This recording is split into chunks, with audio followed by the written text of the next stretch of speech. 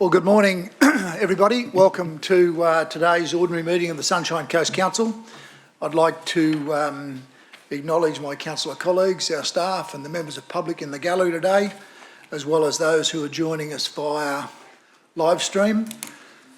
In terms of our welcome and opening, I'd like to ask Councillor Dixon if he would provide the acknowledgement to the traditional custodians. Thank you. Good morning, Mr Mayor and members of the gallery here today. The Sunshine Coast Council acknowledges the Kabi Kabi peoples and the Yinabara peoples whose lands and waters we all now share. The traditional owners' unique values and ancient and enduring cultures deepen and enrich the life of our communities.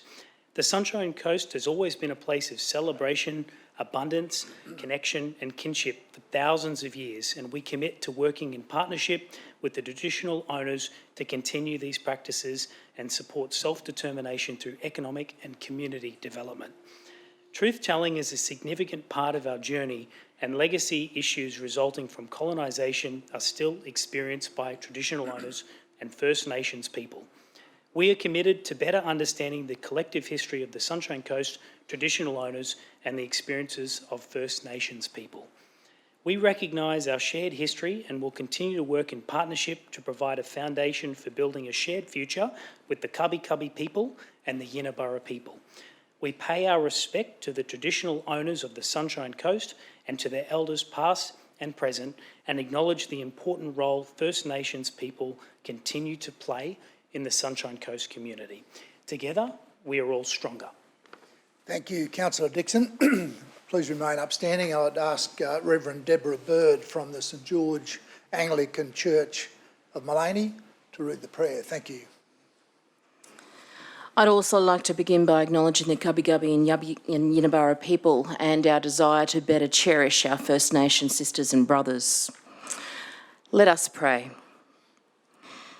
Living God, whose community knows no boundaries, we give thanks for the gifts of this country that we have inherited, her natural beauty, her diverse and intricate web of life, and the wonder, inspiration and peace that she brings to all of us. We pray that we may be responsible stewards and good ancestors to our children, grandchildren, and this legacy of life we have inherited. We give thanks for the creativity and gifts of our communities, for our festival makers, artists, musicians, community wake workers and community volunteers who give so generously to this culture that we cherish, to the causes that are close to our hearts, and who work to support our youth and developing talent and the safety of those who are vulnerable among us. We pray that we may be responsible stewards also of these gifts of human goodwill and spirit, and of all that rallies the spirit that builds up our communities. We pray also with thanks for the devotion of these councillors, for all community leaders, for the hands offered in service to our neighbours, for the skills offered for the strengthening of our family of communities here. We pray that as we go about deliberations in this place today, that we may approach every person, every story, every decision with gentleness of discernment, with an openness of heart, guided by our best wisdom and full of the desire to be a blessing that facilitates the flourishing of our Sunshine Coast communities. May we be people who make this world more beautiful for each other. In the name of Christ, who loves this place and all its people. Amen. Amen. Thank you, Reverend Bird. Please remain upstanding. I'd like to take a moment to acknowledge the recent passing of members of our Sunshine Coast community. The Honourable Mike Ahern, AO, former Premier of Queensland and member for Landsborough. Mike Ahern, AO, dedicated his life to public service and the people of Queensland. He first became a member for Landsborough in 1968, a position he held until his retirement from politics in 1990. He was the Premier of Queensland from 1987 to 1989, stepping into the role when the state needed him most, and providing leadership during the Fitzgerald inquiry into official corruption, inspiring change and setting the state on a much brighter path. A prominent Sunshine Coast local and proud Caloundra resident, Mike Ahern was passionate about his community and will be remembered as a man of integrity and courage. A state funeral in honour of Mike and his lifetime of public service will be held tomorrow, Friday the 25th of August 2023 at 11 a.m. at Our Lady of the Rosary Catholic Parish, Shelley Beach in Caloundra. Lieutenant Colonel Harry Smith, SG MC, retired. This week we're also saddened to hear of the passing of retired Lieutenant Colonel Harry Arthur Smith. As Commander, Lieutenant Colonel Smith bravely led his regiment to fight off repeated attacks by the Viet Cong forces during the famous Battle of Long Tan. He's also remembered for his commitment in campaigning for better recognition of all Long Tan veterans. A recipient of the Military Cross and the Star of Gallantry, Lieutenant Colonel Smith was one of the nation's most esteemed military leaders and leaves behind a legacy of courage, mateship and heroism for all Australians. We're proud to have had Colonel Smith as Lieutenant Colonel Smith as a member of our community. Former Caloundra City Councillor Gordon Wallace. We also acknowledge the sad passing of Mr Gordon Wallace, former Caloundra City Councillor from 2001 to 2008 and long-time resident of Warana. Former Councillor Wallace was passionate about the Caloundra and surrounding communities, and we acknowledge and thank him for his time and service to the Sunshine Coast. On behalf of the Sunshine Coast Council and our community, I pass on my sincere condolences to all of the families and friends. I now ask for everyone in attendance to please join me in observing a moment of silent reflection to acknowledge the passing of these three gentlemen.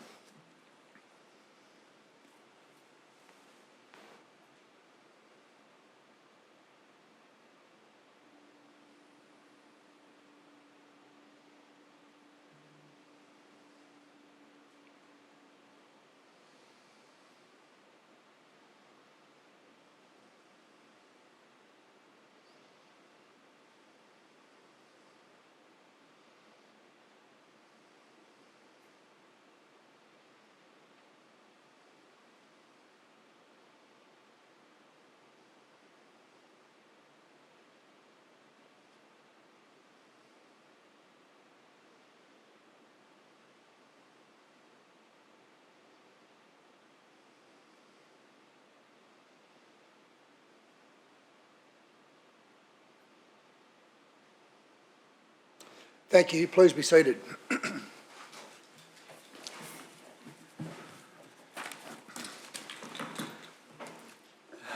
Councillors, we have an apology from Councillor Johnston today, who's not well.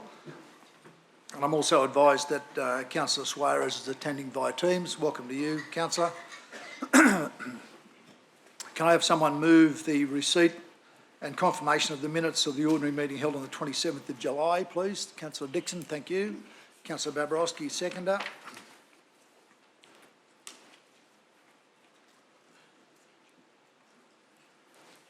All those in favour?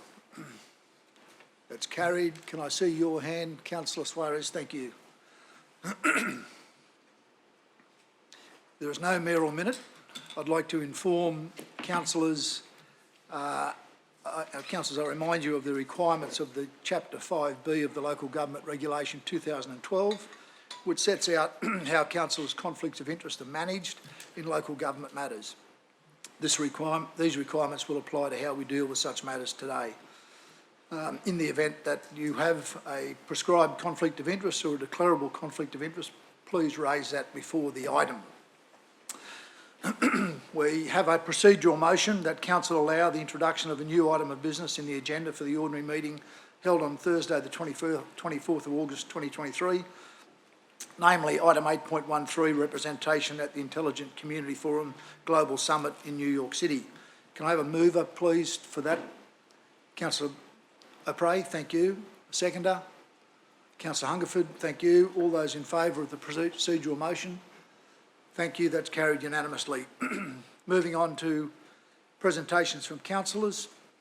There are nil, however, we have another procedural motion to suspend standing orders to consider item 10, which are the petitions, and moving that forward ahead of the item 8.1. So can I have someone move that? Councillor Natoli, a seconder. Councillor Landsberg, thank you. All those in favour? That's carried unanimously. So we'll now move to those petitions, and the first of the petitions is item 10.1. Councillor Natoli, keep Point Cartwright off-leash access to dogs. Thank you. Would you like to present? Yes, thank you, Mr. Mayor. I have two separate petitions, one that is a handwritten one and one which is an electronic petition. I'll read the forward on the petition that the Sunshine Coast Council has released a master plan for Point Cartwright and the Balsa Park, removing access for dog walkers in large sections of the area and prohibiting current off-leash access on the riverside. The Council is proposing extending the beach access. However, this excludes disabled and mobility impaired elderly people from this activity. This petition is to keep access for dogs in this area as it is. Thank you, councillor. Do I have a... Yep, you have a minute. And do we need a seconder first? Well, I need a second, yes. Councillor Dixon, thank you. Thank you. Mr. Mayor, it has been a request, obviously, from the petitioners that this petition would have been part of the report and presumption that it would have been.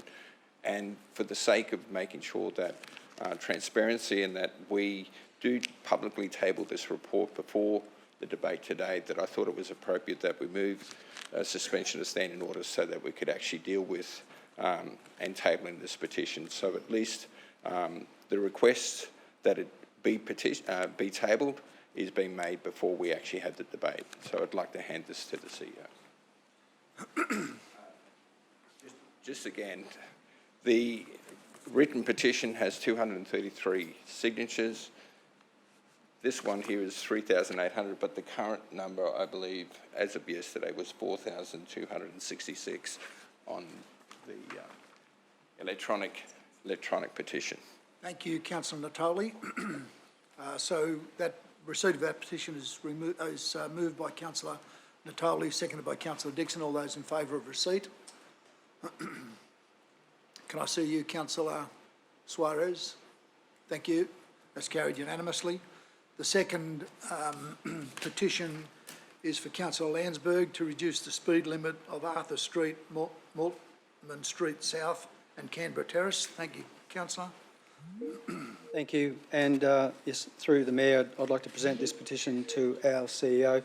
128 signatures, individually obviously signed, and the petition prayer reads, "We, the undersigned, respectively petition the Sunshine Coast Council to reduce the speed limit of Arthur Street, Maltman Street South and Canberra Terrace in Caloundra to 40 kilometres an hour in order to improve the safety and amenity of the local area."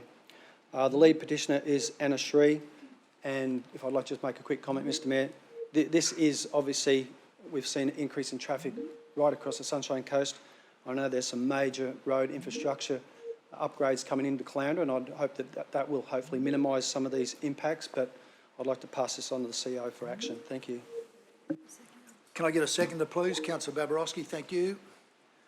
All those in favour of receipt of the petition? I can't see councillor Suarez. Just we've lost connection. Okay. Can we just get councillor Suarez on?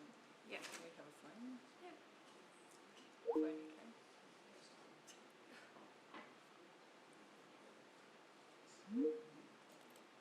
Oh, wait, we've got her back. Live stream's broken as well. Can you hear me, councillor Suarez? No. Councillor Suarez, are you there? Yes.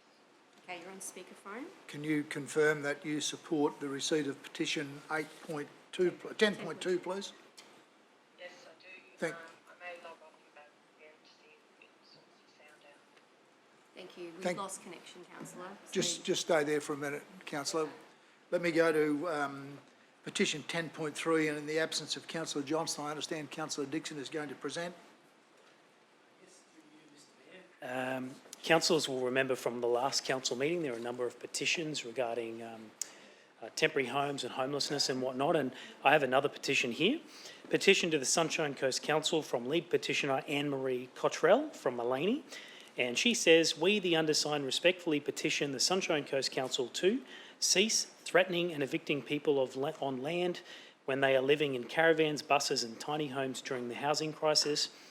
Recognise in the new town plan that caravans, buses and tiny homes on wheels are permanent choices of accommodation so they can live with certainty and security. And lastly, allow rural landowners to have several small homes on their properties so they can not only be part of the solution to the housing crisis but provide a safe place for people to live. And this has 110 signatures on this petition. Thank you, Councillor Dixon. The seconder, please. Councillor Law. All those in favour? Thank you. That includes Councillor Suarez.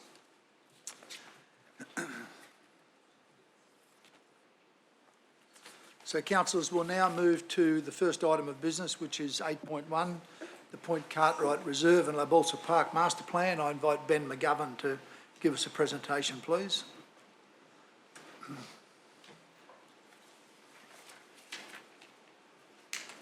Thanks, Ben. Welcome to your team. Thank you, Mr. Mayor.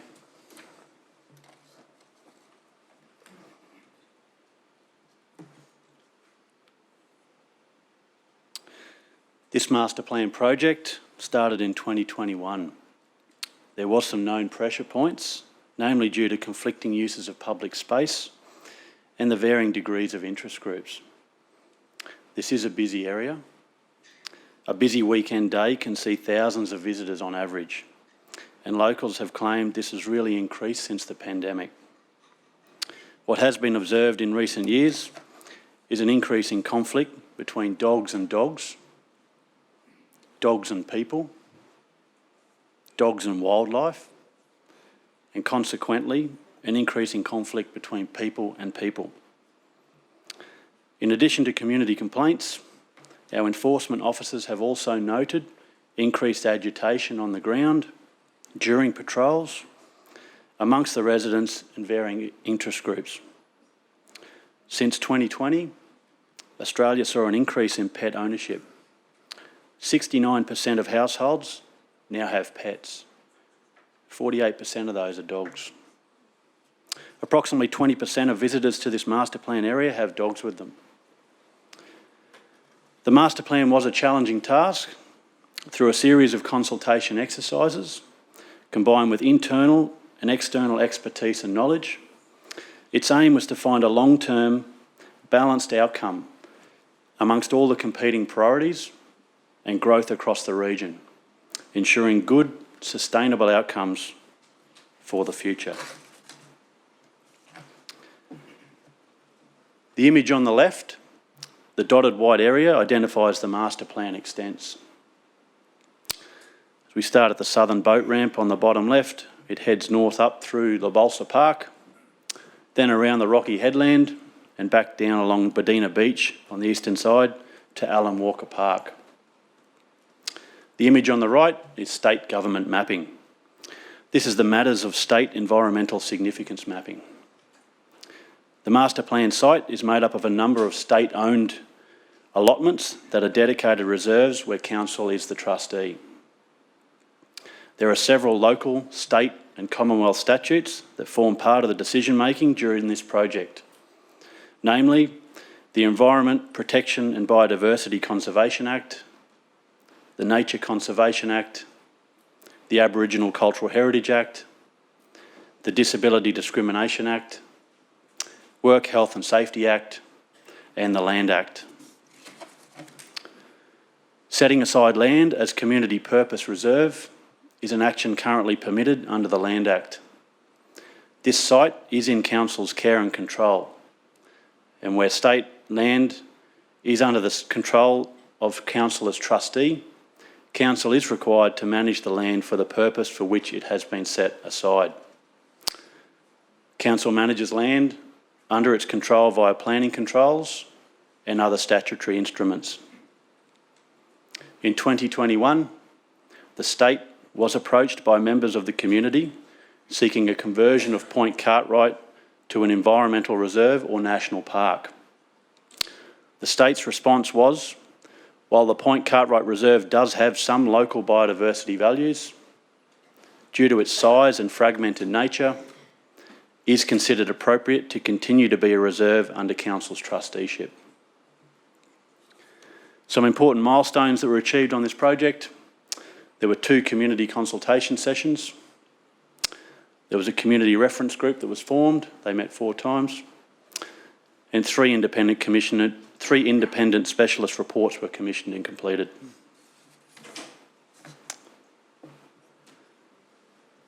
This is a snapshot across varying decades of the project area. On the left, we see in the late 50s, you can see a freshwater lagoon. There's a sandblower at Bedina Beach. In the middle of Half Moon Bay, there's actually a jetty. It's a little bit hard to make out.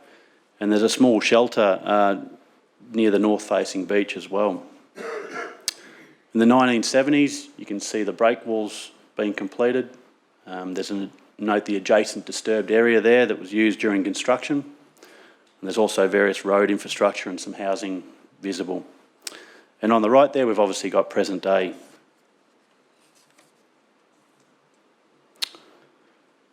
The community consultation phase 1 was held from December 2021 through to January 2022. 2,350 surveys were completed.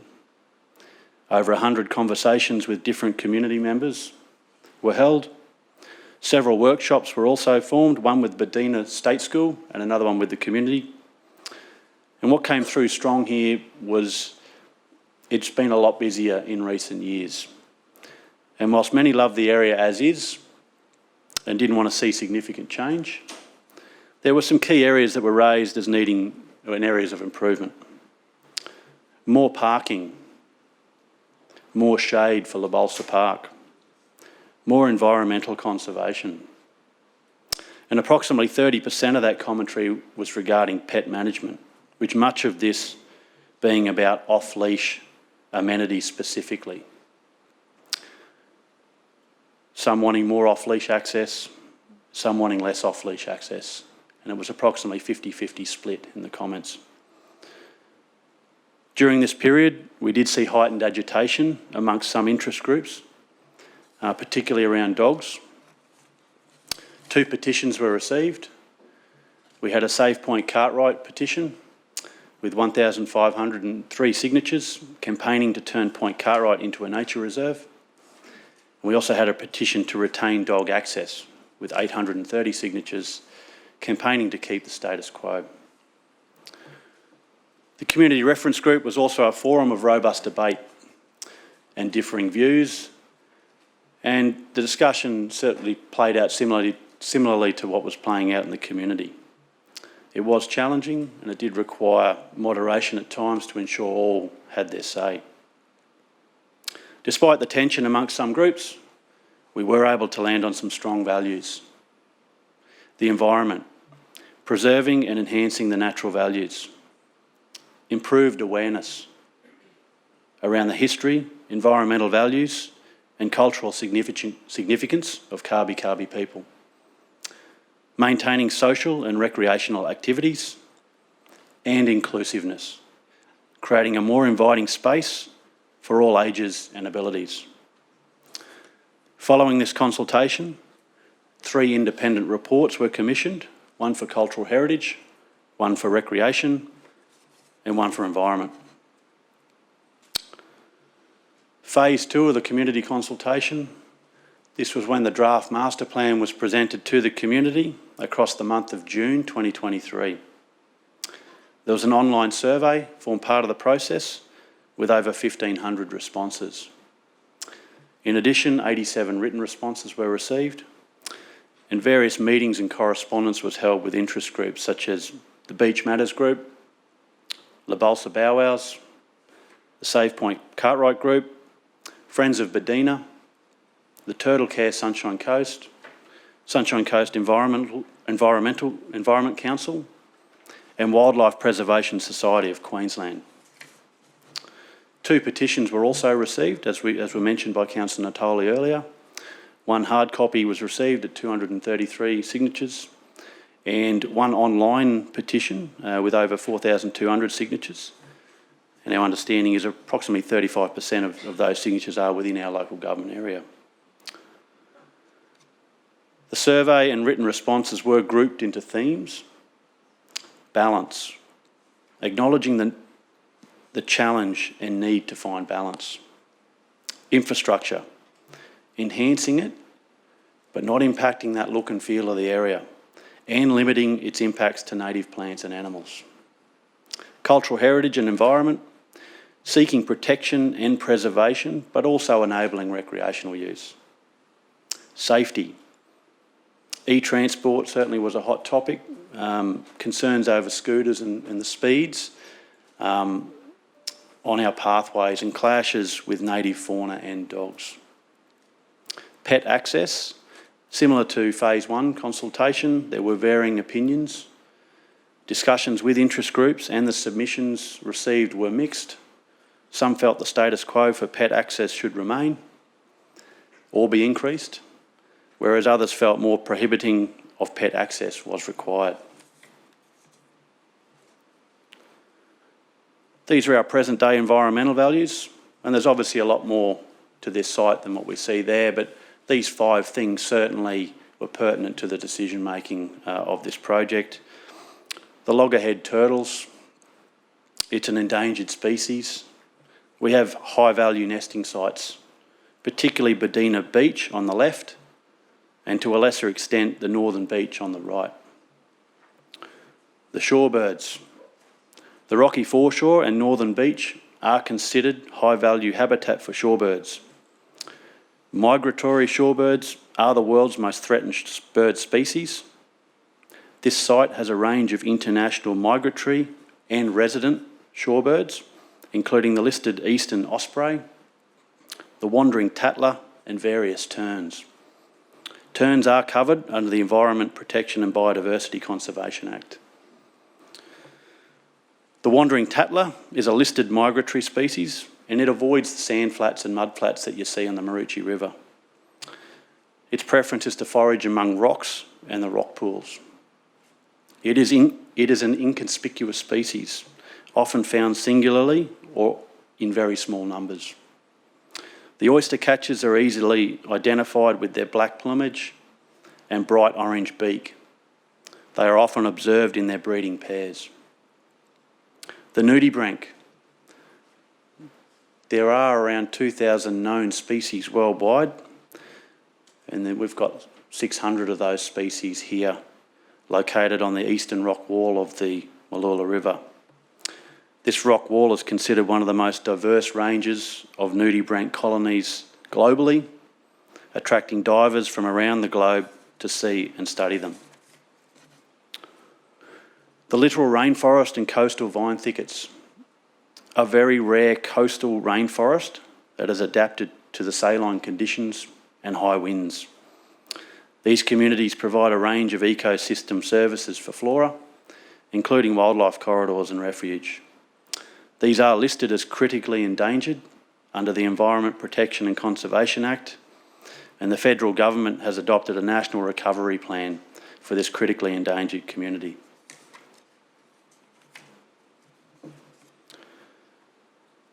A number of cultural sites are already listed by the state government within the dotted area shown.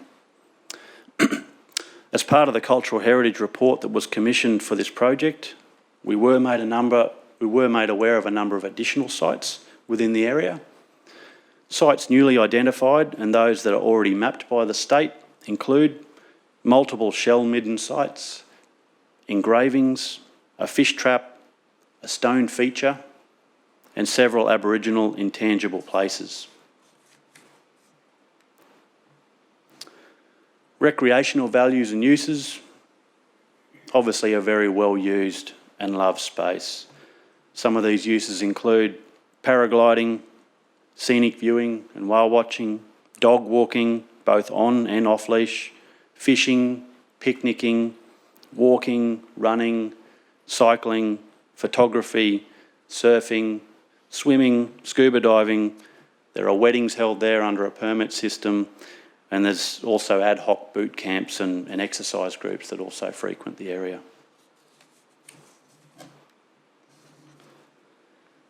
So the master plan achievements, generally speaking across the whole area, it's enhanced community safety, ensuring a safer public space for all to enjoy. Enhanced accessibility and recreational opportunities.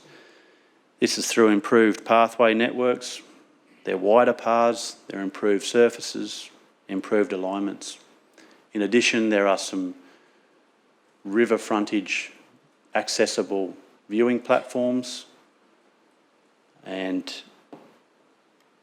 through La Balsa Park specifically, we've got improved facilities, we've got upgraded park furniture, equipment, improved barbecues, all accessible, and shelters. There's more shade for our pathways, furniture, playground and picnic areas. There are playground improvements, including interpretive and educational elements and increased play value. Regarding accessibility, there will be improved access around the car park and Goulai Street, providing a compliant link to the coastal pathway, as shown on the grey line on the right-hand side of the page. This will make beach access 201, which leads to the pocket, more accessible. For Point Cartwright Reserve, enhanced environmental protection for areas of significant habitat or cultural heritage. More interpretive and educational elements for nature-based passive recreation and cultural heritage appreciation, and sustainable pet access by allowing dog on leash to some areas and prohibiting dog access to some areas. This map shows the current dog exercise areas across the region. One thing to note, this is our open accessible coastline and excludes the Palmerston Passage and the northern tip of Bribie Island. Dog prohibited areas on the coastline are mapped or shown in red. This includes bathing reserves and busy public beaches, such as Kings Beach and Mooloolaba Beach. North of the Maroochy River, prohibited areas are not mapped or shown in red. However, they are managed through bathing flags and signage. This total coastline equates to 47 kilometres. The total on-leash offering is 20.7 kilometres. The total off-leash offering is 16 kilometres. And the total dog prohibited area is 10.3 kilometres. For a total overall beach available to dogs, that's 36 kilometres or 78%.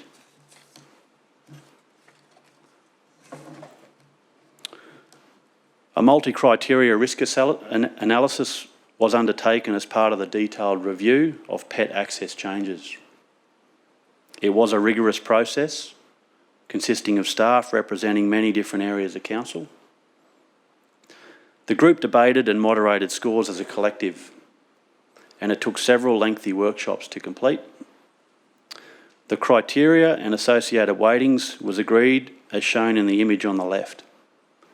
Cultural heritage, 30%, environmental, 30%, social, 25%, which included public safety, and management, 15%, which included staff safety.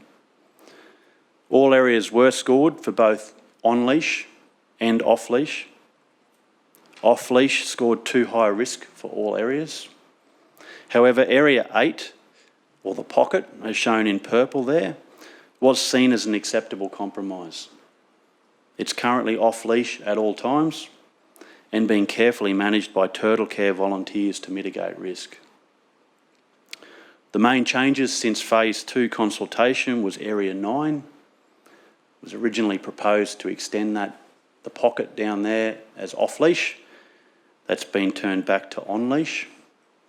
And Area 5 in the top left of the screen was an on-leash link on the pathway is now on offer.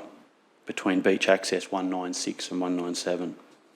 However, dogs remain prohibited across the northern beach and rocky foreshore. Area 6, or the northern beach, was a point of robust discussion and was revisited several times. It was assessed into smaller areas to really test what was acceptable. However, neither off-leash or on-leash was considered acceptable. The northern beach is valued habitat for the shorebirds, both resident and migratory, and is mapped by the state government as high ecological significant wetlands. Dogs were measured as having a very high impact to this area. Additionally, from an enforcement perspective, since the project began, we've had 299 infringements across the project area. 30% of those have been between beach access 196 and 197 at the northern beach. The proposed changes to pet access, image on the left shows our existing mapping, and the image on the right shows the proposed changes. The green area shows the areas on leash at all times. The purple area, known as the pocket, remains off leash at all times. And the brown hatched areas are where dogs are prohibited. This includes the northern beach and rocky foreshore, the sensitive forest environments, and the dunal areas heading south along Bedina Beach.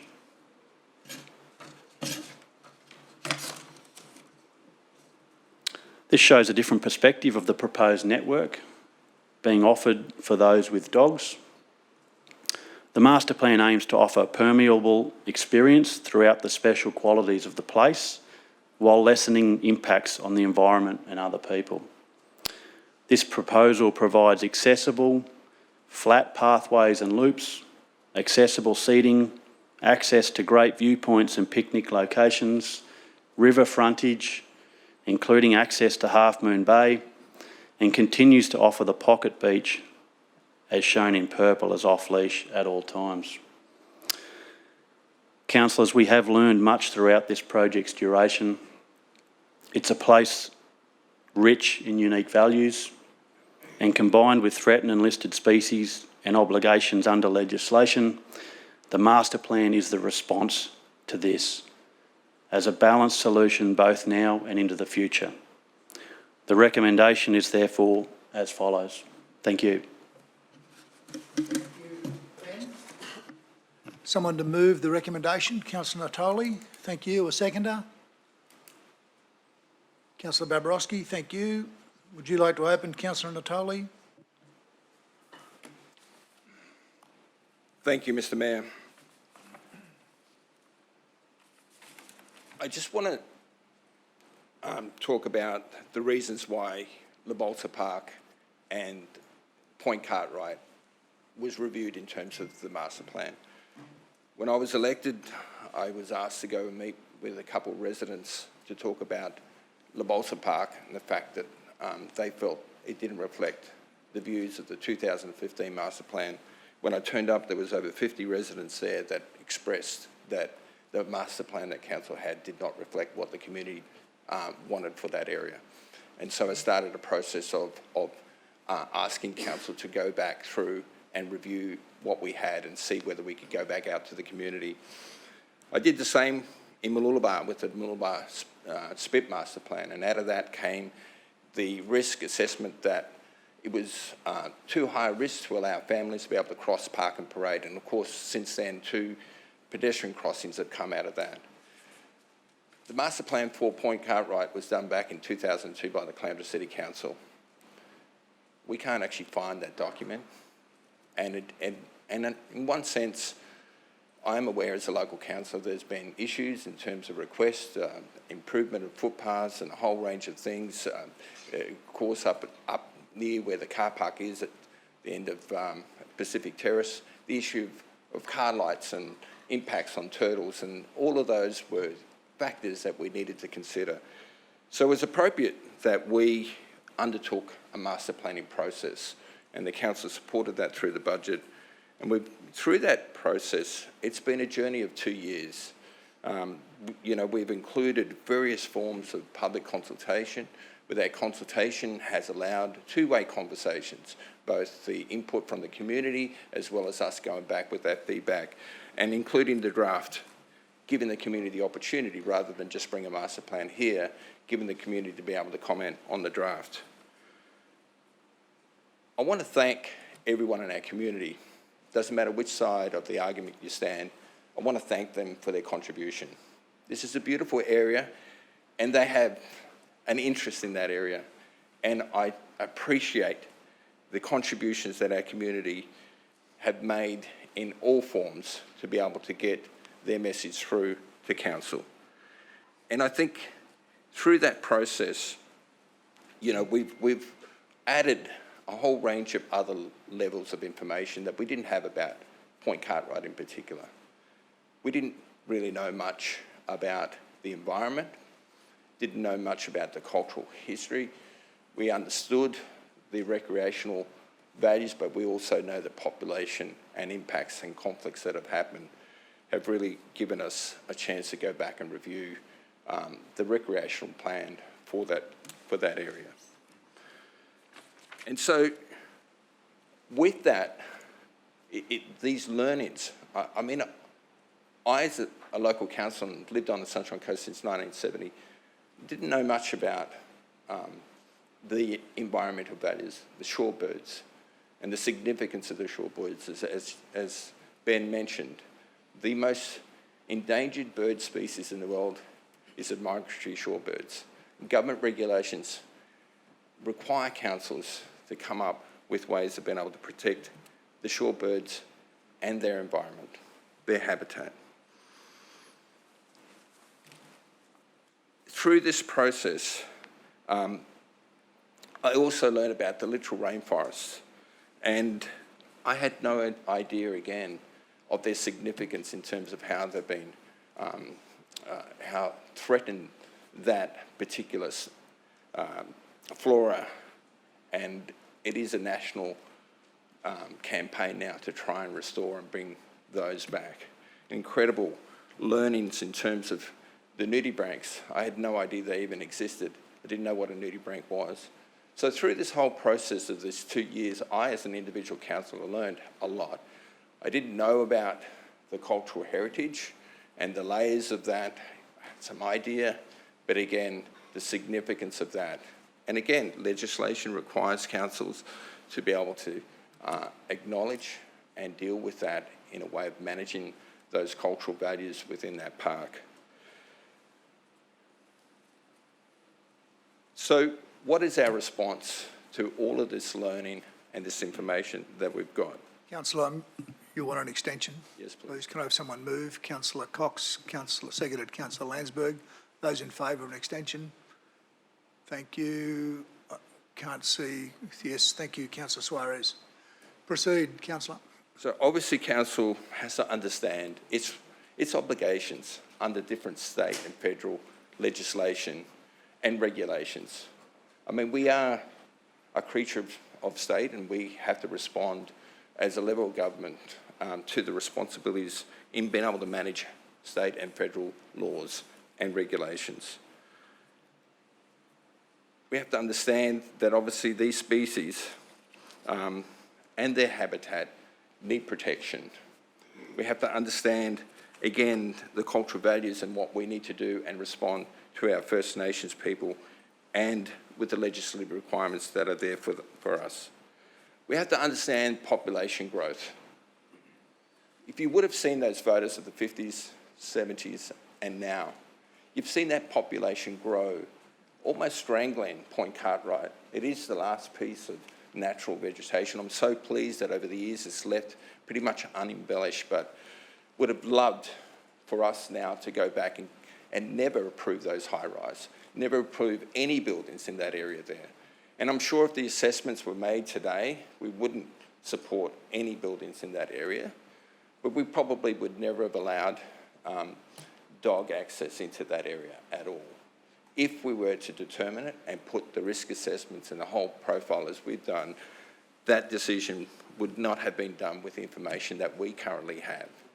And once we have information, It is incumbent upon us as councillors to deal with it. We just can't ignore it. And I know that as a council, our responsibility as local members is to be able to go through a process of evaluation and take all this information, listen to our community, understand all of those, and in the end, we have to find a balance. And population is impacting our natural spaces. As this population continues to grow, and we know that there's a lot more people coming, especially along the coastal strip, Point Cartwright, our beaches, our foreshores will not grow. We're limited with that space, and we're limited with that space with the future populations, both permanent and also those that holiday in our areas. We've heard about the conflicts, and Ben articulated the number of different conflicts that we have there. And we have a responsibility as a council that manage that area to ensure that every user has a right to be able to access that park, and that we try and maintain an aspect of safety and the risk profile. I don't know what I could say to the lady that got knocked over by a big dog and ended up in hospital with a broken femur. To know that these things are happening and not to be able to be mindful that we have to do something.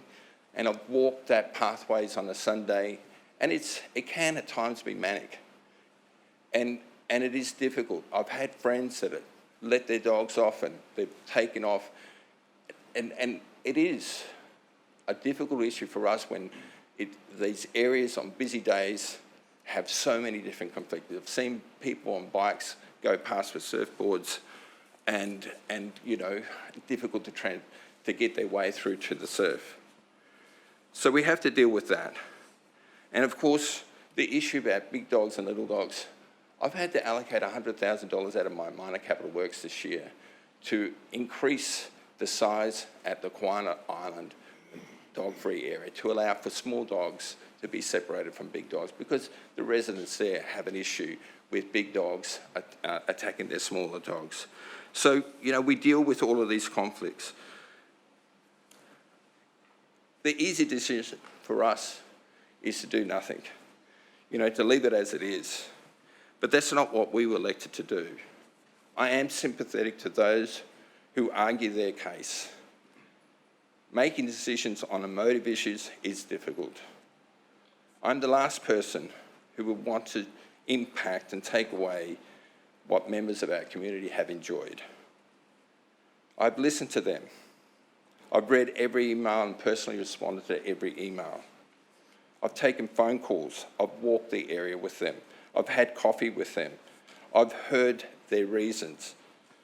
These members of our community have a voice, and I've listened to that voice. They've argued their case. The reasons why federal and state governments bring in legislation is for making sure that we understand that the shorebirds, the flora and the fauna that don't have a voice have a means of representation to be able to coexist with that pressure within our community. We've got an obligation. Councillor, I need to get you another extension. Thank you. Someone to move, please. Councillor Dixon, Councillor Hungerford second. Those in favour? Carry on. Thank you. You might try and wrap it up. Yeah, I'm almost there. So these species don't have a voice. But ultimately, we as humans and as locals that love the area, and when you take in our other strategies like our environmental livability strategy, the number one aspect, priority that our community has is our natural environment. And protecting our natural environment, I would believe that the majority of our community will understand the decision that we make today is about that, is about acknowledging that. And each year we do the surveys, and again, the natural environment comes in.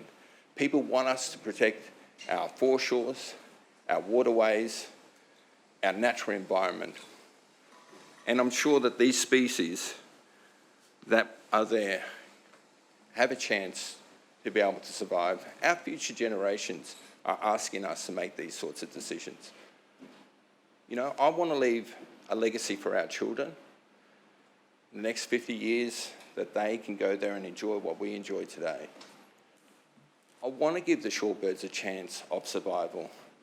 I want to be able to acknowledge the fact that federal government, state governments have put requirements on us as a local government to act, to protect and make sure that we do what we can to find that balance. It's not easy, and I understand that this is an incredibly difficult decision that councillors have to make, and I would implore you to understand that we've gone through this process. We've looked at all of these other options that we've put forward to see if there is a compromise, and our officers have come back and clearly said to us, this is the position that we must take. Thank you. Thank you, Councillor Natoli. Councillor Landsberg. Thank you, Mr Mayor. I'd just like to obviously put my support towards, and obviously it's a very difficult situation we're in regards to the master plan and the impacts, but Councillor Joe Natoli really summed it up quite well. We have a responsibility to our community for future use, and as a growing region, we've just witnessed incredible growth on the Sunshine Coast. And one of the questions I raised in our workshops was that we're seeing a lot of these issues right across the Sunshine Coast. In Caloundra, we deal with obviously certain much loved foreshore areas, and one of the concerns I have is that with obviously endorsing this master plan today, that we may be moving a significant amount of people to other areas on the Sunshine Coast for exercise, dog exercise areas. And this is a challenge for all of us, but we have to meet this front on. And we are showing today our responsibilities, not only to our community, to our environment, and also to our foreshore areas. The figures in the master plan here, just to touch on, in January 2022, just over the period of 1 month, and then from January 2023 was visitation numbers of 84,000 visitors through that area, which is incredible. When you look at 20% of those people had a dog, we're looking at 15,000 to 16,000 movements through that small area. I know that through the engagements with the emails that we've been receiving, both for and against this master plan, I really do feel for our community. And with the massive increase in registered dogs on the coast, I think we have around 59,000 registered dogs. And as man's best friend, we have to still continue to look at areas for them. We're also just going through a process at Pelican Waters, obviously a scoping project to look for another dog off-leash area, exercise area as well. So working with the community down there. But this today, councillors, we're looking for support today. It's I believe that council's done an extensive report here. We've drilled right down into everything in terms of responsibilities for us. And I hope that the community take on board the important decisions we're making here today. Thank you. Thank you, Councillor Landsberg. Councillor Dixon. Yeah, good morning, Mr Mayor. And I've still got sand in my boots, as I spent 2 hours at Point Cartwright this morning talking to people. I went down there and saw the sunrise. It was very breezy. I went out and just decided to have a walk around. I hadn't been there for a while. It's been a long time since I've been to Point Cartwright and Balsa, but I thought it was really important because today's a big decision. In fact, it's reminded me that I probably need to get out a little bit more when we're making these big decisions and have a look on the ground, because it's easy to see a petition. It's easy to read a report. I've read them all. I've seen all the petitions. I've seen the 220 comments on my Facebook post I put up yesterday asking people who are from everywhere. I don't even know these people, but the residents of the Sunshine Coast, they've all got opinions. When I was out there this morning, I talked to everyone. I talked to people without dogs. I talked to runners. I talked to people with disability. I talked to carers. I talked to a young fella who was playing a guitar. I thought, well, that's interesting. There's a gentleman there playing a guitar on a seat early in the morning. It's a wonderful place. You know, I moved to the Sunshine Coast, thankfully enough, when I was 5 years old. Been here for 31 years. I love it. I'm so glad I don't live in Brisbane because it's a special place here. When I've looked at the petitions, there's one thing that's very clear to me. People keep saying that this is about protecting the uniqueness. And they talk about the uniqueness of the Sunshine Coast. We always hear we don't want to be a Gold Coast, we don't want high-rise development, but it's not often I hear about this uniqueness. And it wasn't until I actually went out to Point Cartwright and Balsa that I got an appreciation of the uniqueness that it has. And I asked people, is there anywhere like this on the Sunshine Coast? Just tell me, is there anywhere else like Balsa and Point Cartwright? And none of them, no one could tell me another place that was similar. It was a unique space. And the people that I spoke to a lady who was about 32. She said she'd been going to the area for 14 years. She comes to this area with one of her rescue dogs because it's the one place that her rescue dog actually feels safe and engages, friendly with other people. As a dog owner with a rescue dog myself, I know how hard it is to get your rescue dog back into the community. It's tough. And this space is everything for that young lady, and she's been there for 14 years. I spoke to a lady and the man in their 60s, and they're telling me that this is the best place they've ever been that still allows dogs. And I asked them if this was taken away and they didn't have off-leash anymore, where would they go? And they didn't have an answer for me. They actually said, we don't know. We're actually not sure where we would go because, sure, there's a lot of other beaches and dog parks, but we don't have anything else like this. So if it's taken away, Christian, we actually don't know where we're going to go. A healthcare worker in her late 30s was telling me she's got a client that she knows if he doesn't ring up and check in for support, she knows he hasn't gone to Balsa and Point Cartwright. She knows that because he drops off the radar. And she calls him up and says, mate, have you been down to Balsa? No, I haven't. It's part of his day. It's part of his routine. It's part of his mental health. I could go on with many other stories, but the key points are mental health, disability access. And just on disability access, I know people might brush over it. Yeah, what is disability access? But the footpaths, you can actually get down to the footpath on the beach and you can let your dog off leash from that footpath and they can go down to the safe rock pool environment where there aren't any big waves. And it was beautiful this morning. Just watching people with mobility scooters, just letting them get out there and just enjoy the environment. You know, when I asked those questions, well, how do you feel about the extra beach council wants to give you? They went, well, that's great, but there's turtles there and we can't get our wheelchairs and mobility devices down on the sand. It's not going to happen, and council's not going to pay for that infrastructure. It's never going to happen. They talk about social well-being, relationships, pet health, you know, the list goes on. But let's talk about the real data here. If this was an election, the dogs would be winning. The dogs would be winning if it was an election. They would have already won. We've got 1,500 signatures from Save Point Cartwright.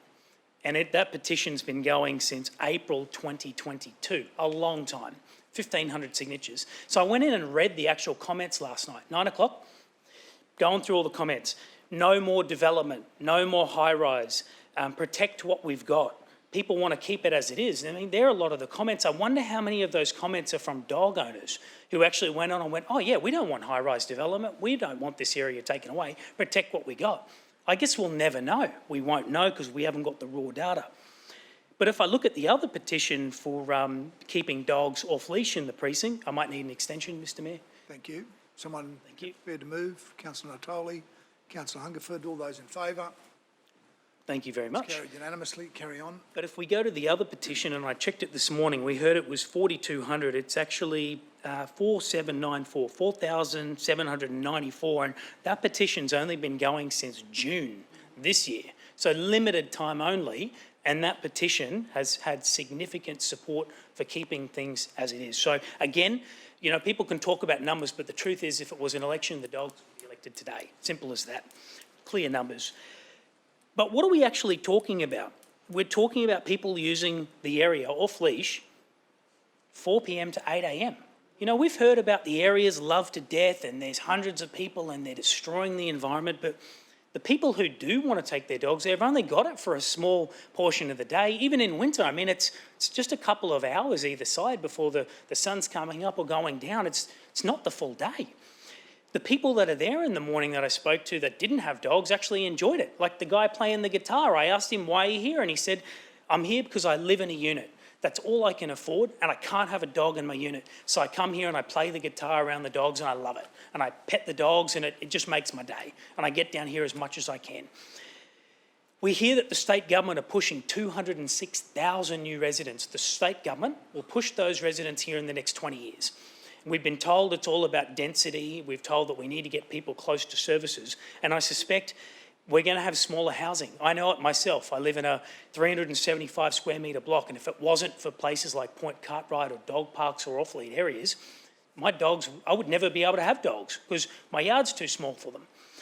So if this issue's going to continually happen and people are going to be in smaller dwellings, they're going to need places like Point Cartwright to go. And yes, I've heard about the environmental destruction, but I didn't see it this morning. I didn't see one dog dropping, and I looked for them, and I know what they look like because I pick them up every day.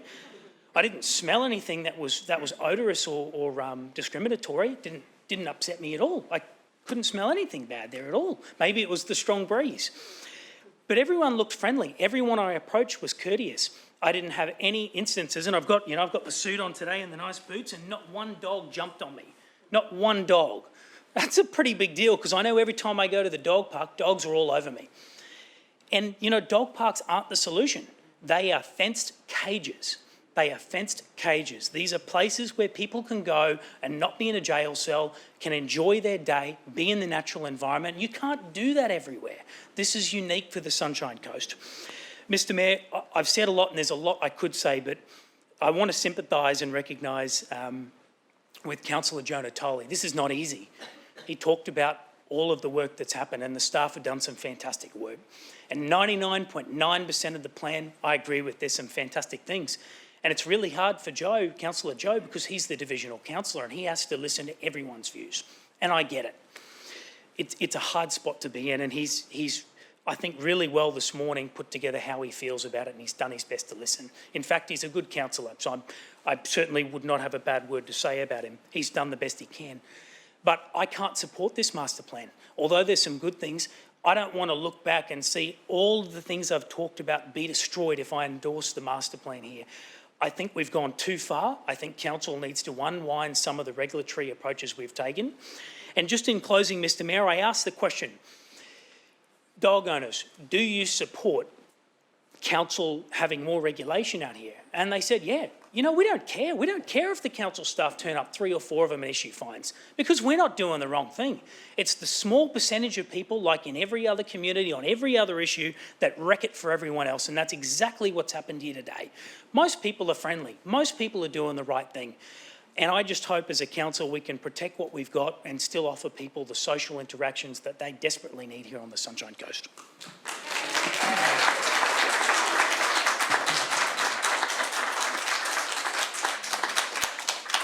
Thank you, Councillor Dixon. Councillor Cox. Thanks, Mr Mayor. I prepared a few notes to help keep me on track, because obviously this is quite an emotive issue.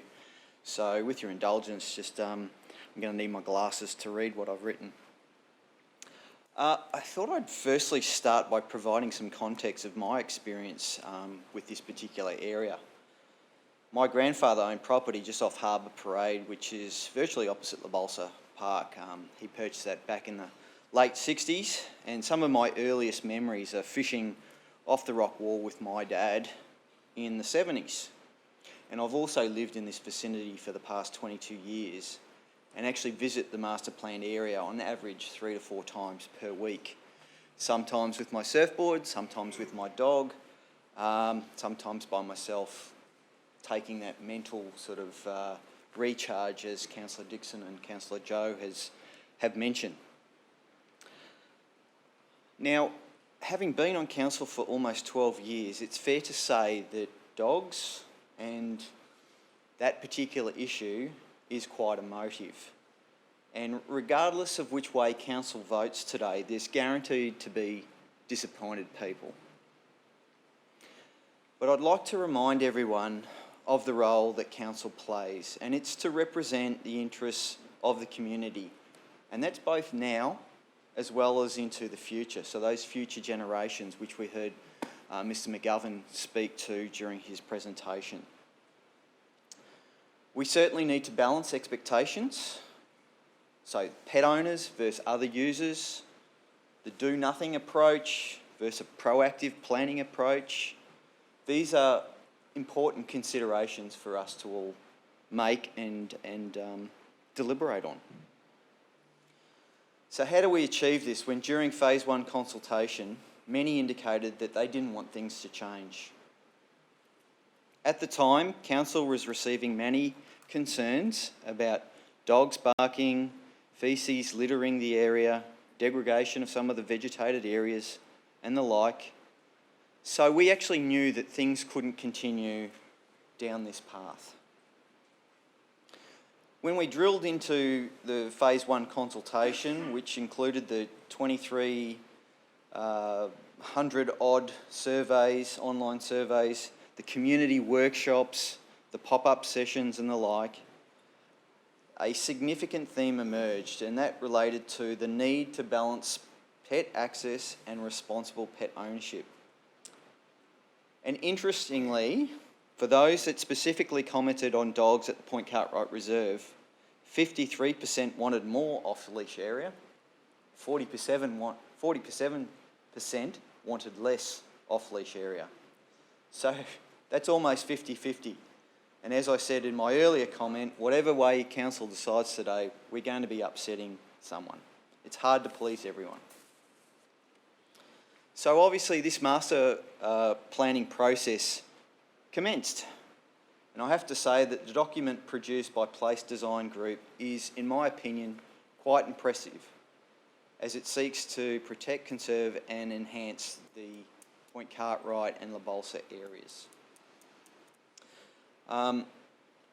Earlier I shared my lived experience with Point Cartwright, and being part of the project steering group, as Councillor Joe and Councillor Christian are both on, it also allowed me to increase my knowledge, especially through the commissioning of the cultural, environmental and recreation values reports.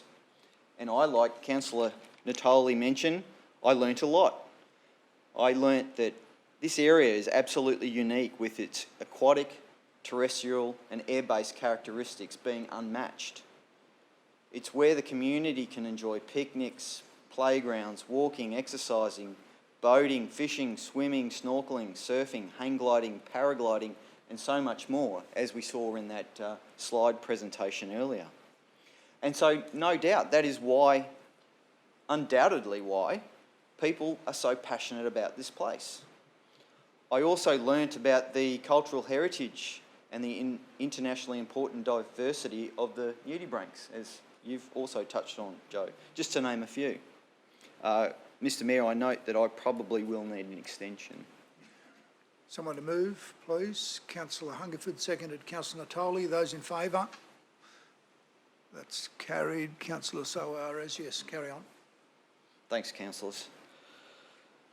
One of the observations I've made is that there appears to be no major objection for the broader master plan, which specifically touched on improvements to park infrastructure, car parking, the viewing platforms, vegetation restoration and the like.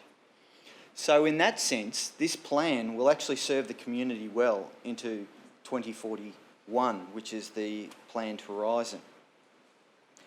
Obviously, the Sunshine Coast is a very desirable place to live and will continue to experience that population growth and the pressures associated with, as Councillor Christian mentioned earlier. And there's current trends across southeast Queensland towards medium density living and smaller lots, and this will put more demand on that public open space. One of the things I noted in the report was in relation to car parking, and it addresses what will happen if we do nothing. If parkland is not prioritised for the community's recreation use, car parking will continue to dominate the open space area, in turn adversely impacting upon the recreation needs of our community. So, as I've said, the master plan, in my opinion, is well considered. It looks at those competing issues and I think tries to address it. So I'm hopeful that you can see I'm comfortable with the master plan. However, cognizant of the officer's recommendation, Part E talks about the proposed changes to the pet access map to inform the local law amendment process. And this is where my issue lays. I have repeatedly spoken in workshops and in the PSG about the retention of the timed off-leash section of the north-facing beach. And I'm hoping that maybe meeting management might be able to go back to the multi-criteria analysis slide which sort of had the two, 12.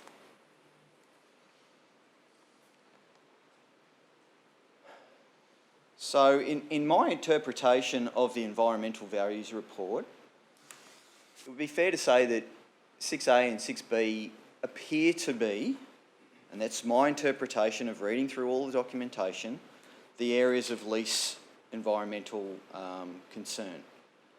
And that's why, and noting the distance away from, say, the unit complex there, which is probably what you would consider to be a sensitive receptor, being residential properties, it's got that distance, that buffer away from the barking and the noises. So, as I've mentioned during those workshops, I consider that to be a good compromise. Now, I look at, yes, everything in balance. 6A and 6B could be retained as that timed off-leash area, as it currently is, and it gives that 6C, that buffer, to number 7, which is the sort of rocky foreshore where most of the migratory shorebirds in the report, where it says most of them are contained. So having 6A and 6B available, in my opinion, would be a fair representation of the community's needs and balanced against all of the environmental reports. So that is something that I still struggle with, that we haven't been able to attain that. Look, I do understand the reasons behind why the officers have made this recommendation, but I'm seeking to have a balance here. And I acknowledge that one of the attachments was the legislative considerations for councillors and the community to understand how decisions need to adhere or align with various acts and laws. I note the commentary relating to the Work Health and Safety Act and the Local Law Number 2, but if we're going to prohibit dogs from this area, we're still going to have to patrol it to make sure that there is compliance with these laws. And I'm a little bit confused, will remain a little bit confused with, it says one thing in the legislative considerations about staff safety and the like, but we're still going to have to be there, as we do further down in Area 9. And so for me, I'm sitting on the fence. I support the master plan, but I certainly don't endorse the E, which is the pet access map. So councillors, that's where I'm at. I'm trying to sort of do the right thing by everyone, and it is hard. And I sympathise with Councillor Natoli, because he has got a tough job. But councillors, that's where I'm at this particular point. Thank you, Councillor Cox. Councillor Law. Thank you. Through you, Mr Mayor. If I may just ask a couple of questions and reserve the right to speak. My questions are in relation to the Environmental Protection Act.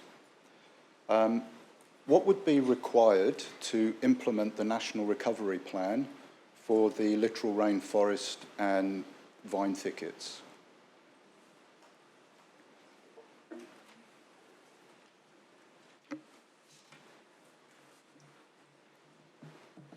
Through you, Mr Mayor. Thank you for your question, Councillor Law. We would have to work closely with the federal government in terms of what's required in that space. We haven't stepped through that as yet, in terms of what's required for recovery of that littoral rainforest.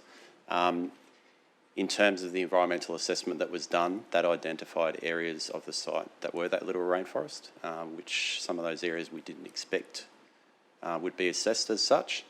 So there's, after the master plan and the decision is made today, we would step through with the federal government what's required in terms of protection and enhancement of that site. But at this stage, we haven't stepped into that in too much detail. Okay. As a follow-up question to that, in your experience, would you imagine that would include allowing access of people and pets into that area specifically? Through you, Mr Mayor.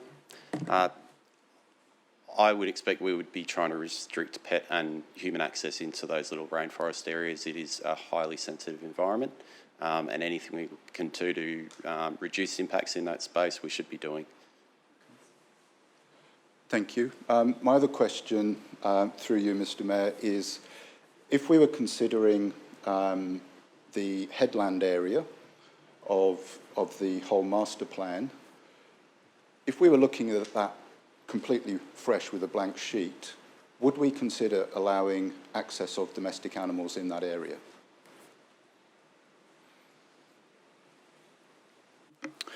Through you, Mr Mayor.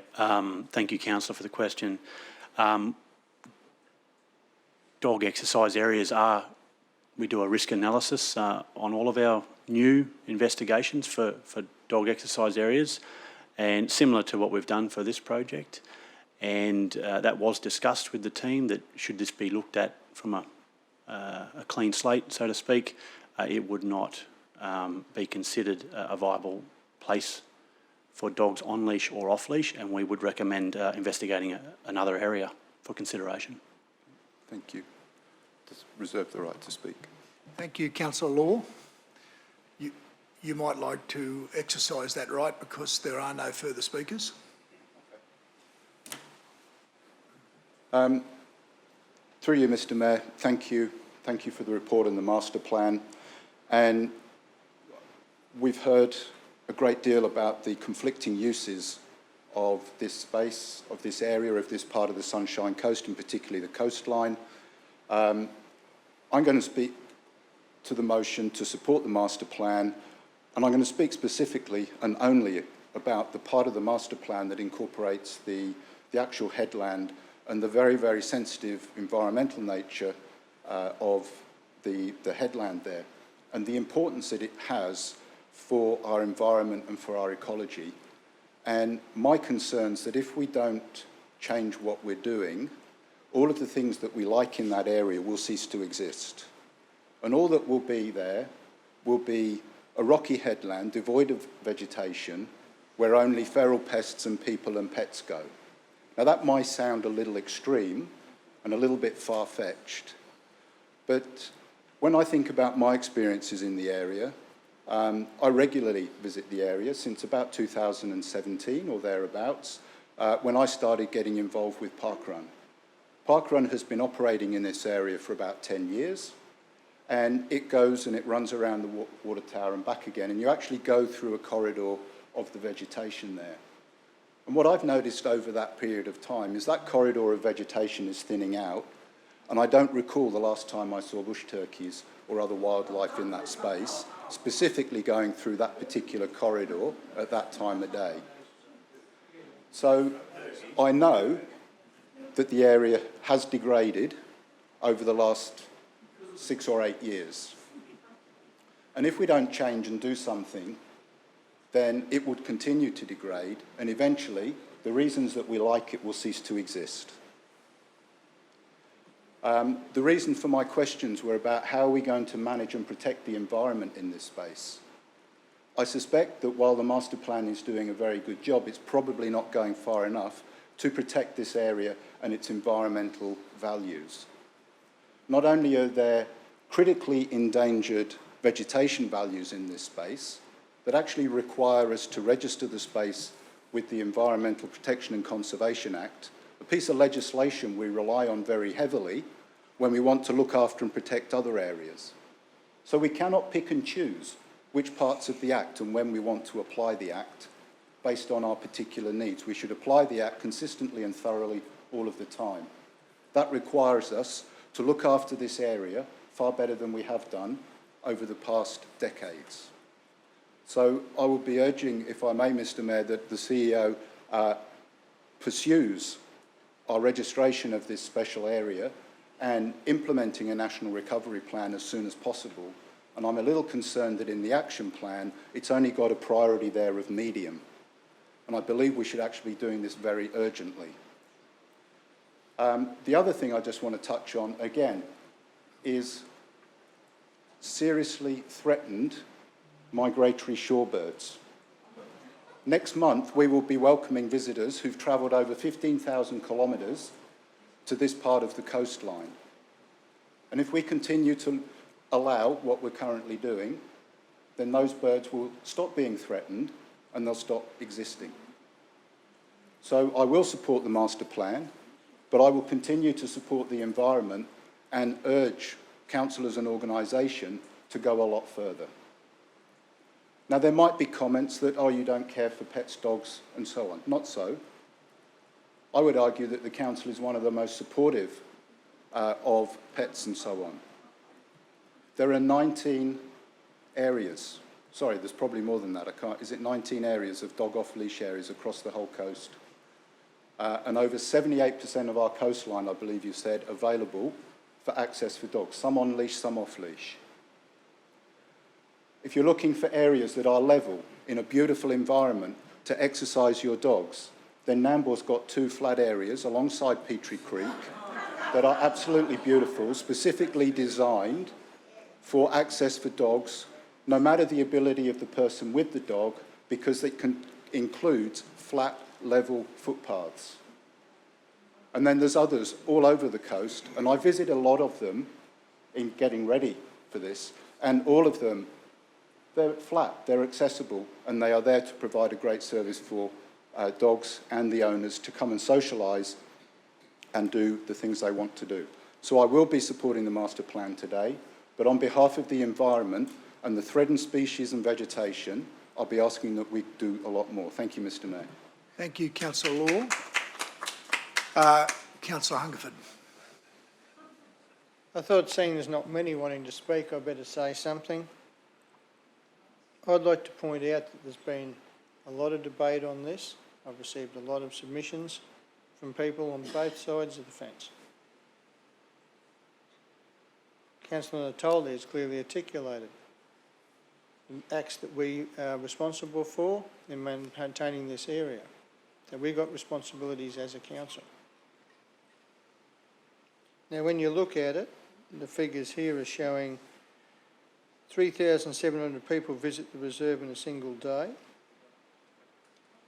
We have, that could go as high as 5,000 by 2041, as Christian pointed out before. The mandated growth targets the state government's putting on the area is going to compound the number of people wanting to use our limited reserves.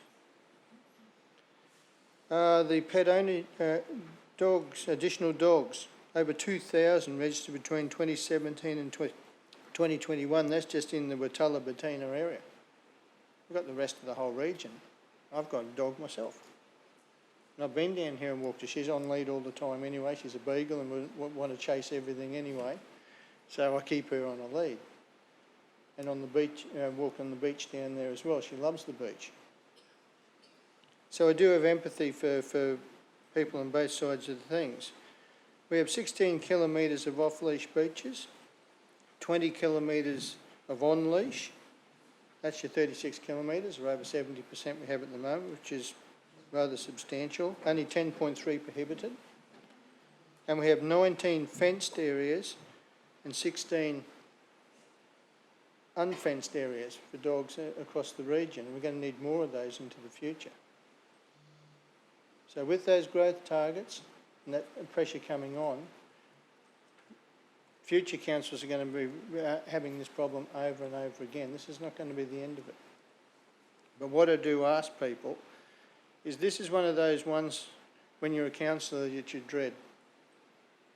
Fairly divided, there's competing interests, and I empathise with all of those. The people sitting here have to make an informed decision and have the courage to do that. And in this job I've learnt in 20 years, you can't always be universally popular. There's times you've got to make decisions for the right reasons that are not universally popular. And you should respect each person here and their courage in doing that. So with this one here, I can see the benefits both ways. The staff have done a brilliant job in a very difficult climate with such competing interests and opinions, and have tried to be balanced as they can here. Now, I do agree with Peter on having a little more off-leash there, but you've got to be able to control that, because if the boundary's on the ground, how's the dog know where the boundary is? It's going to keep running in the whole area. You're going to be able to try and control the dog when it doesn't see boundaries. But with this today, regardless of which way we go, this issue is going to keep coming back. In the future, councils are going to have to deal with this in a lot more areas than this. The staff have hopefully got a good grounding in there to be able to evaluate the different areas and the pressures are going to come on us. So councillors, let's respect everyone's view on this, respect how people vote on this, and don't hold it against anyone, and do not attack or criticise anyone, because it's a difficult decision to make. Thank you. Thank you, Councillor Hungerford. Councillor Cox, you have a question? Yes, Mr Mayor, I have a question just in relation to something that Councillor Law was talking about in terms of the environmental concerns that he had. I just wanted to ask, probably through to the council officers, just for clarification. It's my understanding that the Queensland Government is the owner of this particular parcel of land, and when I'm referring to the Point Cartwright Reserve, it's obviously under Sunshine Coast Council trustee. I just wanted to confirm that the zoning is actually recreation and scenic purposes. Could you please confirm that?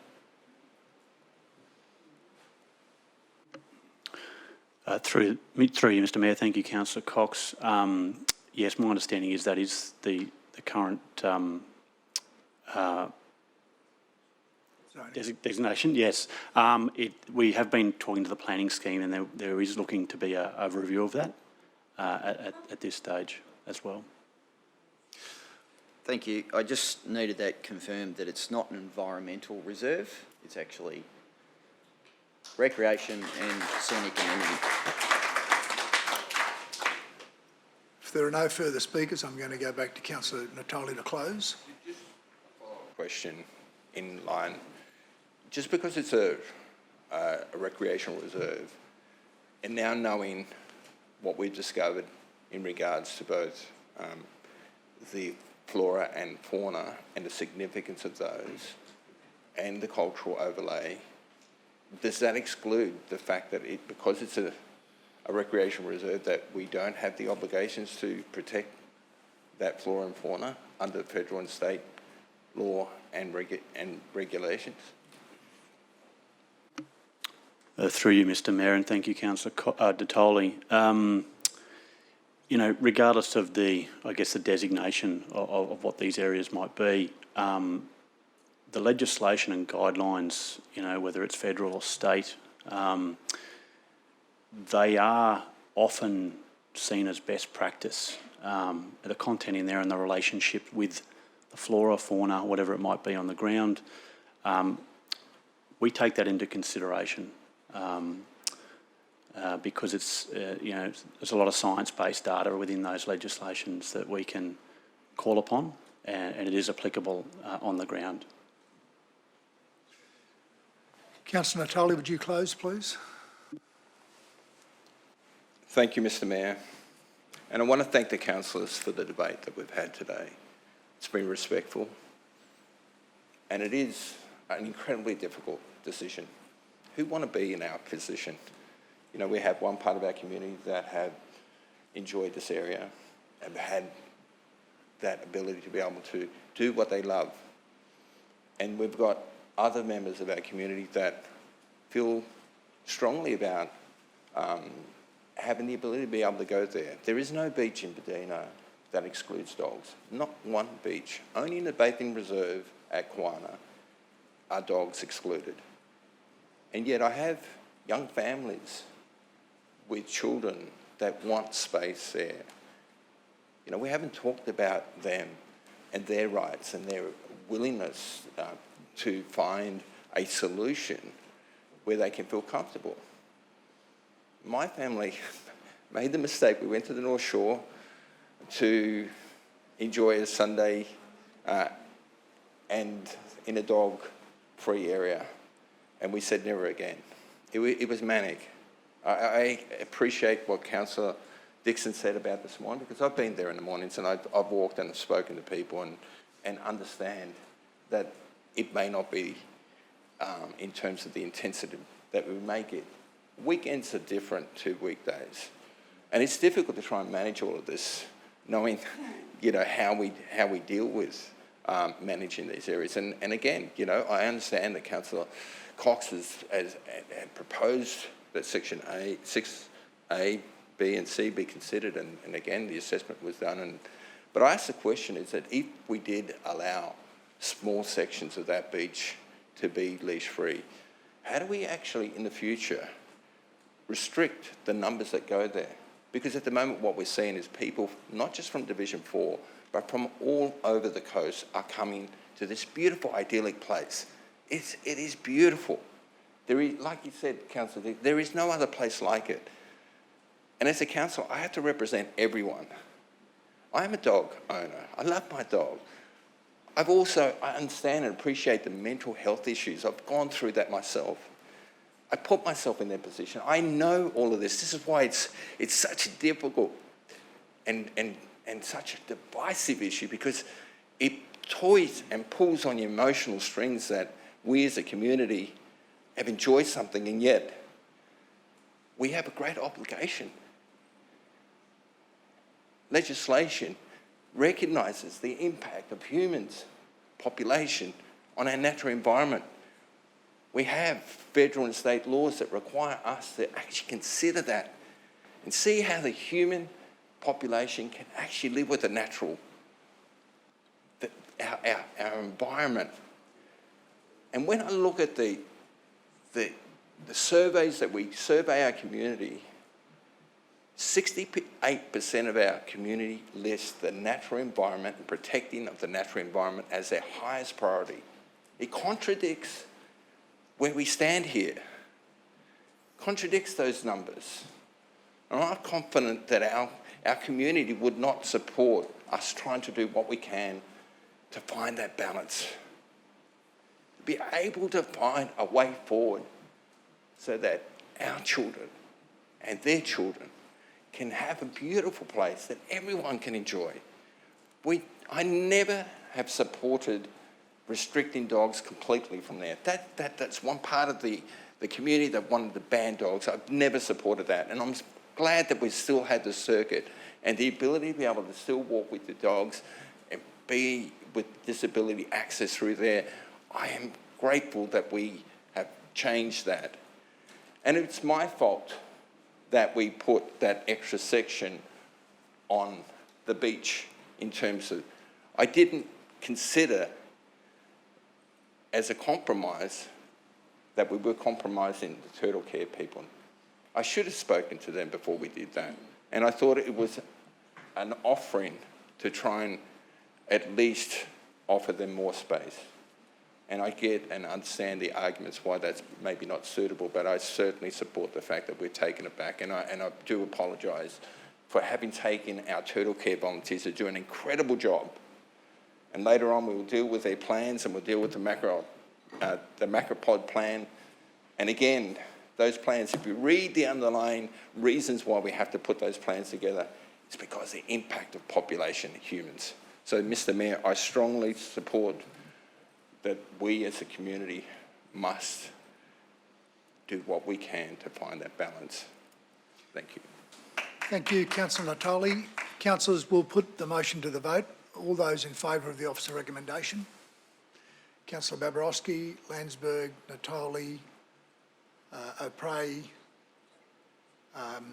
Law, Jamieson and Suarez. Those opposed? Councillor Cox, Councillor Dixon and Councillor Hungerford. The motion's carried. Councillors, we'll move on to the next item. Thank you, Ben and the officers. Move on to the next item, which is 8.2, the quarterly progress report.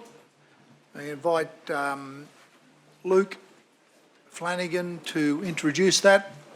I might just pause for a moment while our constituents depart.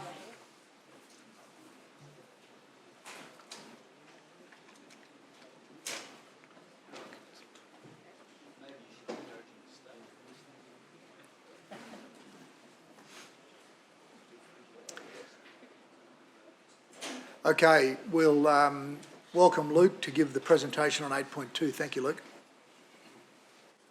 Good morning, Mr Mayor, councillors and members of the public. Today I'm present to you for your consideration the quarterly report for quarter 4 of the 22-23 financial year.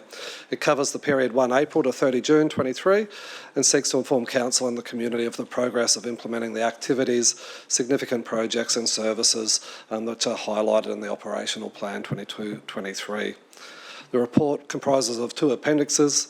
Appendix A provides the Chief Executive Officer's quarterly highlights for the period, and Appendix P provides a full breakdown of all the operational plan activities and their progress over the quarter. Being the last quarter of the year, it provides a really good update around what was achieved throughout the financial year and the final results against the operational plan.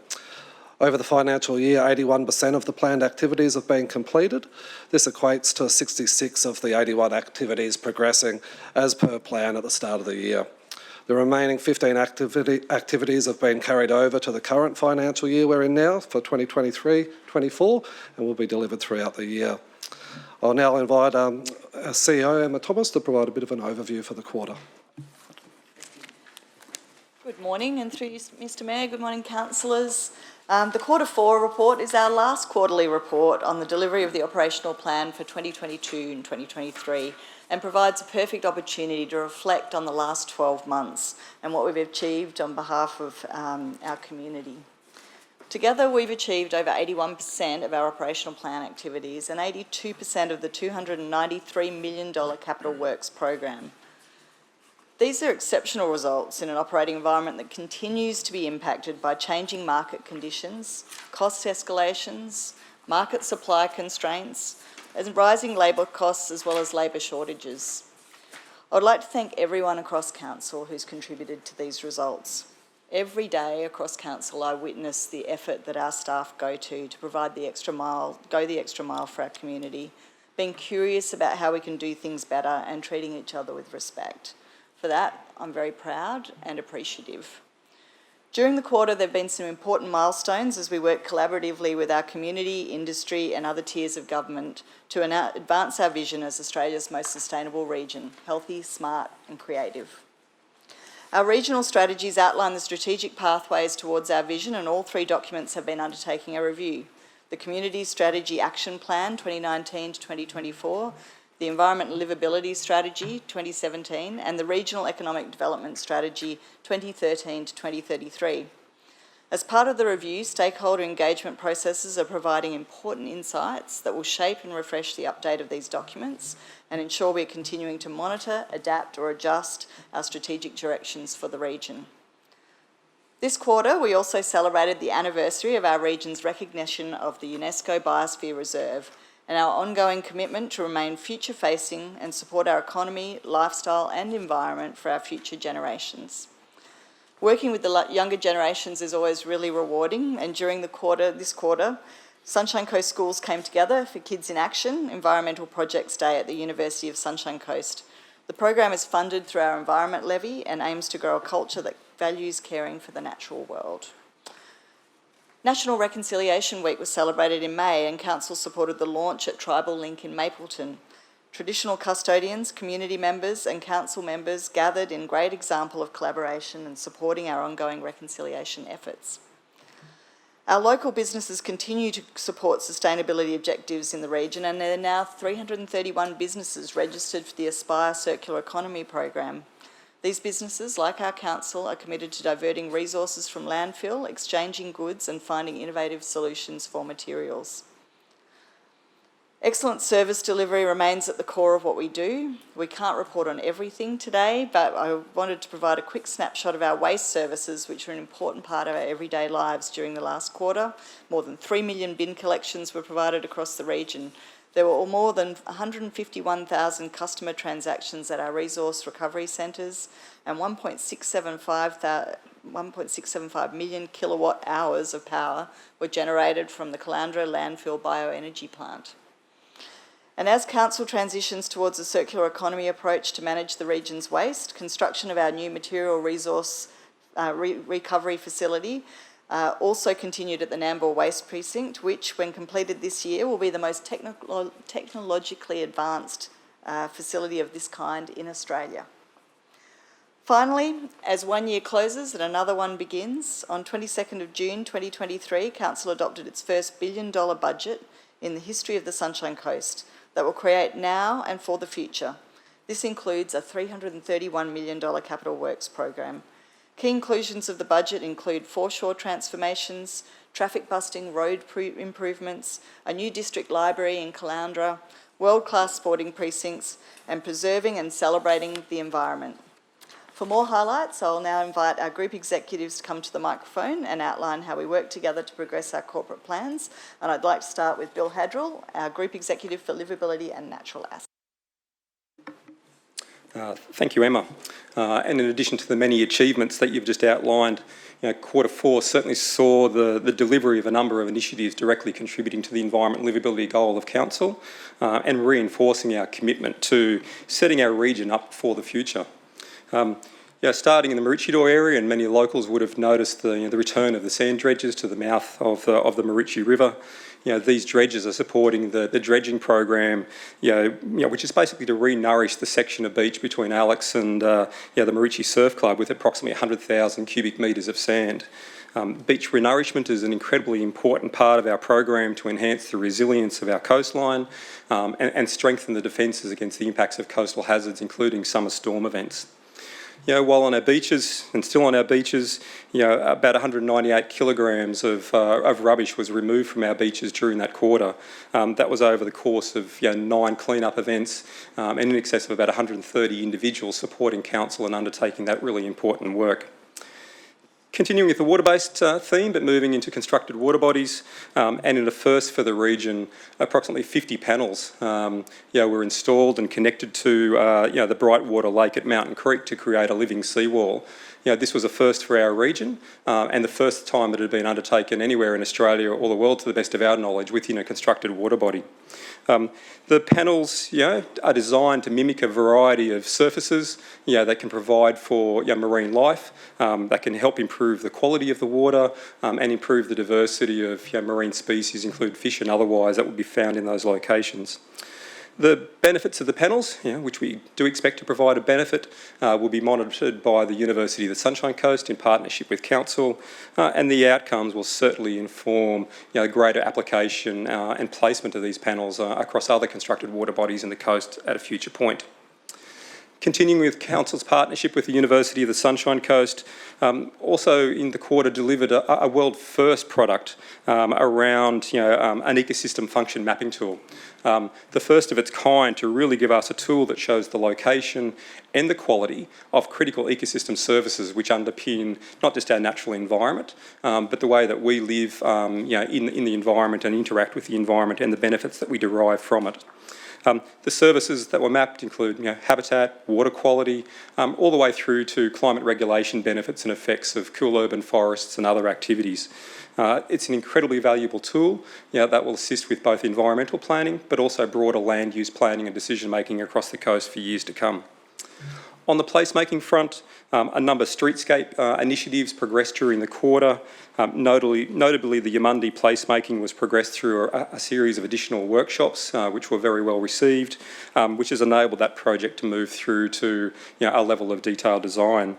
Woombye streetscape construction was completed and the Nambour concept design was reviewed in detail and that's now out and about within our community for further conversation and feedback. Also in helping to enhance the character of our streets and do a little bit towards cooling our environments. Through the Council Street Tree Master Plan, some 1,194 additional street trees were planted during the quarter. And that was delivered both by staff but also through about 4 free tree days that was supported with the councillor. So a great outcome, both for the amenity of our streets, but also for assisting with the cooling effects of our warming neighbourhoods. Switching our focus to some more strategic policy outcomes which were achieved during the quarter. The CEO referred to the refresh of the environment and livability strategy. So during May of this year there was some significant consultation and that consultation program continued into this financial year and we would expect that later this calendar year we'll see the environment and livability strategy refresh come before Council for consideration.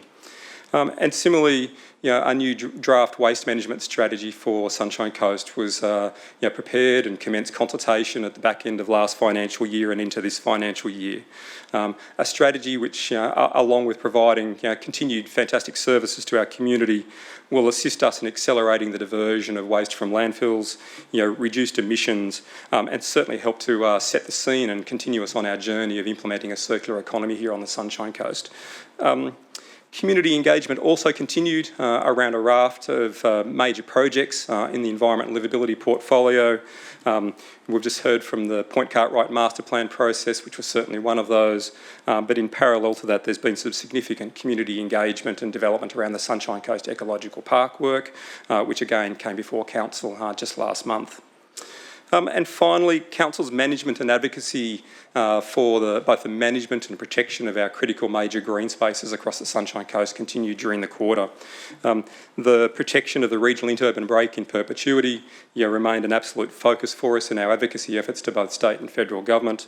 And while in the Blue Heart area, in the Maroochy River floodplain, efforts continued there to work with landholders and key stakeholders in that location to further improve and share our knowledge of both observed and forecast tidal inundation effects in that location, and continue to explore the opportunities associated with blue carbon in that landscape.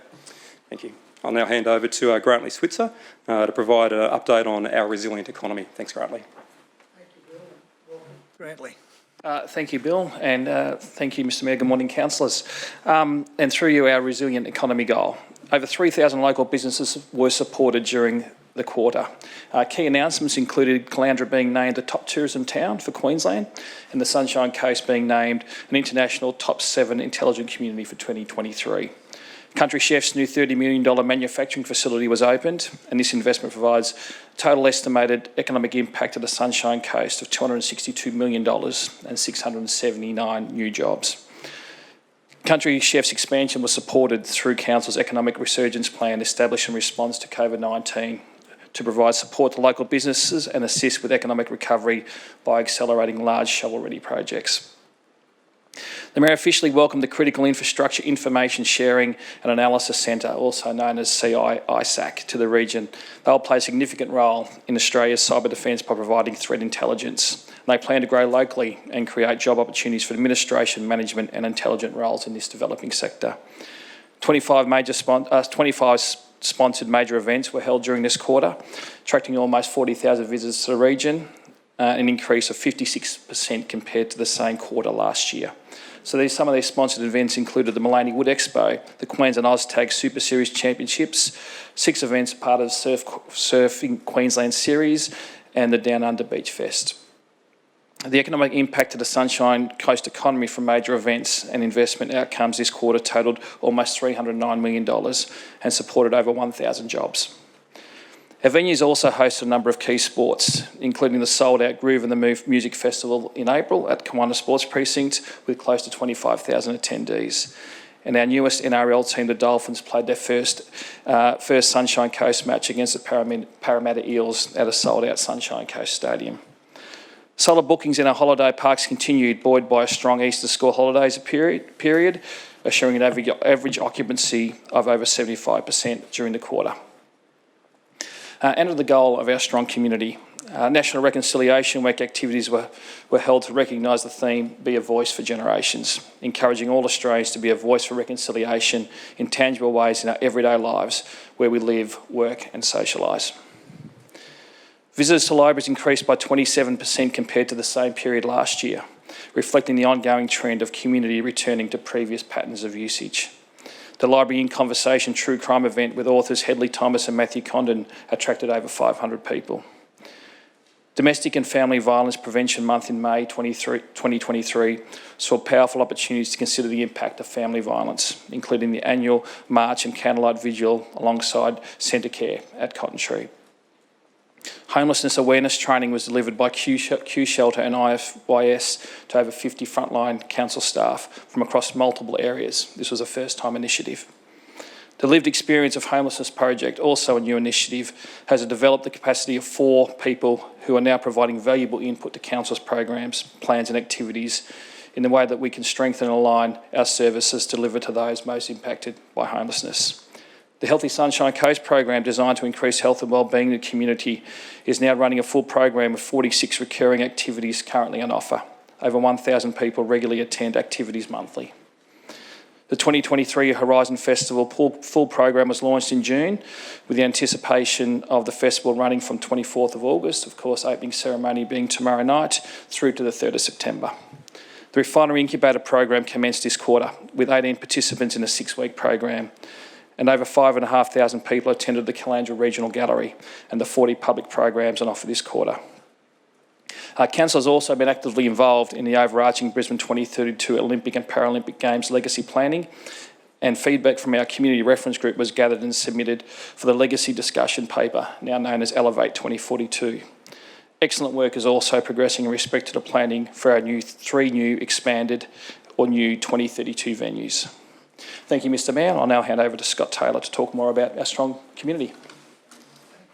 Thank you, Grantley, and welcome, Scott.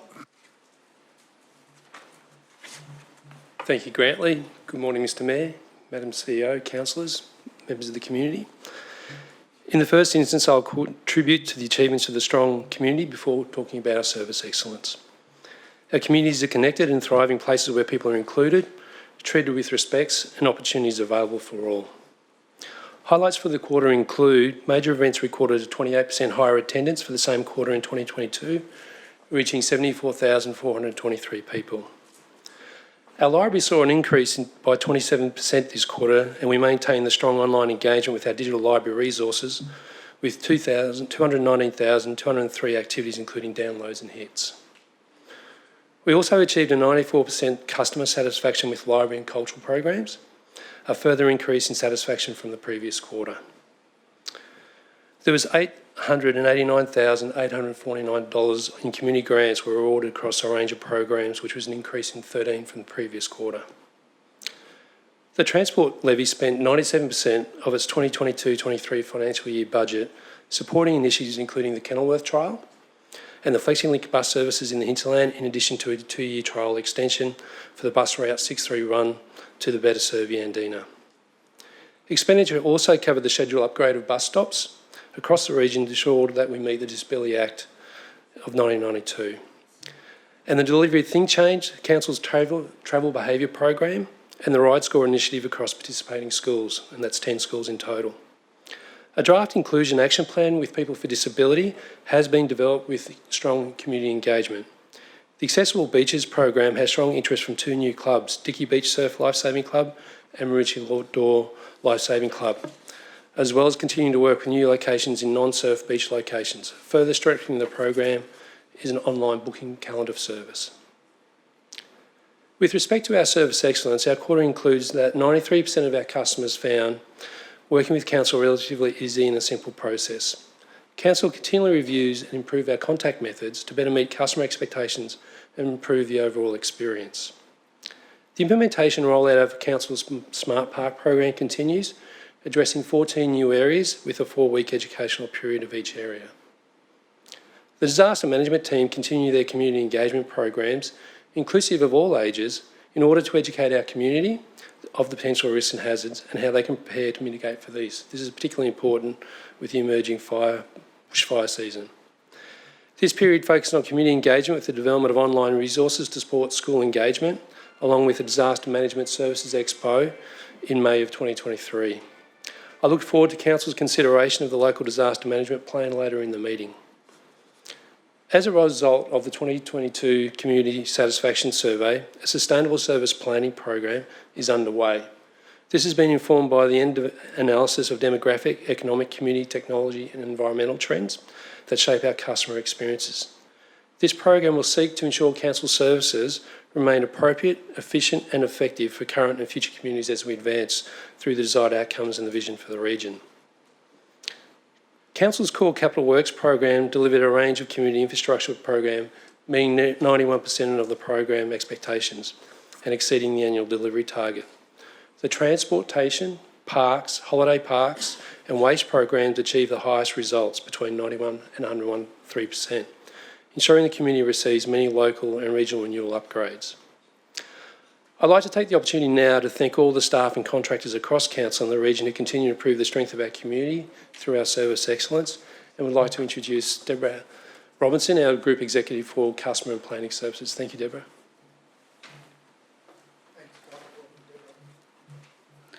Thank you, Scott. Good morning, Mr Mayor and councillors. On behalf of our Service Excellence Portfolio Councillors, Councillor Johnson and Councillor Dixon, and my colleague Scott Taylor, it's my pleasure to provide our community with further updates on work our teams have been doing for our community and how our customer feedback is actually helping to improve our services. To support our growing region, Council approved multiple dwellings, including diverse lot and unit sizes to meet current demands, including a 246 residential lot development in Yandina and a 201 medium-density residential unit development in Maroochy. These contribute to a financial year 2022-23 of 1,329 residential lots and 1,028 multiple dwelling units. To make our community safer, we commenced a pilot partnering with Buderim Mountain State School and their PNC Association. Using Park Smart, static cameras identify unlawful parking in and around the school zone, promoting safer parking, encouraging vehicle turnover, and allowing more equitable and safe access to the area.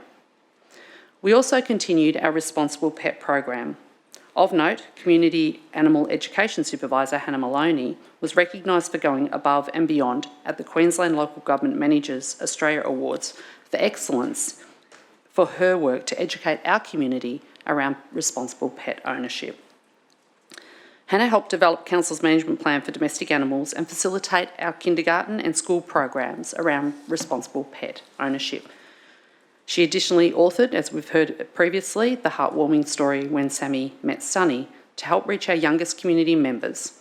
The book helps them learn how to be responsible pet owners and create a safe and harmonious coexistence between people, pets and places. To help maintain our stunning region, teams are working hard to stop illegal dumping. Key to the success of the program is a proactive monitoring of illegal dumping hotspots.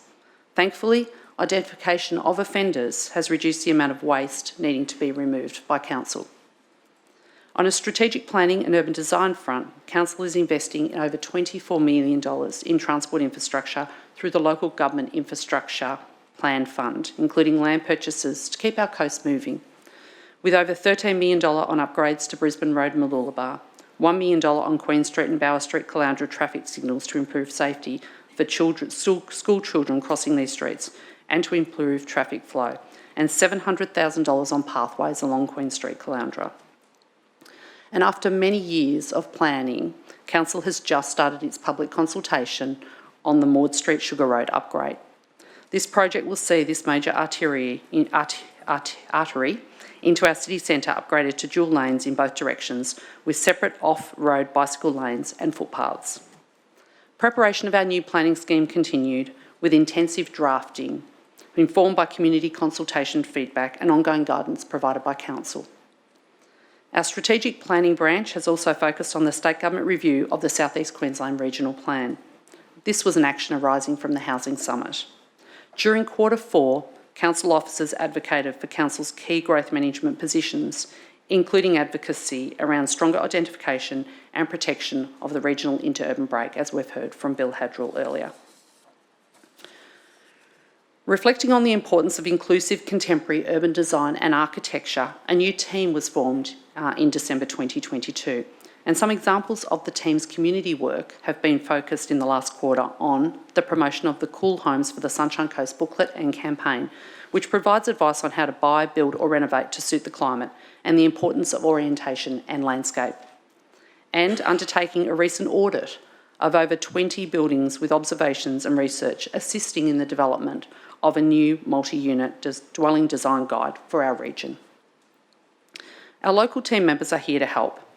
Customer contact and development services assisted over 55,000 customers with a wide range of queries and service requests. This complements the work of our teams do out in our community, such as fixing the potholes on our extensive roadways, returning lost pets back to their owners, keeping our parks maintained for the enjoyment of locals and visitors, providing cemetery services to remember loved ones, and issuing food licences and permits to our local businesses, including so much more. Council has a strong focus on serving our community.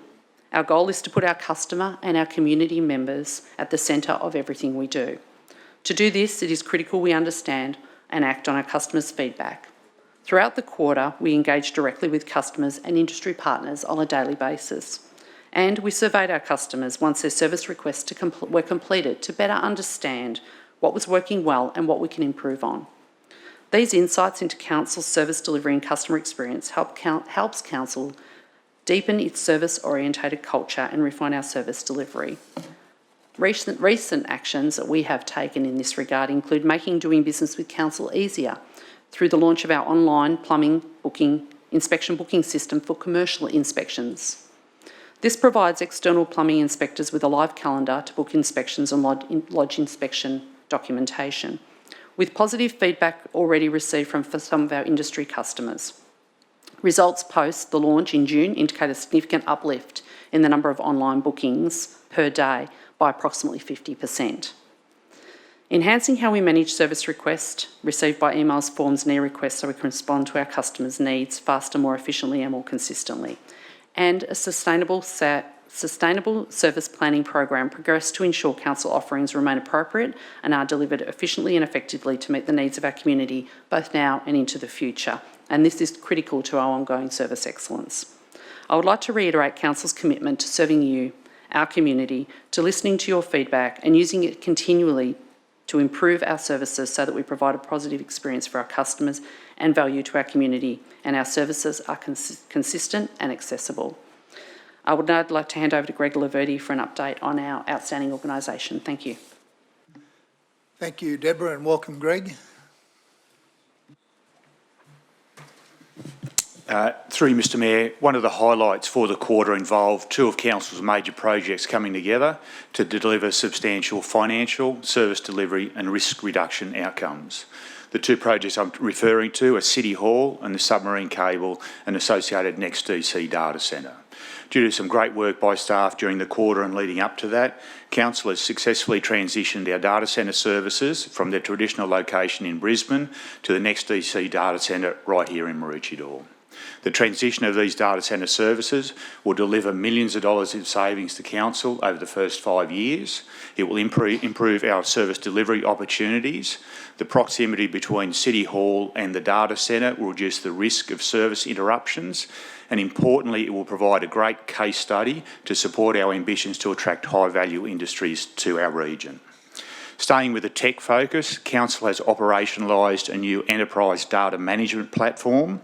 The platform provides opportunities to greater insights into our services and allows for continual efficiencies and process improvements to serve our customers with excellence.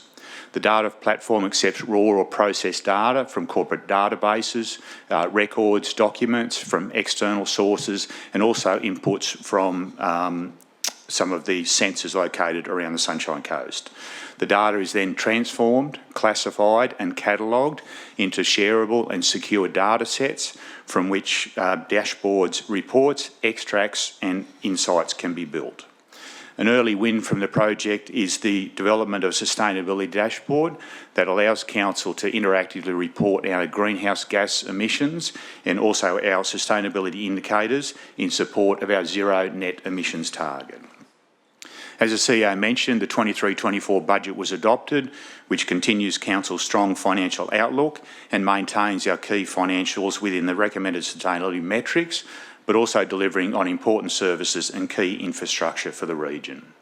The 23-24 procurement policy and disposal framework was also adopted, which continues Council's positive focus on social and economic outcomes through supporting guidelines including local preference, social benefit, First Nations and environment and sustainability.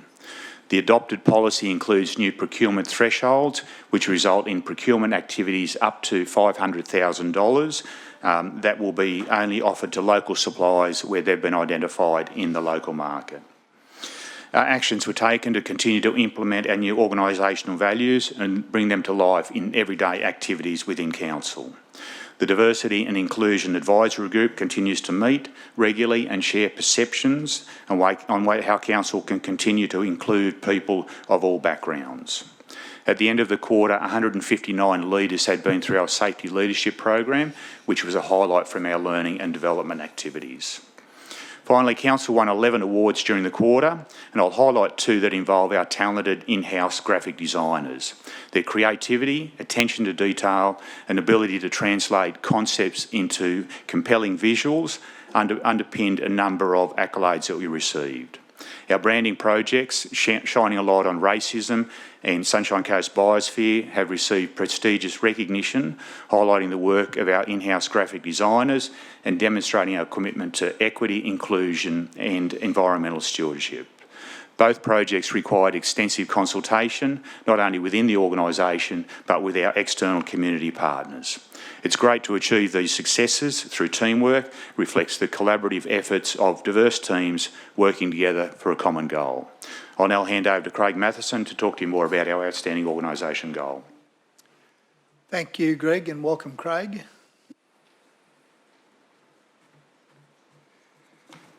Good morning, councillors. Through the Mayor, conscious of your time and the matters you've got to get through today, I won't spend a lot of time on the matters that are being progressed by the Civic Governance Group throughout the last quarter of 2022-2023.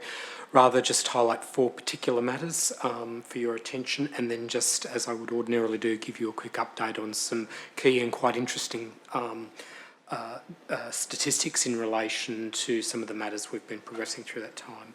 There's probably 4 particular deliverables that I would just highlight for your attention through the last quarter of 2022-2023. Firstly, that is as a result of probably 12 months of work, on the 2nd of June, we were able to bring together and host the inaugural Sunshine Coast Infrastructure Summit, which was attended by representatives from business industry and the community, and representatives from each of the levels of government, to really look at, I guess, the innovative ideas and proposals in relation to the longer-term infrastructure needs and horizons for the Sunshine Coast. We had over 160 attendees at that summit, and pleasingly over 56 new ideas were generated through the course of the discussions on that day. That work is now being distilled and synthesised within the context of looking at what might represent a clear set of themes and viable and coherent projects that might form the basis of a prioritised infrastructure plan for further consideration by council and stakeholders later in the year.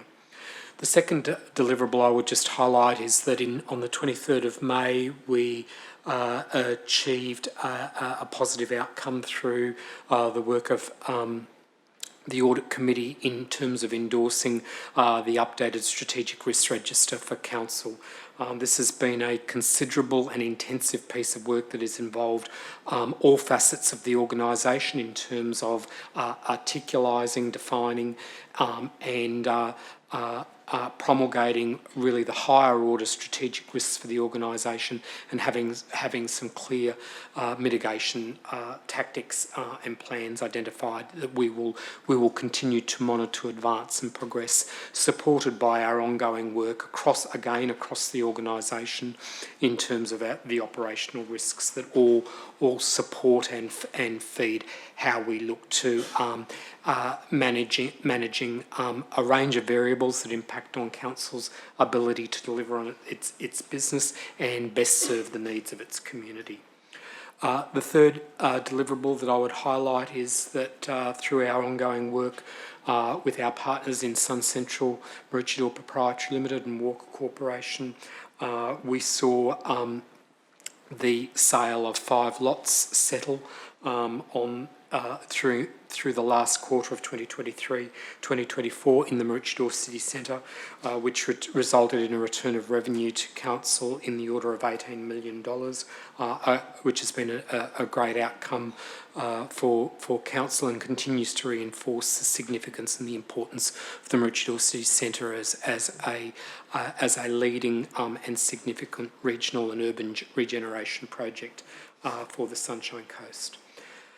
And the fourth area I would just highlight is that for the entirety of the 22-23 financial year, our corporate planning performance team, working again with our partners across the organisation, were able to secure in excess of $24.17 million in external grant funding for council. This does not include the disaster recovery funding, which is on top of that, which was a significant component on top of that.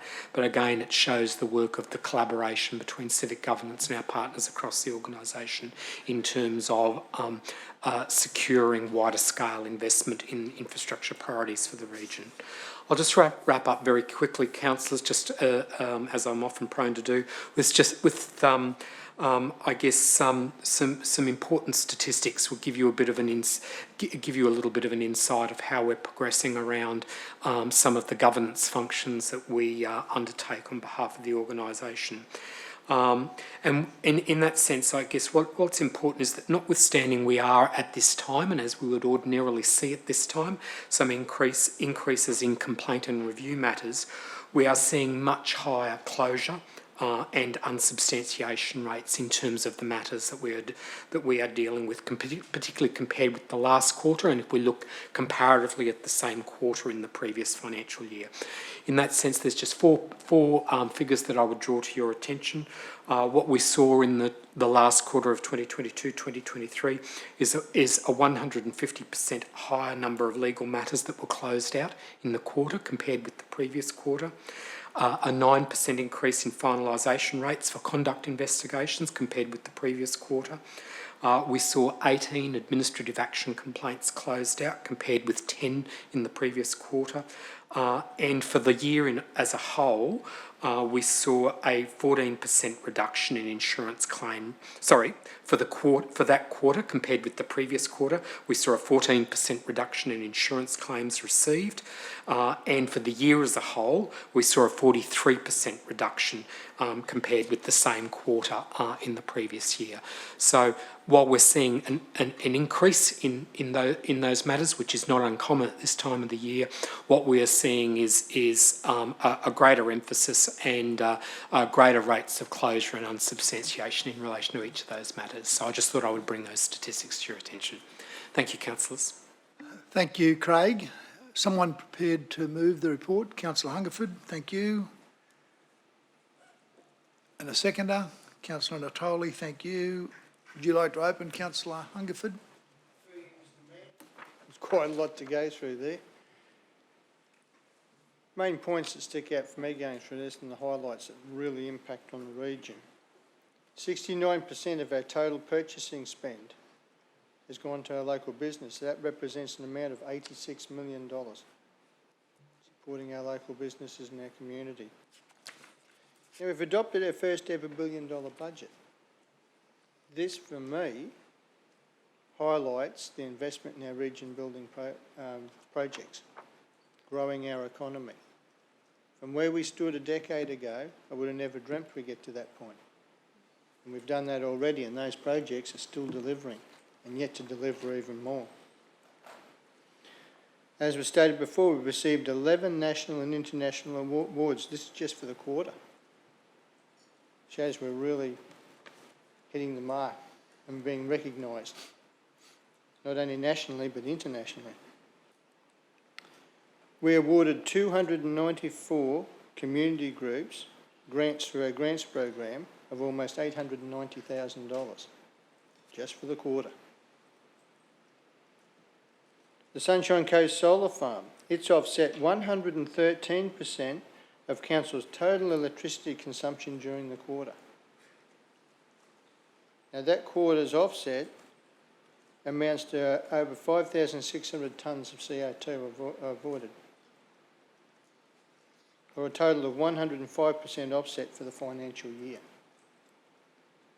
You just got to think of those figures and let it sink in, that our commitment to the environment, climate action, is unquestionable.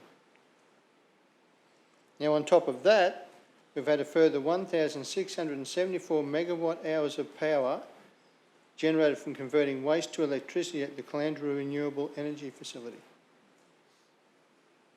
In addition, a reduction of 31,300 tonnes of greenhouse gas emissions, and they've been saved from that power generation and gas flaring at Caloundra and Nambour waste facilities. 4.2 million has been invested to rehabilitate and resurface almost 14 kilometres of our local roads. That's a total of 93,500 square metres. And one that's very pleasing in our current difficult environment is our capital works program has achieved an 82% completion. Now, remembering we've got market conditions out there that are very adversarial to us. Cost escalations, market supply impacts, rising labour costs and labour shortages. Sometimes it's even hard to get a tender on a project. But with a lot of major stuff being done, both state and federal level, and we haven't got the Olympics started yet, so I'm looking at how we go in that period for getting contractors. But we are doing very well. The community can be very confident that we are hitting the mark in every direction, building and supporting our community, and I'm very proud to be part of this, and I hope the next council and the one after that keeps this focus on those things going, because the delivery for our community is enormous. I tell you, this is a very pleasing one for the start of this financial year, and the year can only get better. Thank you. Thank you, Councillor Hungerford. Councillor Dixon. Yes, through you, Mr Mayor. Going to sound like a broken record and there'll be no surprises here, but I just needed to get up and publicly defend Deborah Robinson and the Urban Growth Projects team. In this report, we have again documented the continuing negotiations with the infrastructure agreement at Palmview. I'll just declare, yes, I live at Palmview. I'm a resident there, and there's been insinuations that the council have slowed the delivery of community infrastructure at Palmview, which I just need to state for the record is absolute nonsense. I completely deny those accusations, and in fact, they are so untrue that it's actually hurt the team. I think there's a certain contingent of team members here who are actually starting to take this a bit personal because they're being attacked, not only by the community, but developers saying that it's council's fault. And I just want to make note of a significant issue, and it's my third letter to Minister Mark Bailey now. I sent my latest one on the 11th of August, and it's about the issue of the connectivity to the Bruce Highway. Originally, the road was required June 2022. That's when it had to happen, June 30. Didn't happen. Wrote to the state government. The state government stepped in and said, okay, well, Avid need to get the road started. They said you've got until February 2023. February came around. No surprises, hasn't happened. And then it got extended out even further to September. No surprises, still hasn't been built. So the developer are now asking the state government for an extension to November, and that doesn't include any wet weather days. So I'm not an engineer, but I'll hazard a guess and say that I don't think the road's going to be completed by November. That's my guess. But I just want to defend the council team because they are working so hard, and I know when I get updates for them, the team are beyond passionate about the issue. And you know, I take exception at the fact that our council staff here at Sunshine Coast Council are being labelled as difficult to deal with and slowing the process because it's not true. In fact, the truth is we've now got over 5,000 people living in the estate I live in who now only have one road in and out, and I can tell you it's starting to get pretty hot. And we've seen the warnings about bushfire hazards.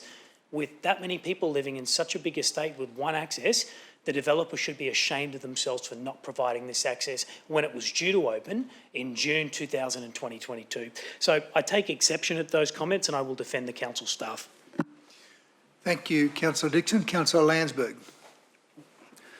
Thank you, Mr Mayor. And thank you on behalf of councillors to the staff. Yeah, another incredible quarterly report. What we deliver to the broader region is amazing. Just a couple of things I'd just like to comment on, and in regards to innovation and entrepreneurship.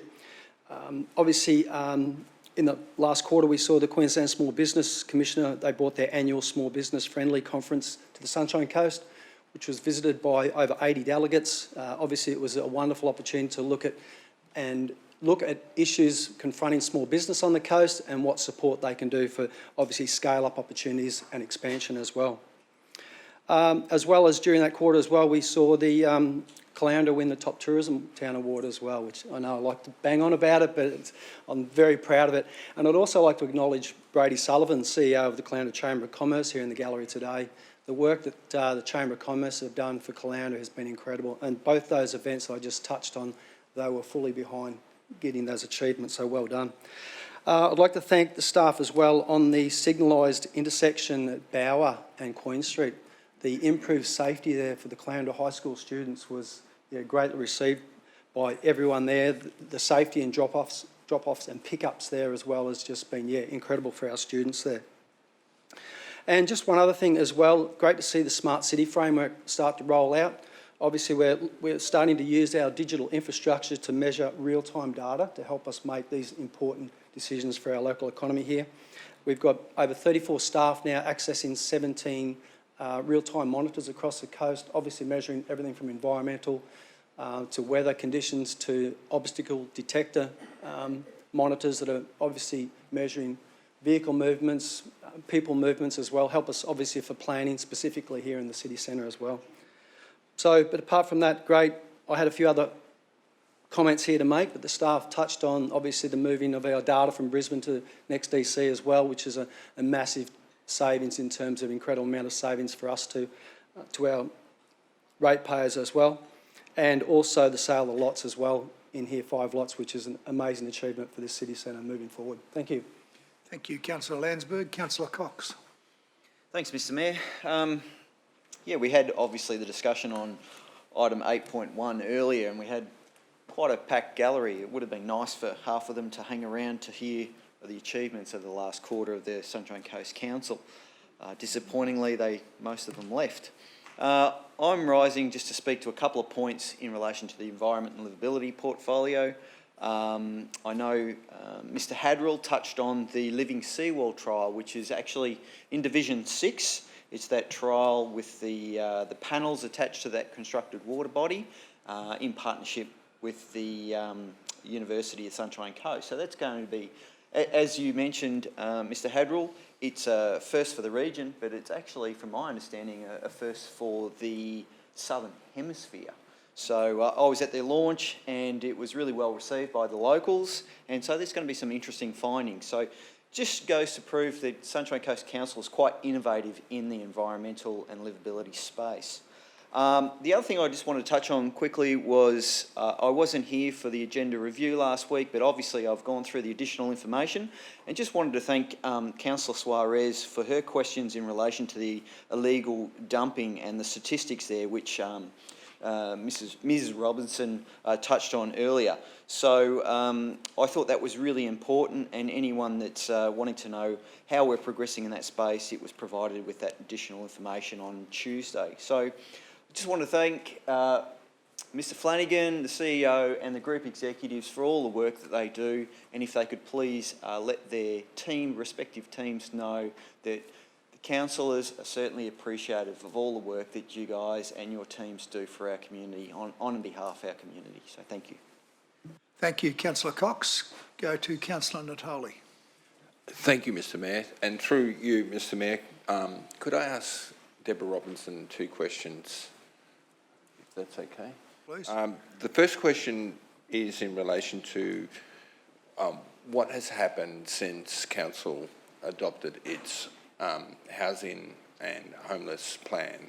I've had a few questions about that, so if it's appropriate that if we could just at least get some update in regards to that. And the other question is about the new planning scheme and whether Council has actually handed the draft to the state government for state review, and if it hasn't, if it has, if she could at least give me some indication when that date happened. Just on point 1, this quarterly report doesn't relate to the timing of that, but I'm sure if Deborah can give us some insight, she will. And the second response will be okay. Thank you, Councillor Mayor. And through you, I might take the second question first, Councillor Natali, if I could. Just in regards to the planning scheme, no, it has not been handed to the state. The team is still working on drafting that planning scheme. It is anticipated that that scheme will come before Council before the end of the year, and head off to the state with council's support after that. So that's a decision of council to make. In terms of the Housing and Homelessness Action Plan, it's been a month since that plan was endorsed, and the team are working very hard behind the scenes on a range of initiatives, some of which I can't talk about publicly at the moment, but when we can, I'm sure that they will be announced at the right time frame. And we have been going back to a number of people that wrote in around the tiny homes matter, and we are liaising with the state around a whole range of issues around definitions and planning scheme input into the new scheme. So that's probably all I can say at this point, given it's only been 4 weeks since we endorsed that plan. Thank you. I really do appreciate you being able to give me those Deborah. responses. Thank you. Mr Mayor, if I can just speak to this item, I want to touch on what the CEO said in regards to handing down our $1 billion budget. Realise how important it is for us as a growing region to try and deal with the pressures that we've got. One of the fallouts, obviously, of the budget was the issue in short-term accommodations and the increases that they've felt. And I, again, you know, made myself available to everyone to talk, to see. I've gone and met with unit managers and explained to them how challenging it is for our region that is so under-supported by federal and state government to deliver the infrastructure required to be able to meet the needs of our population growth. But apart from that, our tourism industry is such an important industry for us, and to be able to continue to be able to deliver the assets and what we need to be able to compete with other regions, again, that obligation falls back on us to be able to do more of the heavy lifting. And so trying to get that argument, I think our community understands that. I take that in consideration of the pressures that we're all feeling, including the council, in terms of the living costs pressures that we're all facing. And so I just wanted to highlight that fact that it is an incredible challenge for us as a council, and I just want to acknowledge that I wish the federal and state government could help with taking that burden and responsibility of having to deliver so much for a growing community. Thank you, Councillor Natoli. Councillor Babarowski. Thank you, Mr Mayor, and really through you to the CEO and the executive team. I want to take this opportunity because I think the really important part of these quarterly reports is just how it helps the community to understand what a complex region we are, what a complex set of activities there are in a $1 billion budget. And I'm going to some extent, risk adding to the notion that self-praise is no praise by just commending the amount of work that goes into condensing these very wide range of projects and programs into these quarterly reports so that the community can understand them.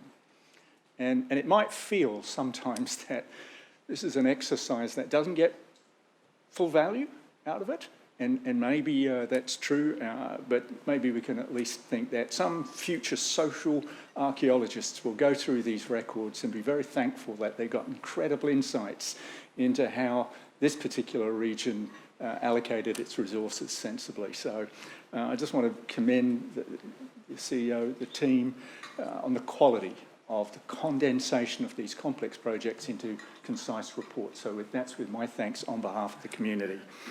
I also wanted to take the opportunity to just highlight one of my portfolio areas that was reported upon in this quarter, which is the Think Change program.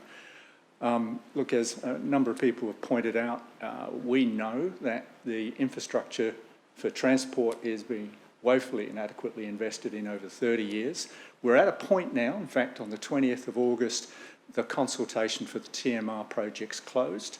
So we can be at least a bit somewhat optimistic that 4 major projects have gone through another phase of towards delivery.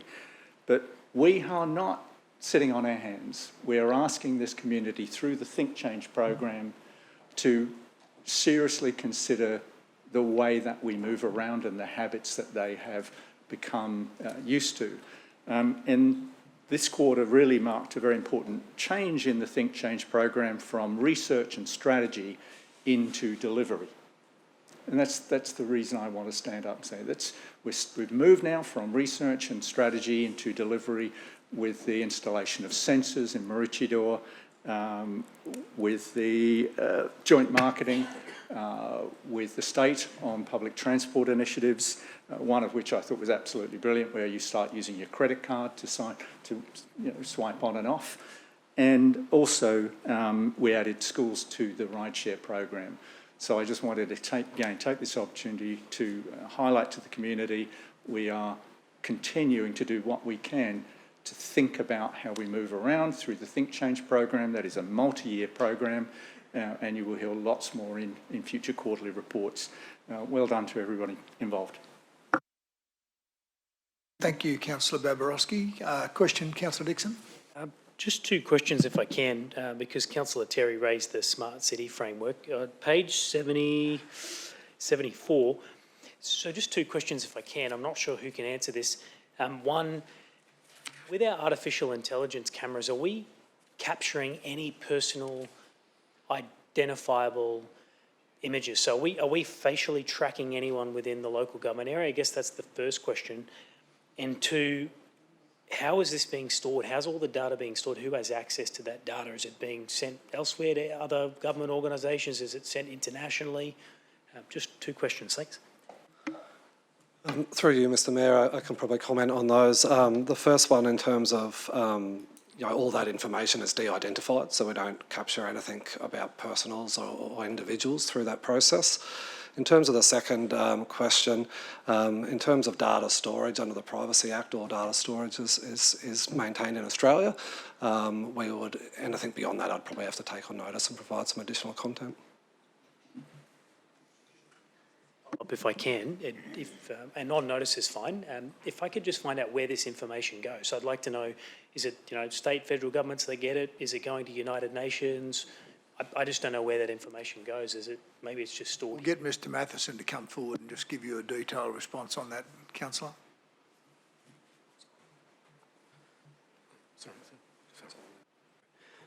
Thank you. Through the Mayor, Councillor, thank you for your questions. No, the data that's captured through that technology under our information privacy obligations can only be used for the purpose for which it is captured. It is not shared with other levels of government, other organisations, and so forth. If there is a request for access to that information, say for criminal investigations and so forth, there is a process that needs to be undertaken, it needs to be verified, and so forth. So I can assure you we have a very rigorous process in place in terms of ensuring that those privacy obligations are being maintained at all times. Thank you. Councillor Law. Thank you. Through you, Mr Mayor, I have a couple of questions about the quarterly report, quarter 4. Particularly around the procurement processes with our local organisations. We're usually able to exceed our KPI. This quarter, it's reported at 69%. Are you able to give a brief comment as to why, for the first time in a long while, we've not managed to hit that local procurement target? Which is 70%? 75. 75, okay. Yeah, through you, Mr Mayor, 69% for the quarter. I don't have the annual result on me yet, and I believe it will be probably pretty close to the 70%. Some of the challenges around supply chain and tender processes and the like have required us to think a little bit differently about procurement, and I guess balance the need of that local buy components, but also around that timeliness of delivery. But I can provide some further information, and that will come back through the annual reporting process for the annual figure as well. Okay, thank you. I'm happy to wait until the annual report to see how that washes up, because I would anticipate we have exceeded our annual target. It's just the first time I've noticed on a quarterly report that we haven't got there. So it's quite unusual. That's why the reason for the question. My other question is in relation to the progress report item 1.4.2 on page 56. We talk about the review and developing the next version of the active transport plan, and that was put on hold to move forward into this year. Are you able to give us a start date of when that work will begin? Thank you, Deborah. Through you, Mr Mayor, thank you for the question, Councillor Law. The active transport plan brief is just being settled now, and that is expected to go out for procurement in the next month to 6 weeks, and following that we will start that active transport plan. Excellent, thank you very much. Obviously, speak in support of the quarterly report. It's a pretty good final quarter, and I would just like to highlight the community elements that are contained within the report, where when you think of the community, it tends to be things that you can't necessarily touch and feel, because the work we do in the community just doesn't produce a road, or it doesn't produce a building or whatever, but it produces a really essential progress towards our inclusive and collaborative and cooperative community that we're trying to develop and build here on the coast. So thank you to all the staff who are involved in that often unseen and certainly not unnoticed, but unseen in a long-lasting way through physical things being produced. So I will be supporting all our work in that space over the coming quarters, but it's great to see the reflection of what we have achieved to support our community in this quarter. Thank you very much, and I'll be supporting this today. Thank you, Councillor Law. We'll go back to Councillor Hungerford to close. Not necessary. We'll put the motion to the vote. All those in favour? Councillor Suarez, good. That's carried unanimously. Thank you. Councillors, I think we'll take a short break. Perhaps we could be back at 11:50. Thank you.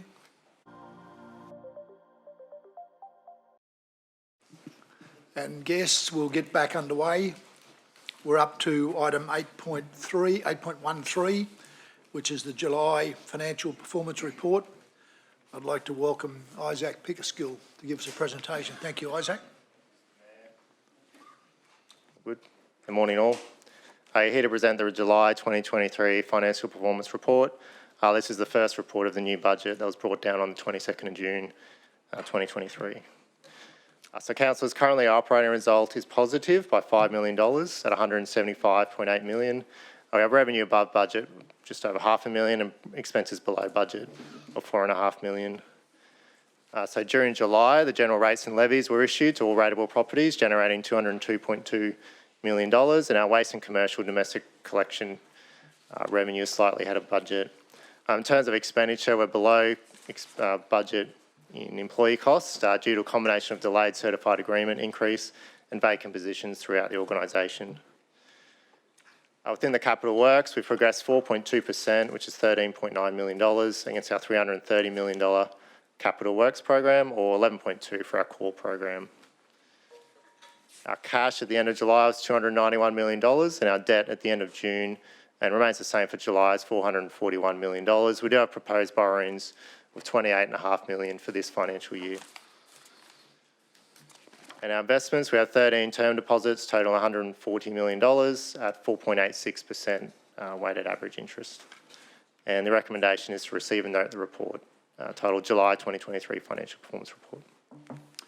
Thank you, Isaac. Someone prepared to move, please. Councillor Hungerford, thank you. Seconder.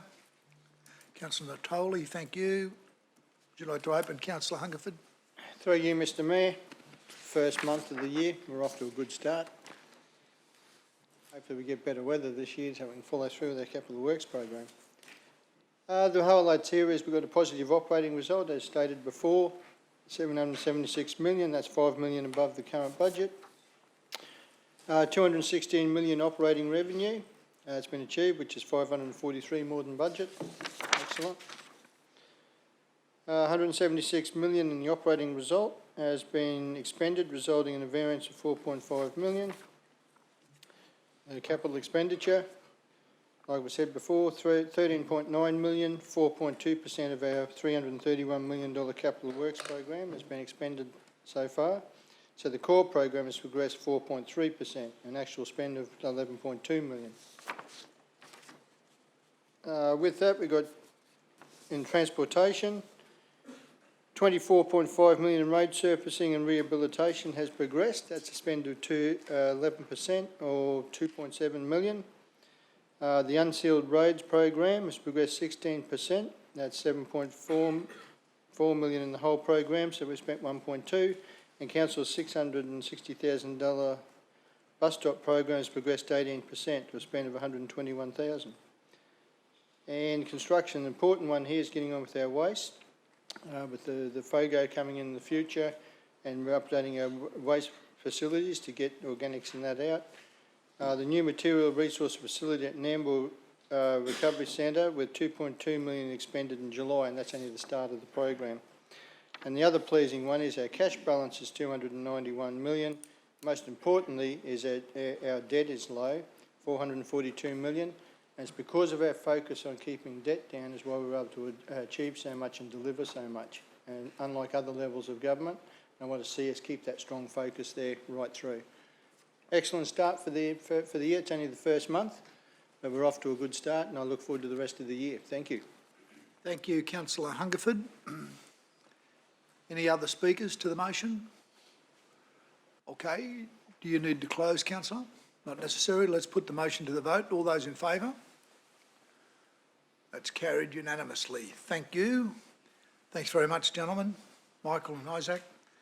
Item 8.4 is the Macropod Conservation Plan. And I invite Jacqueline, who will be joining us in a moment. Thank you, Jacqueline. Welcome, and to your team.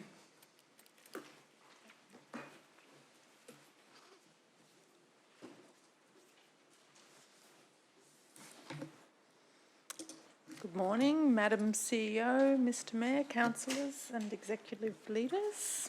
Thank you for the opportunity to present to you for your consideration Council's Macropod Conservation Plan. The plan will guide Council in the coordination and staged implementation of conservation actions over the next 10 years to help protect our local macropods, including the eastern grey kangaroos. The plan supports our community to be living together with our native animals in a wildlife-friendly biosphere. The Sunshine Coast Macropod Conservation Plan, together with all of Council's species-specific fauna plans, are part of our long-term strategic directions under Council's Environment and Livability Strategy, contributing to a healthy environment and livable Sunshine Coast. It is worth noting that though these 5 fauna plans are species-specific, each one does have multiple flow-on benefits for other wildlife and their habitats. As the Sunshine Coast continues to grow with a population of over 500,000 expected by 2041, this growth brings economic and lifestyle opportunities to the region. However, this also creates increased pressure on our native animals, and we have seen this in a University of the Sunshine Coast study recording a 40 to 50% decline in eastern grey kangaroos on the coastal plain since 2015. And the community has also seen this rapid change.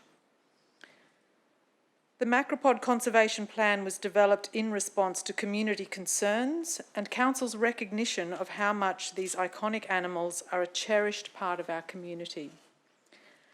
Today, you will discover what Council can deliver for macropod conservation over the 10 years of this plan, and you will see how the community's response to the plan is reflected in the prioritisation of actions proposed for the next 3 years. The outcomes we are seeking today is for Council to support the recommendations and endorse the Macropod Conservation Plan.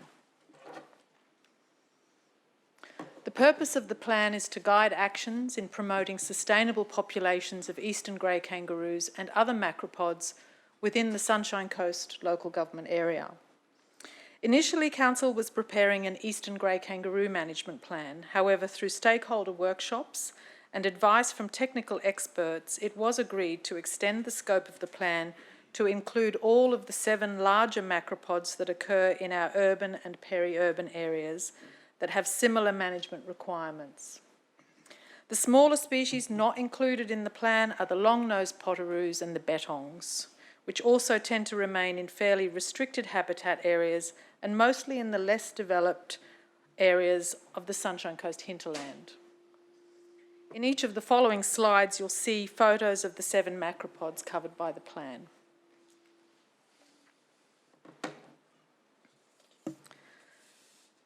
The Macropod Conservation Plan recognises that wildlife management is a shared responsibility across multiple land tenures and highlights the need for partnerships with all stakeholders across the Sunshine Coast.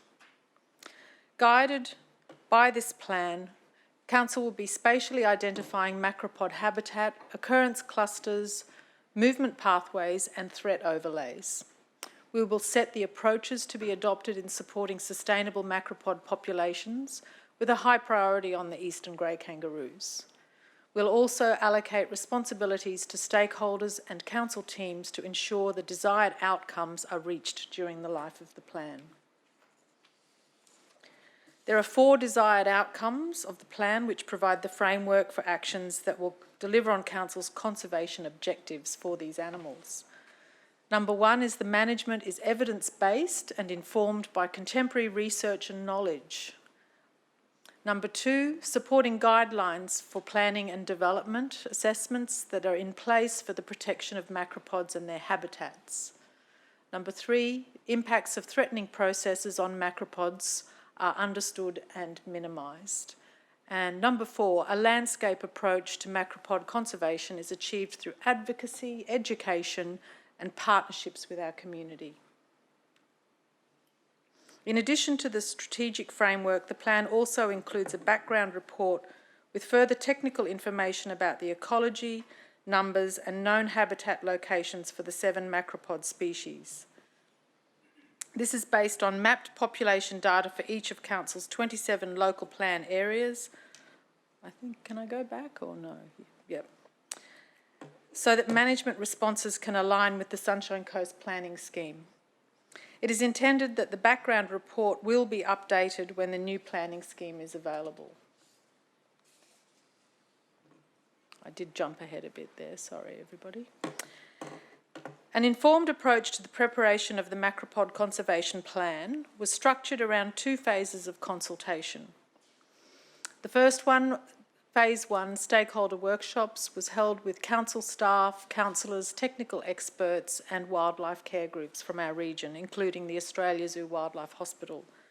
Stakeholders identified issues and provided valuable information about population distribution and community capacity. The draft plan was prepared for Phase 2 community consultation with stakeholders and the broader community. To further inform the plan and Council's approach in Phase 2, we invited the community to respond to a priority action survey, to provide general feedback on the plan, and we also included an interactive map where people could record sightings and make further comment. We also held 1 stakeholder workshop where all of the original participants were invited to view the plan and provide feedback.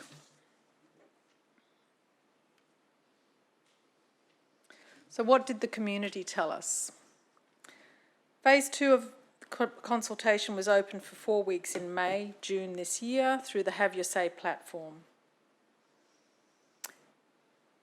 In the online survey, the community was asked to review the action plan and then let us know what they think should be the priority actions for the next 3 years. The consultation from the Have Your Say page, from that consultation we received 1,228 individuals, 607 contributions, 292 downloads of documents and 3 written submissions. From the Priority Action Survey, we also had 189 participants. What the community told us was that the most highly prioritised actions are to stop population decline caused by car strikes and habitat loss. Specifically, the top 3 priority actions that was supported were to develop guidelines for council and the community to support safer outcomes for macropods, on council roads to install appropriate and effective injury mortality mitigation measures at kangaroo-related road accident hotspots, and to develop critical habitat mapping to identify refuge habitat in relation to climate change and urban development. The lowest priority action out of the 9 actions was tourism and the roadkill app. In addition, we received general feedback to review the timelines with greater sense of urgency, particularly to address the issue of roadkill. Overall, the consultation feedback can be grouped into 10 key themes. These themes align with the desired outcomes and actions that are already in the plan. So the themes were fencing, which includes the removal or prevention of dog fencing that causes entanglements for macropods, the installation of permeable fencing at key locations such as construction sites, and installing non-permeable barrier fencing along high-speed roadways at key locations. So different types of fencing treatments for different situations are what's important here. The other themes were providing road crossing infrastructure, corridors for safe movement, general management considerations, undertake threat mapping for the region, habitat protection, education, effective signage, and dogs, in particular domestic dogs, were the main issues that were raised there, and the reducing speed on our roads.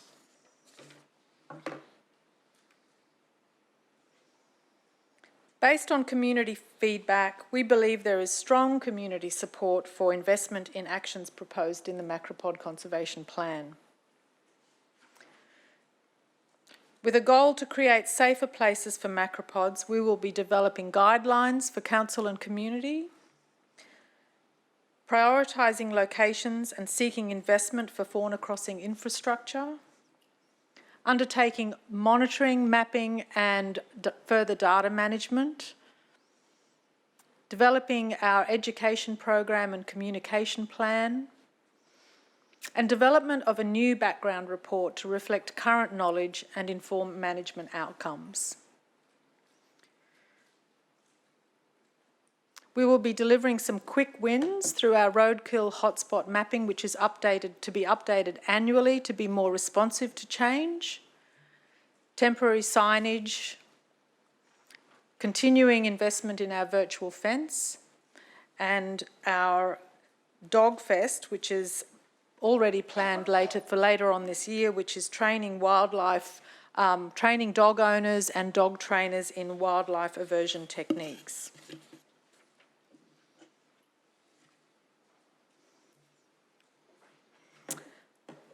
Thank you, Mr. Mayor and councillors, for your time and consideration of our recommendations. Thank you. Councillor Suarez is moving the motion. Someone to second. Councillor Cox, thank you. Councillor Suarez, would you like to open, please? Yes, thank you. Through you, Mr. Mayor. This is a great report, and I've been asked in the past why do we need to protect our kangaroos when they're not an endangered species? And while that might be true nationally, locally we have seen significant local decline. As Jacqueline mentioned, we've lost almost half of our population of eastern grey kangaroos, so action was desperately needed. While our area has received significant population growth, that's expected to increase and continue, and with that comes population. We lose our natural environment where houses are built, more roads are constructed and more cars go along those roads. These are all significant impacts to our macropod population here on the Sunshine Coast, so this action plan really addresses those impacts. Using evidence-based data to identify where they currently live, where they move, and also having a look at what threats may come across those mapped areas. One of the best outcomes from this plan will be the assistance that we will get for planning and development. I know the team helped me out in Division 9 specifically, where we had a historical development application and the fauna management plan was severely out of date and not really locally responsive. So the team were instrumental in working with the developer themselves to come up with a better way of managing macropods on that site. And finally, understanding that council can't do this alone, the advocacy, education and partnerships that will be pursued to have a whole of community approach to this macropod conservation is what's desperately needed. Council can't do it alone. Yeah, I'm not functioning at my full capacity today, so I hope that I have done this enough justice. I really want to thank the team. I know they've done a lot of work. The input that they've taken from the community to shape the final plan has been fantastic, and I think for the future of our region, this plan will be well worth endorsing here today. Thank you, Councillor Suarez. Go to Councillor Natoli. Thank you, Mr Mayor. Just a question through you to Jacqueline. We talk about the roadkills and the hotspots and being able to map that. Do we have agreement from both state government and in terms of dealing with roadkills on federal road as well as state-controlled roads in terms of actions of following through, being able to look at appropriate fencing? Does this plan act as a catalyst for that to happen? The question. As far as I'm aware, we don't have a current agreement with the state or Commonwealth government. However, the actions in the plan are proposing ongoing interagency working groups, which we currently do have. And I'd be happy to take that question on notice to investigate further whether there are any sort of existing agreements in place. Thank you, Councillor Natoli. Councillor Dixon. Yeah, thank you. Yes, obviously we'll be supporting this body of work, and I think it's desperately needed. It's probably, if I go back many years ago, this was probably the #1 issue I kept hearing about, particularly in my area. And I say that because at Sippy Downs, historically, there was large tracts of vegetated land. It wasn't developed as a town centre. It very much is these days. It's changed a lot. I've seen it change a lot in 17 years. But we had a lot of issues with strikes, eastern greys being struck by vehicles, because obviously we've widened the roads out to 4 lanes now at Sippy Downs, 2 either way. And the university sort of holds the last hope. There still are significant numbers of kangaroos on the USC land. I know because I see them all the time. But because of what's happened at Sippy Downs, it's pushed the kangaroos out. So they're around Ballinger Road, Carrowwater Drive, Carrowwater Street, Gossamer Drive, Budrum Pines Drive. The kangaroos have been moved. And, you know, one thing I've been disappointed with lately is I've had an extreme lack of support from the organisation to do anything to assist kangaroos, even when I've offered to fund it through Division 6 funding. But since this document's come up, the organisation's actually a bit more motivated, because in the last fortnight I've had the Transport Branch sign off on putting some warning signage and some stenciling down in Division 6 to protect the kangaroos, and there'd be about 20 plus roos in Gossamer Drive that desperately need our help. So in short, we do need this. This is a fantastic step, and I really hope this starts to shake up this organisation a fair bit, because there's a lot of work to do, and I believe there's a number of councillors that have been wanting to take that step, but this document certainly solidifies and supports that position. So thank you for those involved in this, and we definitely need this document in place. I will be supporting it. Thank you, Councillor Dixon. Go to Councillor Cox. Thanks, Mr Mayor. Firstly, just wanted to say thank you to the team for all the work that's gone into this, and obviously to the community too for providing their input into this particular plan. One of the interesting things I got from the most recent consultation phase was the interactive map and learning sort of where the sightings were coming from our community of the macropods. So that was really interesting to see.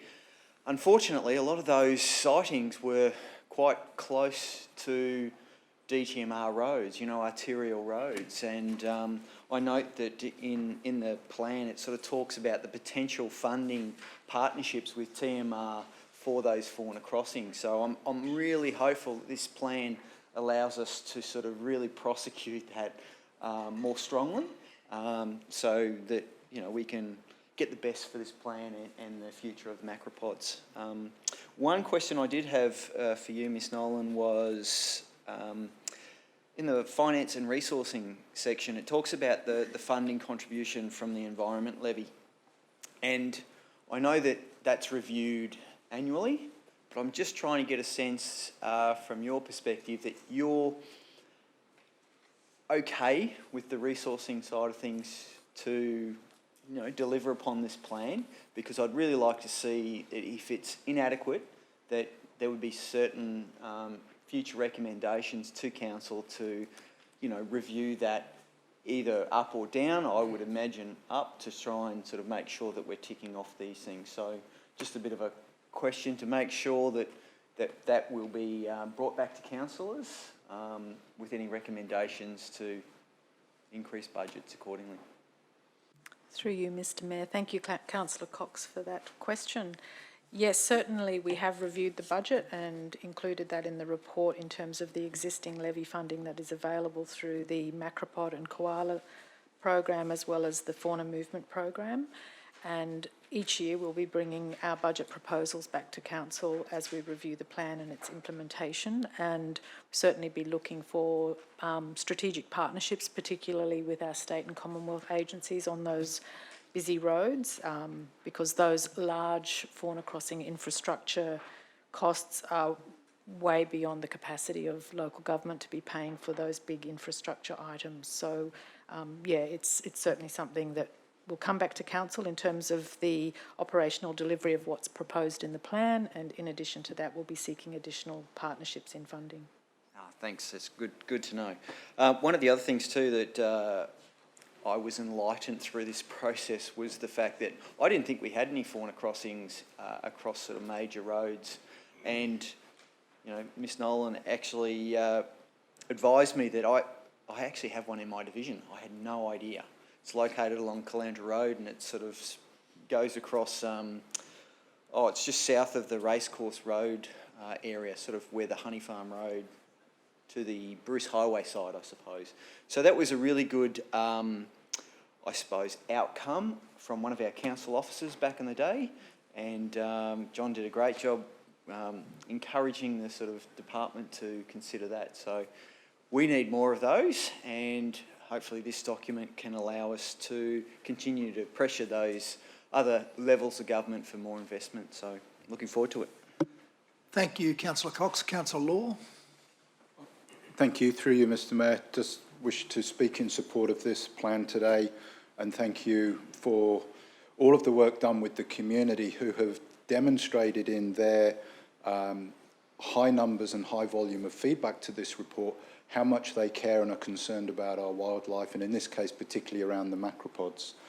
I'm especially pleased to see that we've expanded it to include many species rather than just the one. That was a very good move, and certainly I would continue support us continuing in that way. Up at Mount Ninderry, or near Mount Ninderry, we've had one of the testing sites of the virtual fencing. It seems to work really well. But another area of the work highlights once again the amount of work we do to help and support pet owners. So with the virtual fencing, it works at the night time when macropods naturally move around. But if they're chased by dogs who are not in control, then the fencing can't stop and help protect those dogs during the daytime. So one of the responses we've got is we're providing a wildlife aversion program. And I encourage everybody, every pet owner, to get along and get themselves and their animals trained in wildlife aversion, because that will go a huge long way to helping us look after and protect the wildlife on the Sunshine Coast. So we've got a plan. We've mentioned, is it resourced enough? Well, we need to support you if you need more resources, and we'll do our best to do that with the many competing issues. But thank you. I'll be supporting this today. I urge others to do the same, and thank you for the work you're doing for our wildlife. Thank you, Councillor Law. Councillor O'Prey. Firstly, again, congratulations on another wonderful conservation plan. We've got the koala plan, we've got the flying fox management plan, the shorebirds plan, the turtle one coming up, this one. Some of us here have had a finger in every one of those pies. It's a good thing. And Christian's right when he said action happens when you've got a plan. Because what we've found in the past, and I'll give you the classic example, was the Flying Fox Management Plan. Before that, it was just hit and miss. It was a bit of guesswork. But the second, in 2014, 2015, when that management plan came into effect, we saw some massive action, particularly in my division at the time, and it's all because of that plan. So the Macropod Conservation Plan is a really wonderful step. I just wanted to reiterate the importance of the connection between the local government plan and the familiarisation with what DTMR actually do, which is minimal. And in my division, again, the David Low Way and the Sunshine Motorway has an enormous amount of strikes, and the community have gone to their own will to put up their own signs to get people to slow down, particularly on the David Low Way. And the people think that it's the Sunshine Coast Council's responsibility in this space, and it's somewhat a little bit embarrassing when the community are putting up signs to tell people to slow down because you might kill a kangaroo, and the state government sort of sit on their hands and go, you know, it's just one of those other things that happen in our life. And I just think we've got to really push with this plan to reiterate this importance between the local government and the state government. But thank you and congratulations. Thank you, Councillor O'Prey. Councillor Babarowski. Thank you, Mr. Mayor. I too would like to just add my support to the recommendations of this report. I think we've demonstrated over a number of years now that probably the truism that you can't manage what you don't understand. So we've come a long way in an evidence-based approach to understanding what's going on. Clearly species like macropods are going to retreat from urban development. It doesn't necessarily mean, though, that you conclude that it's a problem. But this is the sort of report that gives you the information that says, well, is it or isn't it? So I think it's excellent work, provides a terrific baseline of understanding. I did ask the question, I think, in the workshop, which I wouldn't mind you having a shot at. I did think that there was, even though we recognise that climate change is certainly an impact, what I thought we could do a little bit better on is expand the impacts to understand whether or not, because again, you shouldn't make an assumption that climate change will lead to a negative outcome. We should understand whether it does. But common sense would suggest that if you're changing your climate, and the intergenerational report that's just been published from the federal government suggests some need to really strategise around a 3 or 4 degree temperature increase. So that would be significant because it would change the distribution of food sources and water sources. And that's more likely to have impacts even than the road network or urban development. So I think it's one of those things that we've made a terrific start. Love the partnership with the university. Obviously, we should lean into that as much as possible. But I do think we can probably, from this baseline, be a bit more sophisticated on our understanding of this region's distribution of food sources, water sources, and all those things, and how it affects the macropod population. Do you think that's a reasonable hypothesis to suggest or not? Through you, Mr. Mayor. Thank you, Councillor Babarowski. You're absolutely right. It is a reasonable hypothesis, and I'd just like to add that all of those 10 threats that were up on the previous slide will certainly be exacerbated by climate change, and we do need to be looking at the movement pathways and opportunities for the macropods to be able to naturally go where they can and to seek refuge under future climate scenarios of drought, particularly heat. Macropods do not cope very well with high temperatures. They need shade. Also, the impacts of fire and flooding. So those will all be considered when we partner with the university and look at our threat mapping and then put the climate modelling scenarios into that. Brilliant. Thank you. Thank you. Councillor Natoli. Thank you, Mr. Mayor. Just through you again to Jacqueline. There was a discussion of obviously actions, and Councillor Law mentioned about training owners of dogs and so forth, but just can't recall what the impact of wild dogs and dingoes have on the macropod community, and what additional action in terms of those corridors, which are really significant in being able to create those, in making sure pest management is a very big part of that if they are a real threat. Again, through you, Mr Mayor. Thank you, Councillor Natoli, for your question. That's a very good question, and I think the approach that we take is that we're informed by the evidence. And so far on the coastal plain, we don't have a lot of evidence about the impacts of wild dogs and dingoes on our macropods. There's not a lot of strong evidence, whereas we do have a lot of I guess the threats that we're seeing at the moment are primarily coming from the domestic dogs, and as Councillor Law pointed out, it's chasing them into those dangerous places during the day. But that's something that we would be working closely with our Healthy Places team to find out, you know, from their data what the threats of wild dogs and dingoes are to the macropod populations. Thank you. If there are no further speakers, I'll go back to Councillor Suarez to close. Thank you. Through you, Mr Mayor. Thank you for all of the comments of support to this motion. Under the 4 desired outcomes that Jacqueline Nolan put forward before, there's 21 individual actions, and a lot of those will be undertaken, I guess, under a test and assess scenario. So it's pretty important that the community also assist us in providing that data, particularly where they see macropod strikes. That helps us to identify some of the hotspots and implement some of the actions put forward in the plan. Again, I just congratulate the team for the work that they've undertaken and fully support this report and look for your support as well. Thank you. Thank you very much. We'll put the motion to the vote. All those in favour? That's carried unanimously. Thank you. Thanks very much. We'll next move to item 8.5, which is the Marine Turtle Conservation Plan, and invite Kate to give us a presentation. Thanks, Kate.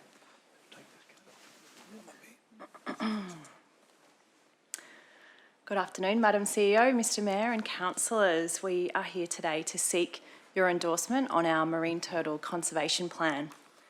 Our plan supports the efforts of the Queensland and Commonwealth governments to stop the decline of threatened marine turtles, support recovery, and to support our community-based management of our citizen science groups, Turtle Care and Coolum and North Shore Coast Care. As you've just heard from Jacqueline, the Marine Turtle Conservation Plan sits alongside the other threatened species and locally important fauna conservation plans that are delivered under the Environment and Livability Strategy. Our plan focuses primarily on the green turtle and the loggerhead turtle. The genetic stock of loggerhead turtles nesting locally on the Sunshine Coast are listed internationally as critically endangered and under Commonwealth and state legislation as endangered. Hatchlings from our nesting beaches cross the Pacific Ocean in the first 15 years of their life and return as nesting females 30 years later. So the hatchlings from this year from our local beaches will return in the year 2053. The species has recorded an 86% decline since 1977 in Eastern Australia. And the nesting beaches on our coastline are listed as habitat critical to survival. All populations of marine turtles found along our coastline are now depleted or severely depleted, to the point now that every turtle matters to population recovery. Direct management intervention will be increasingly required to address the most significant threats to turtles, including climate change, light pollution, marine debris, and habitat modification. Locally, we host 4% of the critically endangered loggerhead stock, and the state considers anything over 1% as important. Nesting is concentrated at Bedina, Shelley Beach and Bribie Island, but nesting also occurs at every beach in our region. 3 citizen science groups operate within the nesting bioregion. We have Coolum and North Shore Coast Care, north of the Maroochy River, our Council's Turtle Care program between Maroochy River and North Bribie Island, and the Bribie Island Turtle Trackers to the south of us on southern Bribie Island. Council's Turtle Care program volunteers contributed over 10,000 hours towards turtle conservation in the last year. and have a volunteer replacement value of $466,000. Our citizen scientists relocate at-risk nests. They contribute to the science community through data collection and scientific projects, and engage with over 7,500 people annually. 2035 will be the first year that we see the benefits of Council's long-term investment in turtle conservation. And that will be 30 years since the first application of a predator exclusion device to a nest on the Sunshine Coast by one of our citizen scientists. To give you a greater understanding of the activities and the social capital that these amazing programs have developed, we've got a very short video to show you.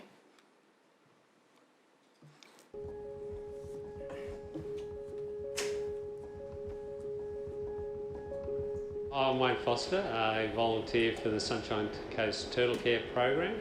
So each day during the turtle season we hop in the boat and then we'll come over to Beerwah Island, the northern tip. There's 5 kilometre stretch between the Beerwah Fort and Bulcock Beach, and we'll walk that each day. It's very rewarding.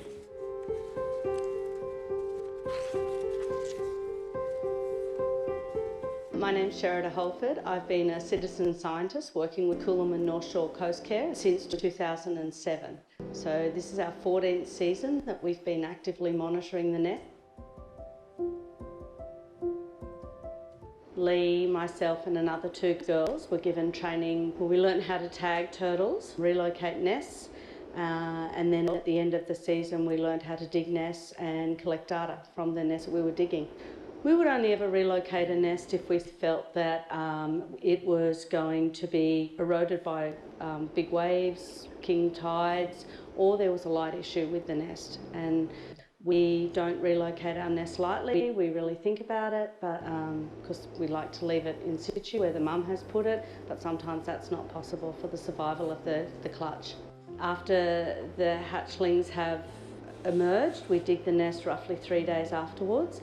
We count how many empty shells are in that chamber, we count how many undeveloped eggs are in there and how many unhatched are in there, and if any of them have been predated.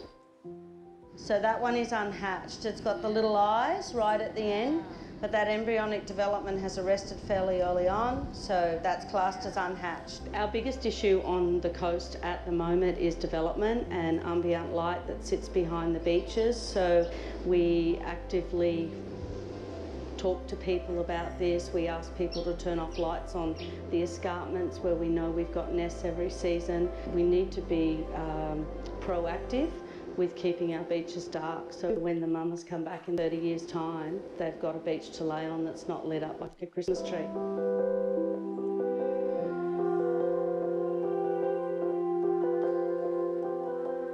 We went to Macropod in 2019. We experienced a lot of different sort of phases of the turtle laying nests, emergences, relocation of nests. We got involved with some of the new innovations as far as trying to improve the success rate of the turtles.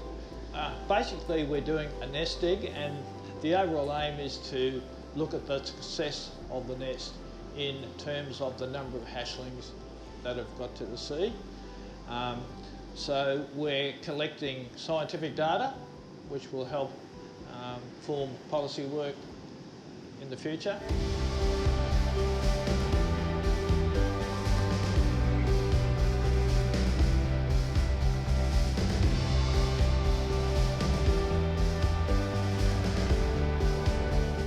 When you join a volunteer group like this, there's 100% dedication by everyone who joins it. When the hatchling leaves our waters to go out into the deep blue, they don't return to lay their eggs until they're 29 or 30 years old. So this is why we need to invest so much time and energy. It's really important for us to get the younger generation involved.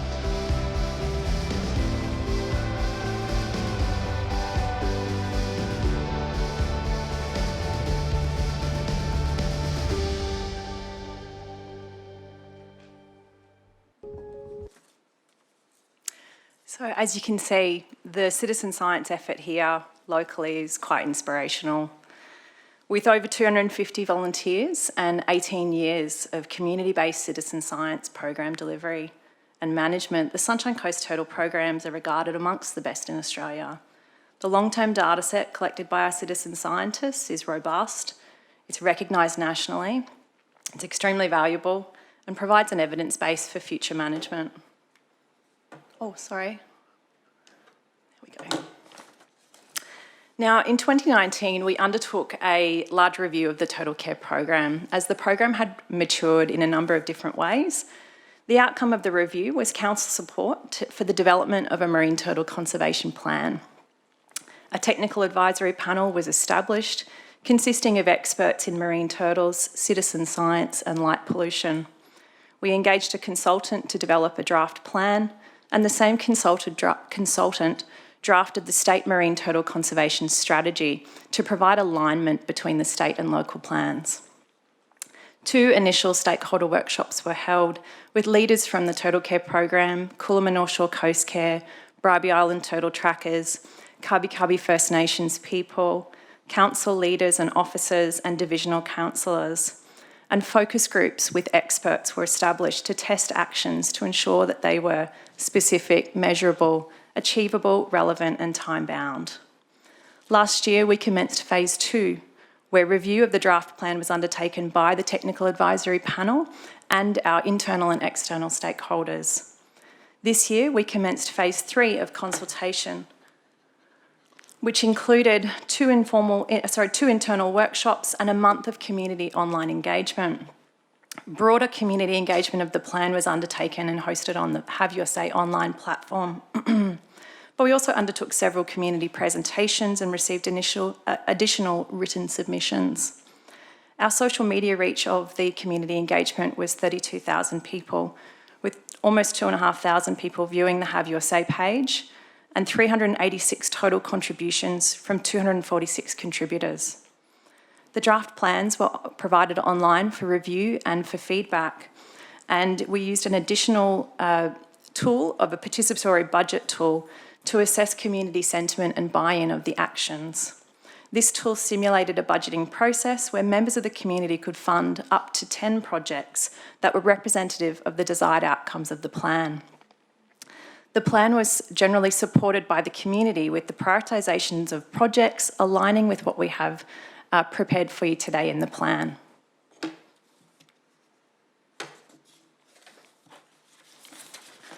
Our Marine Turtle Conservation Plan is all about making tracks together. Our vision is for marine turtles to be surviving and thriving on the Sunshine Coast, coexisting in harmony with people. Our primary goal is to support the recovery of self-sustaining populations of marine turtles on the Sunshine Coast by reducing threats, improving habitat quality, and strengthening our community-based management. The vision and primary goal will be achieved through the focus on 3 distinct themes: turtle-sensitive lighting and coastal development, regional marine turtle recovery actions, and community-based turtle care program delivery. The Conservation Plan seeks to improve coordination and communication between all groups, capitalise on emerging opportunities, better utilise the collective resources that are available with a clear set of agreed priorities and governance processes. Sunshine Coast Council will have lead responsibility for the plan and its implementation in collaboration with our key delivery partners that are on the screen. The implementation plan provides for a long-term and flexible approach that will be subject to an annual review, and the plan recognised the critical role of adaptive management through regular monitoring, evaluation and review, leading to evidence-based management. So, Mr Mayor and councillors, we ask you today to continue to support the amazing work of our community citizen scientists and support the recommendations of the Marine Turtle Conservation Plan, which provides a strategic direction for turtle conservation in our region over the next 10 years.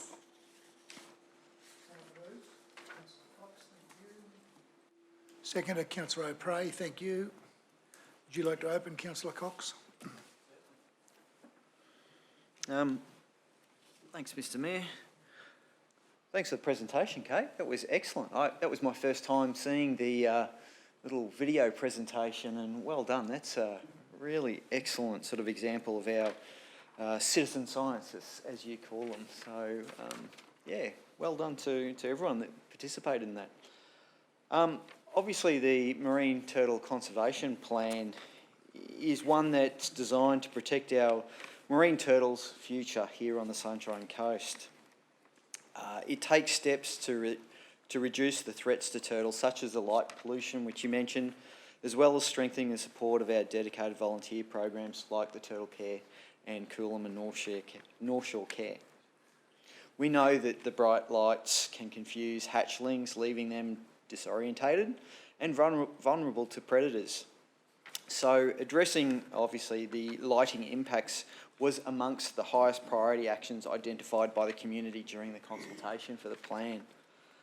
The plan works towards ensuring existing public lighting in sensitive coastal habitats is more turtle friendly, and I like that word, more turtle friendly.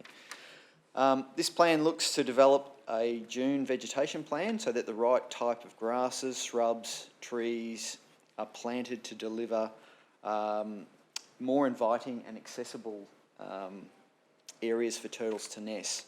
And I think that's a really good way to look at it, considering some of the challenges we've had down around the Shelley Beach community for a number of years. I like the way that this plan actually mentions the capacity building and those opportunities for our traditional owners to be involved as well. So I think that's a really good inclusion to this particular plan.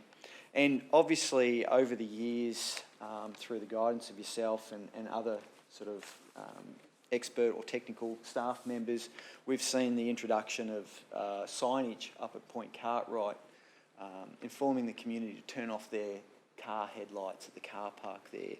And just down the road, we refer to it as S-bends. There's been the amber lights go in, which I think is a great way of council demonstrating that Sunshine Coast community can become more turtle friendly. So we've got a little way to go, and clearly this plan sets out some of the strategies to help us get there. But I really want to thank yourself, the environmental operations team, Lana, and our community for their impact too. So I'll be certainly supporting this plan to complete the set of 5 that's already been spoken to. Thank you, Councillor Cox. Councillor Natoli. Thank you, Mr. Bear, and I too want to congratulate you, Kate, and the community for the incredible work. I mean, for me, this is one of the most joyful parts of my job, in being able to see how the community has really embraced the citizen science, taken it seriously, working on science and evidence-based to be able to come up with a plan. And you know, when we saw all of the different types of plans that we've got, most of them are land-based. Even the shorebirds are land-based, but turtles are marine. And I often struggle to understand how our marine environment can actually be supported when we know that humans and population have such an impact on our natural environment, but our marine environment, which we don't focus a lot on. Every time we flush a toilet, we impact the environment through the treated effluent that goes into our waterways. And with that comes microplastics that are so damaging to our natural environment. The impacts of vehicles driving along the Nicklin Way, the rubber dust, and of course the stormwater drains that all drain to water full of litter and plastics that end up becoming major issues, especially for turtles that have ingested plastics. It's a terrible thing when you've seen these turtles in rehabilitation of how they can't go underwater because of the condition that they that occurs. And then of course the big issue for me is that the population push along the coast has been a significant factor for me, and how do we manage sky glow, which is really an important issue and how we manage that. And I just don't know that we have got a grasp on how critical this could be in terms of our future planning and future impacts that we could possibly have. It almost contradicts what we're trying to do. So I totally love the work that you and the community are doing. We'll continue to support it 100% and just want to thank everybody involved. Thank you, Councillor Natoli. And go to Councillor Babarowski. Thank you, Mr Mayor. Look, that video was an absolute cracker. Look, it was really clear in its objectives, excellent scripting, great production value. So I'm going to ask a quick question on that. Look, who essentially is the producer-director of that? Through you, Mr Mayor. It's a local provider named Jaden Tui, who we produced that video a couple of years ago for us. Who briefed him? Who briefed him? We briefed him, but our citizen scientists spoke their truth. Very clear, very clear. Because look, I think it was a very good example how a video or a narrative shown using those techniques just fantastically cuts through ideology, social politics, all those things, and really makes you focus on the responsibility you have as a human community because of the impacts that you have when you're 8 billion. And by the end of this, the first hatchling is born, it'll be 9 billion. And it reminds you that it's a global phenomenon. So I absolutely love that. So super well done on that. The point I think I made both in the workshop was, I think, worth repeating.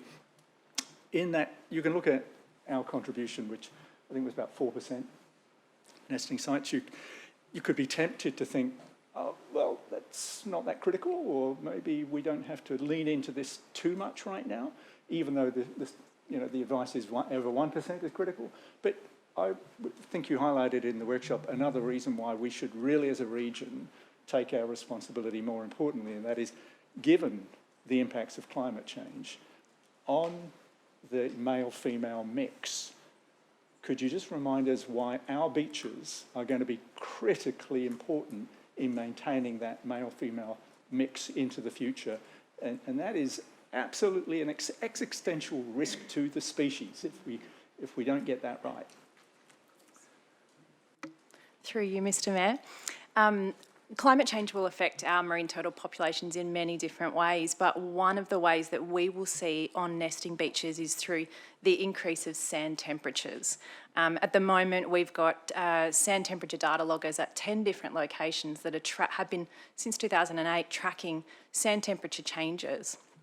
The purpose of that is to not only understand the gender balance of our hatchlings that we produce, because turtles have temperature-dependent sex determination, meaning that our male turtles are produced at cooler temperatures, our female turtles are produced at higher temperatures. In populations elsewhere, we're seeing a marked feminisation of turtle populations, say, for example, in the Northern Great Barrier Reef. Sunshine Coast is predicted to be growing in terms of its importance over the next, decades to hundreds of years, specifically because our sand temperatures will remain at the perfect temperatures to produce both male and female hatchlings into the future. The Great Barrier Reef Marine Park Authority has suggested that one of the potential changes in terms of nesting distribution across Queensland is that nesting will be moving southerly in terms of its latitude, and specifically has identified Sunshine Coast beaches as a receiving site for turtles that are recruiting to new nesting beaches for the first time. And so that really is the lens that we need to see our marine turtle conservation plan through. Thank you so much. Lovely answer. Thank you, Councillor Babarowski. I'll go to Councillor O'Prey. Thank you, Mr Mayor, through you. Firstly, Katie, congratulations. You just do a wonderful job. You're dead set one of the best jobs in council. I'm very envious of what you do. Mr Mayor, 35 years ago when I was a young bloke, the Sunshine Coast Turtle Care program consisted of Underwater World having an outdoor tank, and an injured turtle had been hit by a propeller strike or something like that would just be thrown in there. It might have a buoyancy problem. And young kids my age would actually jump in and have a play with the turtles. That's how far we've come. Like, it was pretty prehistoric sort of way back in the in the 90s, you know, when we were trying to do our best for turtles back then. We had no knowledge, no education, and we've come so far. I have a lot of experience with turtles in and around the Sunshine Coast. In fact, I've owned 5 turtles, Murray River turtles myself. I've got a real infatuation with them. But one of the 2 things I really want to highlight in my experience with turtles is, 3 maybe. The first thing is the numbers I feel are growing. I spent a lot of time in and around Old Woman Island and Cartwright, and I can tell you right now, I feel just through experience that the numbers are increasing. There's more sightings. In fact, one time I took my daughter JJ and Tash out for a run in the boat, and Tash had never seen a green turtle before, and within, I reckon, 5 minutes, she had 9 of them on her at Old Woman Island. They're everywhere. They're quite prevalent out there, so it's a good result so far. Another wonderful experience I've had is a sighting in a yacht race I did from many years ago. I think I might have told you about it, Kate, the leatherback sighting. These things are a prehistoric animal. They're half the size of this gap here. They're enormous animals, and they're very rare to be seen. And of course, we had to report it, and I also let the council know. And you know, there's been no hatchlings or anything of that nature at all within anywhere for a long, long time on leatherback. So let's hopefully one day we can get better there. But I've got to tell you, the best experience I've had was one day at a hatchling. We did a relocation, and it was in Coolum, and we did a relocation. And we put it was hot, and it was the swell was up. It was probably about 2012 or 2013. We lost a lot of sand, and we had to do a relocation. Anyway, once we went back for the hatching, a lot of the turtles were born deformed. So what that means is they had little stubby flippers. They didn't have the big flippers when they're born. They're about this long. But the staff and the volunteers gave every hatchling a chance. Didn't matter if it was deformed, if it had one little flipper or whatever, it was still given a chance, and the surf was 5 or 6 feet, and it had literally no chance, but it was given a chance to go out to sea. And I think that sort of commitment, whether it's going to win, lose or draw, is something that's really, really important to our turtle population going forward. One question I have, and I've said a lot there, but Monrepo, I love it. I've been there a million times. How do we do that? How do we emulate that? How do we bring something like that to the Sunshine Coast? I mean, Bundaberg's famous for turtles and probably always will be, but we're not far behind them. I'd like to think that maybe someday in the future we could do some sort of research centre or something along those lines, or even integrate it with some of the other centres that we've got. You know, we do a wonderful thing up at Mary Cane Cross. Why don't we do one similar to the beach? It's just an idea, Madam CEO. Thank you, Mr Mayor. I'll support it for sure. Thank you, Councillor O'Prey. Do you want to answer any of those questions, Kate? Through you, Mr Mayor. Councillor O'Prey, thanks for that question.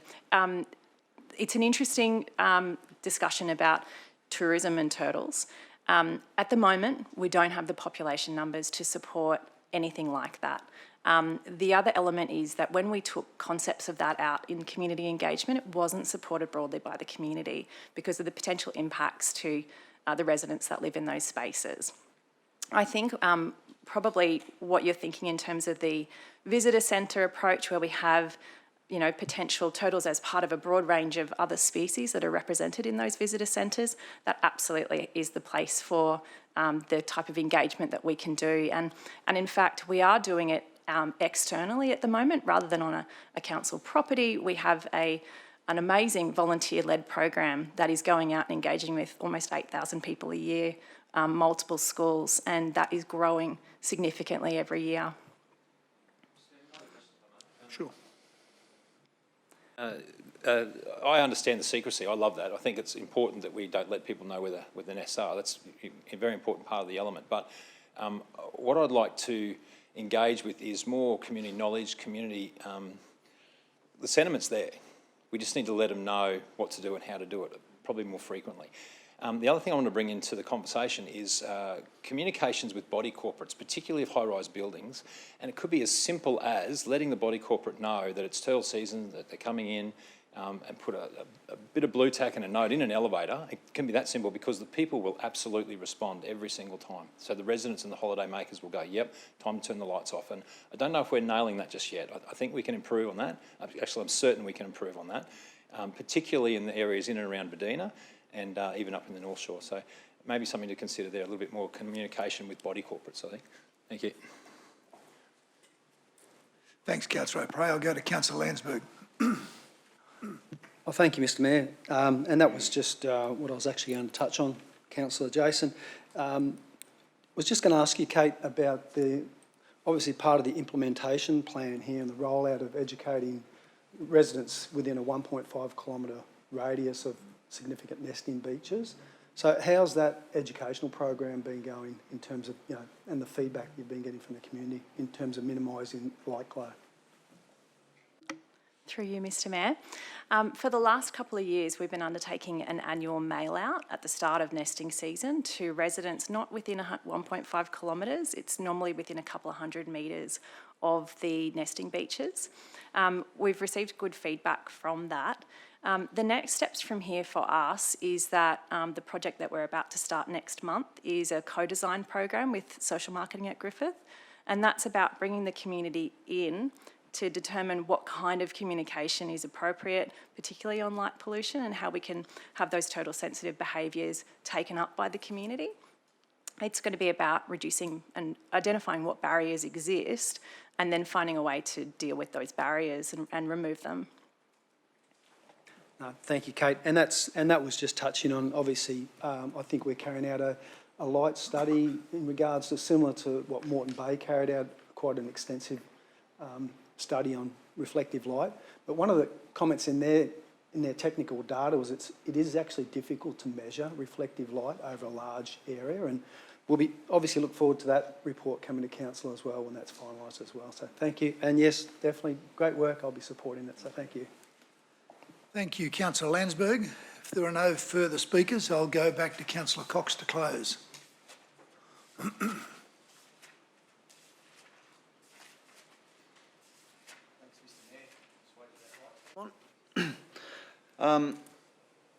Thanks, councillors, for your participation in the discussion just now. Obviously, I look forward to your support. Clearly, we've heard about the importance of this conservation plan for our marine turtles, and we're looking at a long horizon for these hatchlings to come back and nest on our beaches into the future. Great questions, Councillor Babarowski, in relation to the video and how that messaging is getting across to our community.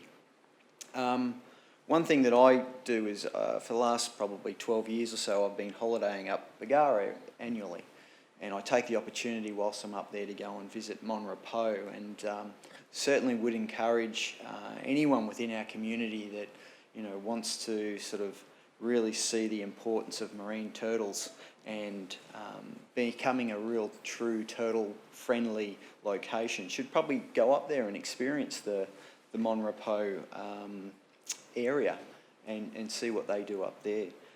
It's really quite interesting, and I know that my kids, when they were quite little when we first took them up there, they've grown up as adults now, respecting sort of and being more turtle aware, light pollution and the like. So I really like this conservation plan. I think it's going to be well supported by the community, as it has been throughout the other consultation phases, and I just look forward to us sort of really embedding this into sort of future planning of the Sunshine Coast, which is a challenge being a growth area, but certainly this gives a great platform for us moving forward. So thanks.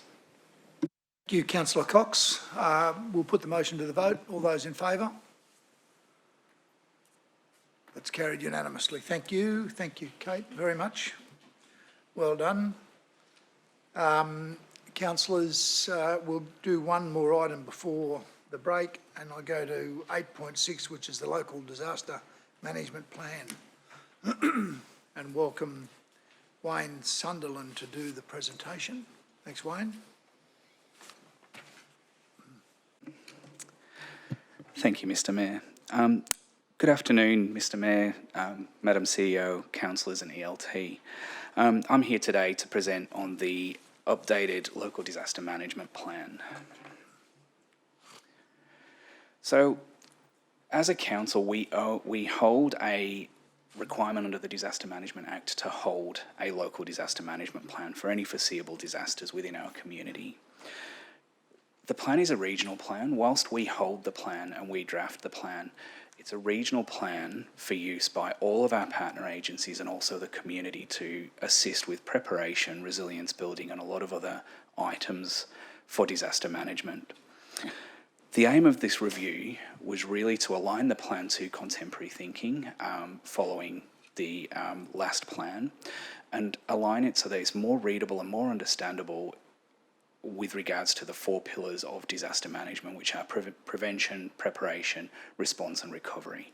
And it's also to align a bit of a resilience overarching method of thinking across that plan as well. So with regards to disaster management, there are 4 pillars of disaster management: prevention, preparedness, response and recovery, as I've previously mentioned. Council fulfil multiple roles along that continuum of disaster management, along with the overarching umbrella of building resilience within our community on behalf of our community. Some of the things that we undertake in the prevention and preparation of that is plan development, training and exercising of both our operational response staff and also the local disaster coordination centre staff that actually support the community during a disaster. We also do a lot of work in the response phase and also in the recovery phase. We actually have recovery actions going on from previous years, from the floods last year, and other items as well as we speak. And a lot of those actually wrap up into building resilience within the community as well. So with regards to disaster management, we do run to an annual planning cycle. So the plan is reviewed annually every August, and that's actually facilitated by the Inspector General of Emergency Management for Queensland, with every single council, all 77 councils across the community and the districts and the state disaster management plan. It's also reviewed following any activation or exercise. So whenever we actually activate a response to a disaster, we always review the plan for its fullness and also appropriateness following that plan as well. We also are going to be looking to do a 5-yearly adoption by council or, as recommended by the CEO, following major updates to that plan as well. So we'll be bringing that back here as needed as well. With regards to the history of the plan, the previous plan was adopted in December 2018, and that actually served us very well through a lot of activations during the period of 2019 to 2022, including the COVID-19 response, the Black Summer bushfires, and the floods in both February, March, and into May last year as well. It was reviewed by an independent consultant in between October and August last year, and a proposal was submitted to rewrite that plan to make it a lot more understandable and readable for the reader that's actually using it. The draft plan is attached as discussed previously. So in terms of how the plan's actually changed since the last one, the biggest changes in the plan structure are that the plan now has all of the legislative requirements in parts 1 to 5, and then parts 6 to 9 actually focus on the 4 pillars and the overarching resilience focus that we're really moving towards with disaster management now. It's really about empowering people and enabling them to find the components that they may need to refer to when they're actually undertaking and managing through the plan. In terms of the content changes, there weren't many changes or there weren't many things that we had to take out of the previous plan, but what we actually did was it's actually realigned to those sections for ease of use with the addition of the application of the plan up front, an explanation of how the plan actually interacts with other plans as well. So interacting up to the district disaster management plan through to the state disaster management plan and other plans that it actually enables throughout the community as well. It also covers the authorisation, so why we actually have to plan. So it actually covers the reason that we're actually planning and why we're doing it. A lot about lessons management, and it also includes an updated emergency risk management framework that was conducted last year on behalf of the Sunshine Coast community as well. So the plan actually forms part of a framework of plans and sub-plans as well. So within the Sunshine Coast local disaster management plan, council own a lot of sub-plans. So we have a local disaster coordination centre operations manual, We also have a recovery plan with sub-plans to the recovery plan. We also have a disaster resilience plan, which has a local resilience action plan sitting within that as well. The plan also interacts with all of our partner agencies. So on adoption of this particular plan, a lot of our partner agencies are then going to be triggered to actually review their plans to ensure that their plans align to this one as well. Once the plan's actually adopted, we then disseminate that through a distribution list as well as publishing that online and allowing it to be available to members of the community through our customer service centres as well. With that, the plan is presented for adoption today.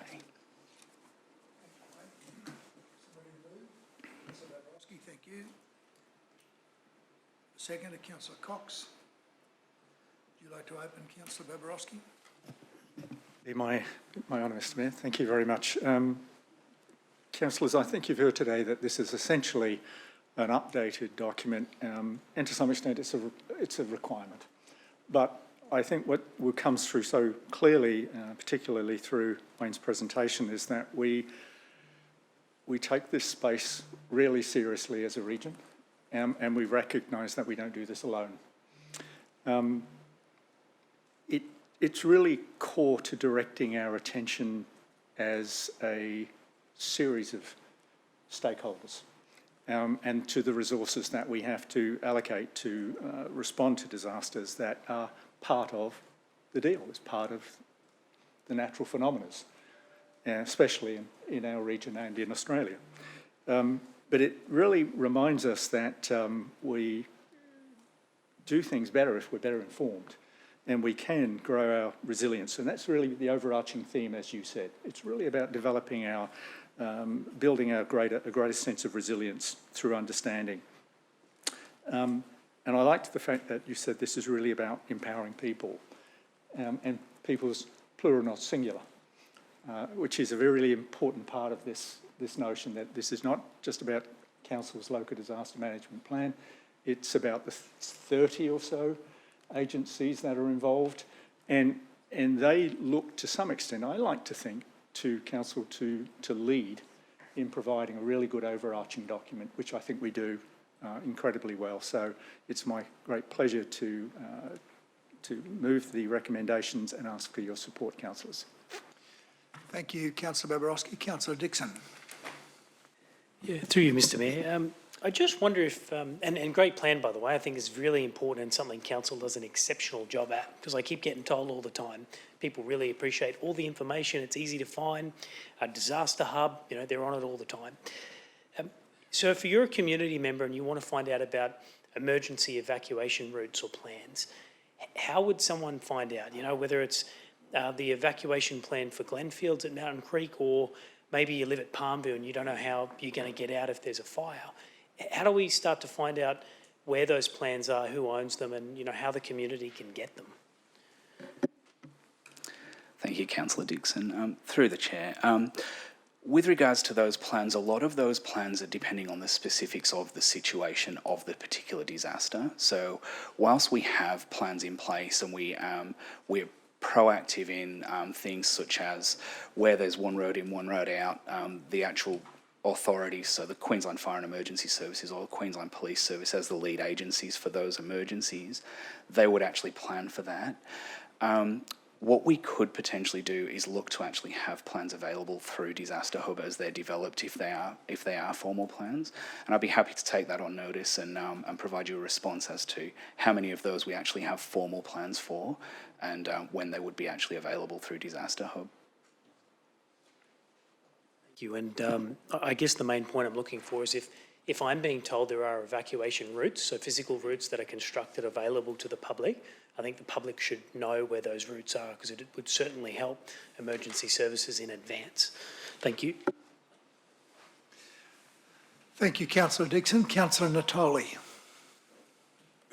Thank you very much, and obviously very important for us to have plans in place and understand what the future impacts could be. And I mean, we know that we've seen disasters all over the place, and I've just come from Italy, where they had extreme temperatures and fires and Greece is burning, Canada's burning, and we understand that, you know, climate could very well have a big play in terms of how we manage the disasters within our community. The one thing that I think we as a community should start to think about, and you know, we've been voted one of the top 7 intelligent communities in the world, that we probably need to start to think how we can actually better manage and do things differently. The use of technology, drones, and I'm aware that SES, and I think a number of councils have been invited to have a look at demonstration, but even expanding on how those drones can actually be utilised and how many we need and positioned so that we could be able to use them to be able to assist those, especially times when it's difficult to get access to certain areas, and sometimes the need to be able to even support our defences in terms of those firefighters and people that are out there, or rescue someone who might be stranded in the middle of a flooded creek or something like that that they've driven their cars into. The other area that I think council should look at is artificial intelligence, is the ability to be able to feed a lot of information and come up with a response almost immediately. And I think using AI is something that we should try and understand how it can be used in better managing critical timeframes of when decisions have to be made. And we saw the disasters in Brisbane in terms of the flooding and the modelling and all that, and relying on clunky, I suppose, processes of where what maybe artificial intelligence could be the answer for us to be able to have a much more responsive outcome that gives a clear indication of what the plan should be for us. I still have concern that we know storms will more than likely intensify. Sunshine Coast, I don't know. It's been a long time since we had a major cyclone, but I am aware through a friend of mine who works for the state government that the Department of State Emergency did a desktop study and said if a Category 4 cyclone was to hit the southeast Queensland, that there'd be more than 1 million people displaced from their homes. That is a real concern of how we as a community can react to that.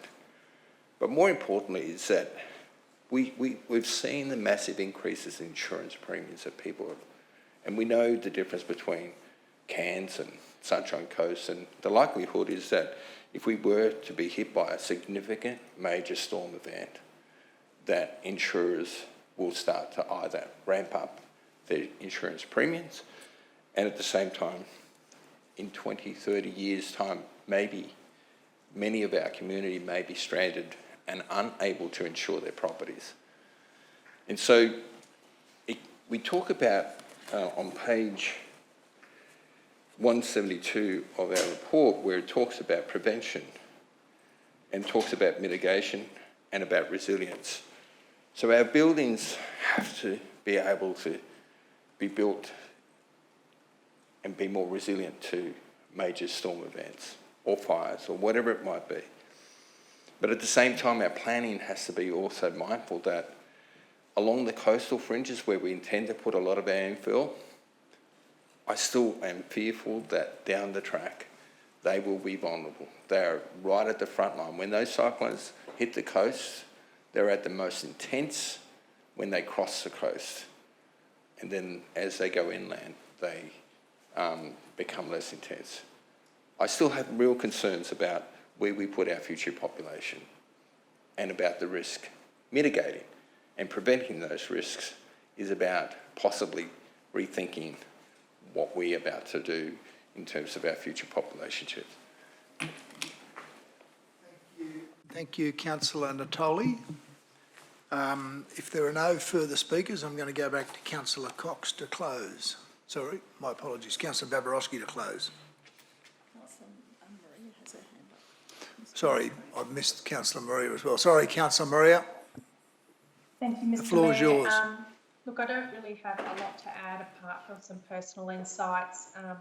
Being evacuated during the 2019-2020 fires and then having the privilege of being elected to council and being able to log in when the disaster management team were dealing with a lot of the flooding issues that occurred not long after that. I just wanted to give a shout out to the disaster management team. They are well coordinated, well versed, well prepared, and the interaction that they have with the various stakeholders when these events occur is second to none. So I just wanted to acknowledge that and congratulate everyone who's involved, and we'll certainly be supporting this plan. Thank you, Councillor Suarez. Now I'll go to Councillor Babarowski to close. Thank you, Mr Mayor. Look, I just would like to remind ourselves that when these situations occur, it's incredibly loaded with emotion. People are in incredibly stressful situations. So the fact that we have a very mature and well-developed plan in place and incredibly good partnerships becomes really self-evidently important.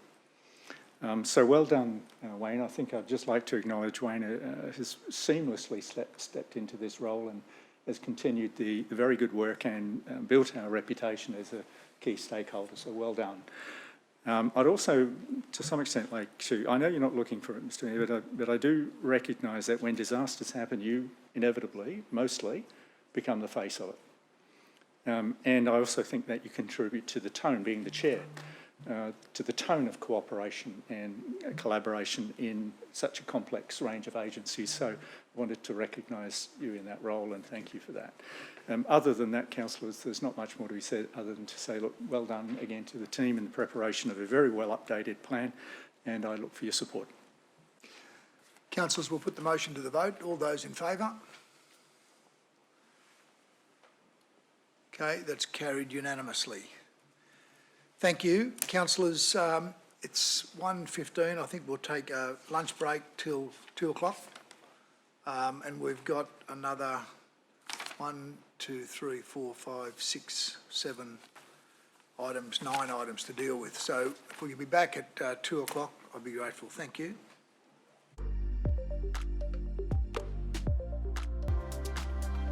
Our meeting. We're up to item 8.7, which is the Sunshine Coast Major Event Strategy. And I welcome Christopher Secker to give us a presentation. Thank you. And welcome Anthony Edgar as well. Thank you, Mr Mayor. Good afternoon, everyone. The current major events strategy for the Sunshine Coast was adopted in 2018. And since then, we've seen some fantastic success in hosting and attracting major events to the region. In 2022 to 2023, we supported over 70 events through the Major Event Sponsorship Programme, with some fantastic results of approximately $86 million economic benefit brought back into the region. In addition to that, we had around $7.5 million worth of spend with local suppliers in the region and the creation of around 1,200 jobs. We're about 5 years now into our strategy, so now is a good time to look at what has made us successful, but also evolve the strategy to ensure continued success. And I'm going to talk a little bit about what that means now. So firstly, I'm going to talk about some of the elements that we're going to look to retain from the current strategy, and then some of the initiatives that we will look to include and develop moving forwards. So firstly, we will very much look to retain the importance of economic impact and ROI for the events that we sponsor. This will still be a core objective of the Major Event Sponsorship Programme. Secondly, we will look to ensure that we maintain our regional reputation as a desirable events destination. Having relatively recently joined Sunshine Coast Council, I've been impressed with how many event organisers have fed back to me around how proactive and supportive our region are of events, and what a great place we are to host them. We will also look to maintain a high impact on the local tourism industry. We're very much aware that major events provide a significant reason and attraction for people to visit our region, and therefore we will continue to closely align with that industry. We will also look to protect and secure the valuable existing events that we do have in our portfolio. Just a couple of weeks ago, we had the Sunshine Coast Marathon here, which delivered an economic benefit of around $4 million back to the region, which was a great result. And just prior to that, we also finished up with the Curated Plate Festival, which delivered over 100 events and around 10,000 attendees, and was a great opportunity for the Sunshine Coast to showcase our producers, our restaurants, and our food and agricultural business and industry across the board. And we'll continue to protect and secure those events that do align with our high-value industries here on the Sunshine Coast.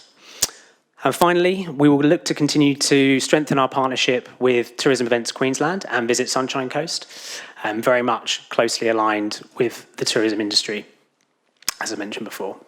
So what will we look to evolve and include in the strategy refresh moving forwards? I think the number one factor in this will be building a more balanced portfolio of events. So traditionally, we have supported a lot of sporting events. There's a good reason for that. Sport events deliver high economic benefit back to the region. But the strategy refresh will enable us to look at events in other categories moving forwards. And I'll touch on that in a little bit more detail shortly when I talk through the events categories that we have. We will also look to have stronger links to our regional priorities, such as our sustainable development goals and the principles of our biosphere. And again, I'll touch on that in a little more detail shortly. We will also look to update the regional tourism brand and the positioning, and we'll more closely aligned with Visit Sunshine Coast within the strategy refresh. And very importantly, we'll also be doing some work to look at the major event opportunities in the run-up to 2032 Olympic and Paralympic Games, both up to the Games themselves and the legacy opportunities after that as well. And finally, we'll be focusing on identifying events that are best fit for our region. So it's important that we look to attract and host events that fit the right scale, and they fit in with the strategy and also, obviously, the budget. So as I mentioned, probably the biggest update to the major event strategy moving forwards is the creation of 3 categories. So we now have signature events, economic drivers, and emerging events. And I'll briefly touch on the middle section first, which is economic drivers. These will still form the bulk of our events portfolio. So these are events that ultimately bring people to the region and get them spending with our local businesses and spending within the region. And these will still film the vast majority of the events that we support, as that is still a core objective of the major event sponsorship portfolio to ensure that we are driving that benefit back. Signature events will also drive economic benefit back to the region, but in addition to that, they will also provide significant promotional value back to the Sunshine Coast as well. They're events of a national or, in some cases, international scale, and they also provide an opportunity to profile the Sunshine Coast and put it on the map from a marketing sense as well. And finally, probably most importantly, we now have an emerging events category. And this is really the category that will enable us to diversify our portfolio moving forward and address some of the balance within the events that we currently support. And we'll very much be looking at different types of events moving forwards to ensure that we can balance that calendar. They will be assessed slightly differently, so we won't be looking so much at focusing on immediate return on investment back to the region, but we'll actually be thinking about the future growth potential of those particular events. And that, I think, is a very exciting change.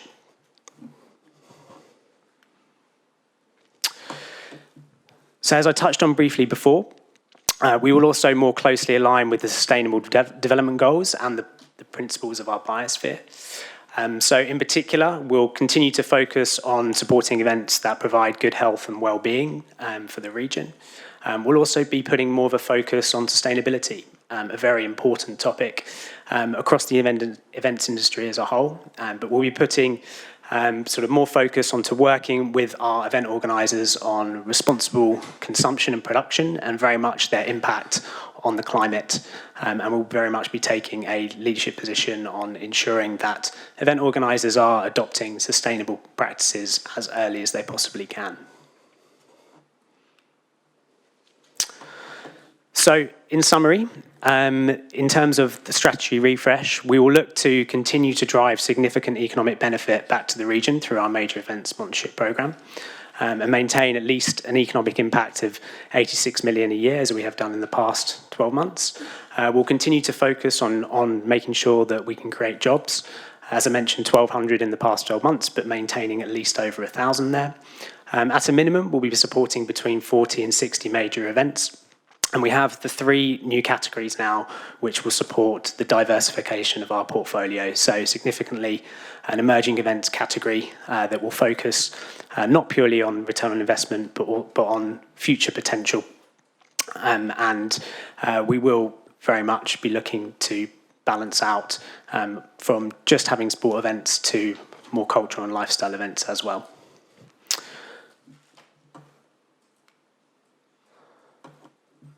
So in summary, the recommendation today would be to adopt the Sunshine Coast Major Event Strategy, 2018 to 2028, 2023 refresh. Thank you very much. Is someone prepared to move? Councillor O'Prey, thank you. And a seconder, Councillor Landsberg, thank you. Please open, Councillor O'Prey. Thank you, Mr Mayor, and through you. Firstly, Mr Mayor, a couple of big thank yous. This has been an enormous strategy for our council, for our region, for our sporting and for our cultural events, and actually for me personally, I find it an amazing strategy that I've been engaged with for a very long time. So I'd like to thank Chris, of course, for presenting today and only new to the wicket. But Grantley, I'm not sure Grantley's not here. He's taken over the reins from Greg, but of course Greg Laverty, who's in a different acting role at the moment. My Terry as well, who's been heavily involved in the lead up to this as well. The events board, Mr Mayor, the events board, currently chaired by John Williamson from the radio station, is doing a wonderful job and has had a lot to do with this as well. And I'd also like to thank the working groups. There's a lot in this. And I'd also like to thank the former staff of council who had big input in the original strategy, including Paul Martins, Andy Eves-Brown and Peter Egan, of course. So there's a few there, and I just really want to acknowledge each and every one of them. So if Greg, you could pass that on, or Chris, you could please pass that on. Mr Mayor, the biggest change that is here that I'd like to really draw attention to is the 3 categories. The bread and butter one, which Chris said was in the middle, that's the economic drivers. That's our list of events that we've been working very hard on for the last decade or so. Sponsored events through council. They're the ones that we're going to have the drive here that creates the high return on investment, and it's about what we want to do. We want to bring people to the Sunshine Coast. We want them to spend money. The other element that we're going to go hard on too is the signature events, which we've already started. Horizon's a great example. We've just had the Creator Plate.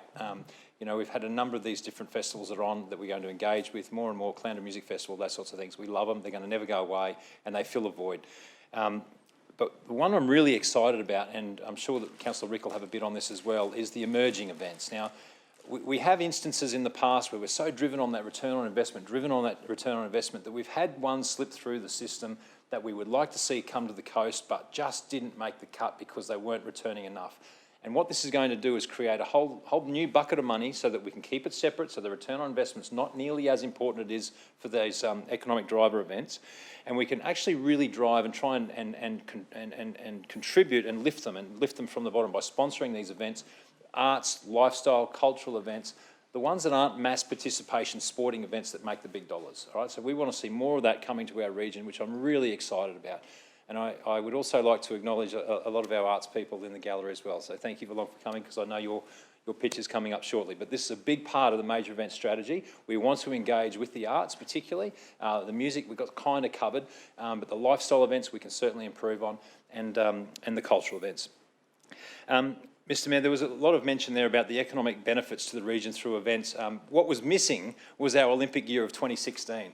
Let me remind you all that in 2016 we had the Aussies for the first time back. We had the World Outrigger Championships. We also had the World 70.3 Ironman Triathlon Championships here on the coast. And we cracked 100 million economic benefit for the region for the first time. It was about 103, 105 from memory. With the Aussies coming this year and with the next decade and the lead up to the Olympics, I reckon we're going to smash that right out of the ballpark. So really excited about that. The other thing is the inclusion of that's simply the Olympic Games, the Olympic and Paralympic Games, the Sunshine Coast Olympic and Paralympic Games that will be here in 2032. And the lead up to that, where we've got all these events that are going to want to come to town and test out things like the Sunshine Coast Marathon, great event, all right? They've won the lotto, right? They've got this event on the Sunshine Coast where every African, Asian, European, American country that wants to win an Olympic gold medal are going to come to the Sunshine Coast and do that race in the lead up to the Olympics. I guarantee you in the 4 years, in the Olympiad before 2032, it will be one of the biggest events in Australia. The other things that need mentioning too is our great success stories. Now, casting my memory back, Tough Mudder was a great event for the coast. We had 24,000 people here down in Caloundra, and that really what kicked off the bit of this strategy. We were unprepared. We had all these people coming to town, and Caloundra unfortunately was shut that weekend. So it was just about learning and teaching our businesses and our cafes and restaurants about the importance of events and the participation and the numbers that come to town. Other big events that we've had is Elton John, of course, all the NRL games, and recently Moo and the Groove. That was just one for the ages, and it was extraordinary. I'd like to see more of those bigger events, those mass participation events being supported as well. The other ones are too the ones that come through to our region that aren't sponsored by council. Big Pineapple Music Festival, our sports programs, the regional and state level, you know, pick a sport, soccer, netball, footy, whatever it might be. We have an enormous amount of kids coming to town that we don't actually sponsor and don't actually fall into these categories as well. So there's a whole subsection of economic benefit that we're not even measuring.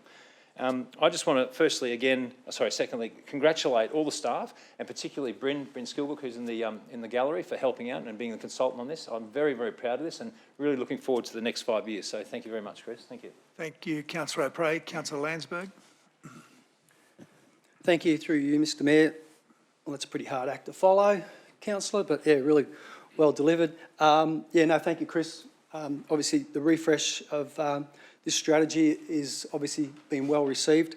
Obviously touching on 286 major events that have been delivered across the region, but also the amount of work, or the full-time jobs that come with that, over 3,500 jobs. And we don't probably talk too much about it, but the relocation of businesses to the Sunshine Coast that these events drive, and people come here for an event, see what a wonderful place it is, and then obviously want to relocate. They obviously, off the back of some hugely successful events that we've had over many, many years.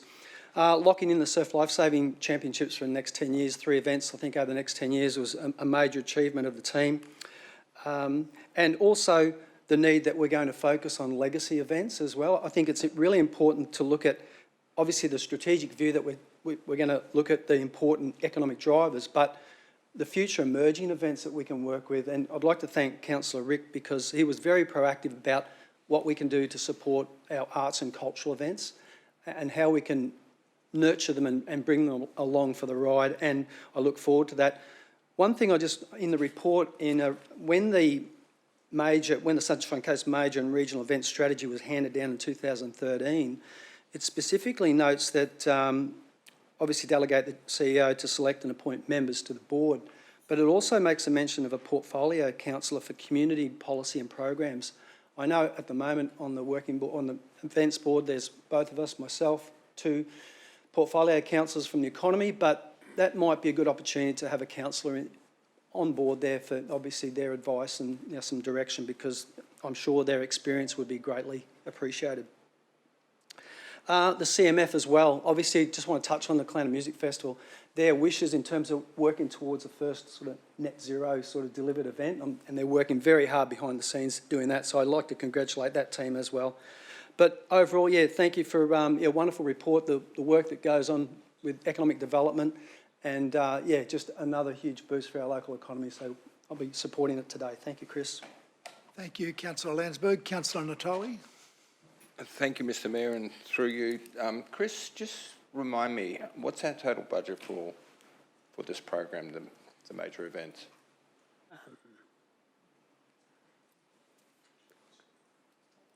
Can I answer that one? Yeah, okay. Through you, Mr Mayor. Thank you, Councillor. The budget is around 2.7 million per year. And out of that, we talked to, and Councillor Prey mentioned about the significant sporting events that we do get. What percentage of our funding in the past has been for sporting versus cultural? I wouldn't have an exact number, but around sort of 80 to 85% of the events that we support are sport events. So you could probably do the maths based on that. Yeah. Thank you for that, Chris. And look, I appreciate we are trying to understand our role in developing cultural arts events. And we do have some outstanding ones. The Australian Wearable Art is one that is as good as anything you will see anywhere in the country. The Sculpture and Edge is another one that has outstanding prospects. Buskers by the Lakes was another one that we had. They could all be major iconic cultural events. The amount of $80,000 that we've allocated for the emerging events, of where 3 to 5 events could be supported, means roughly $16,000 to $26,000 per event, depending whether it's 3 or 5 events that we support. I've had discussions with some of these operators, and I can tell you that they're struggling to even pay full-time people to be able to put these events on.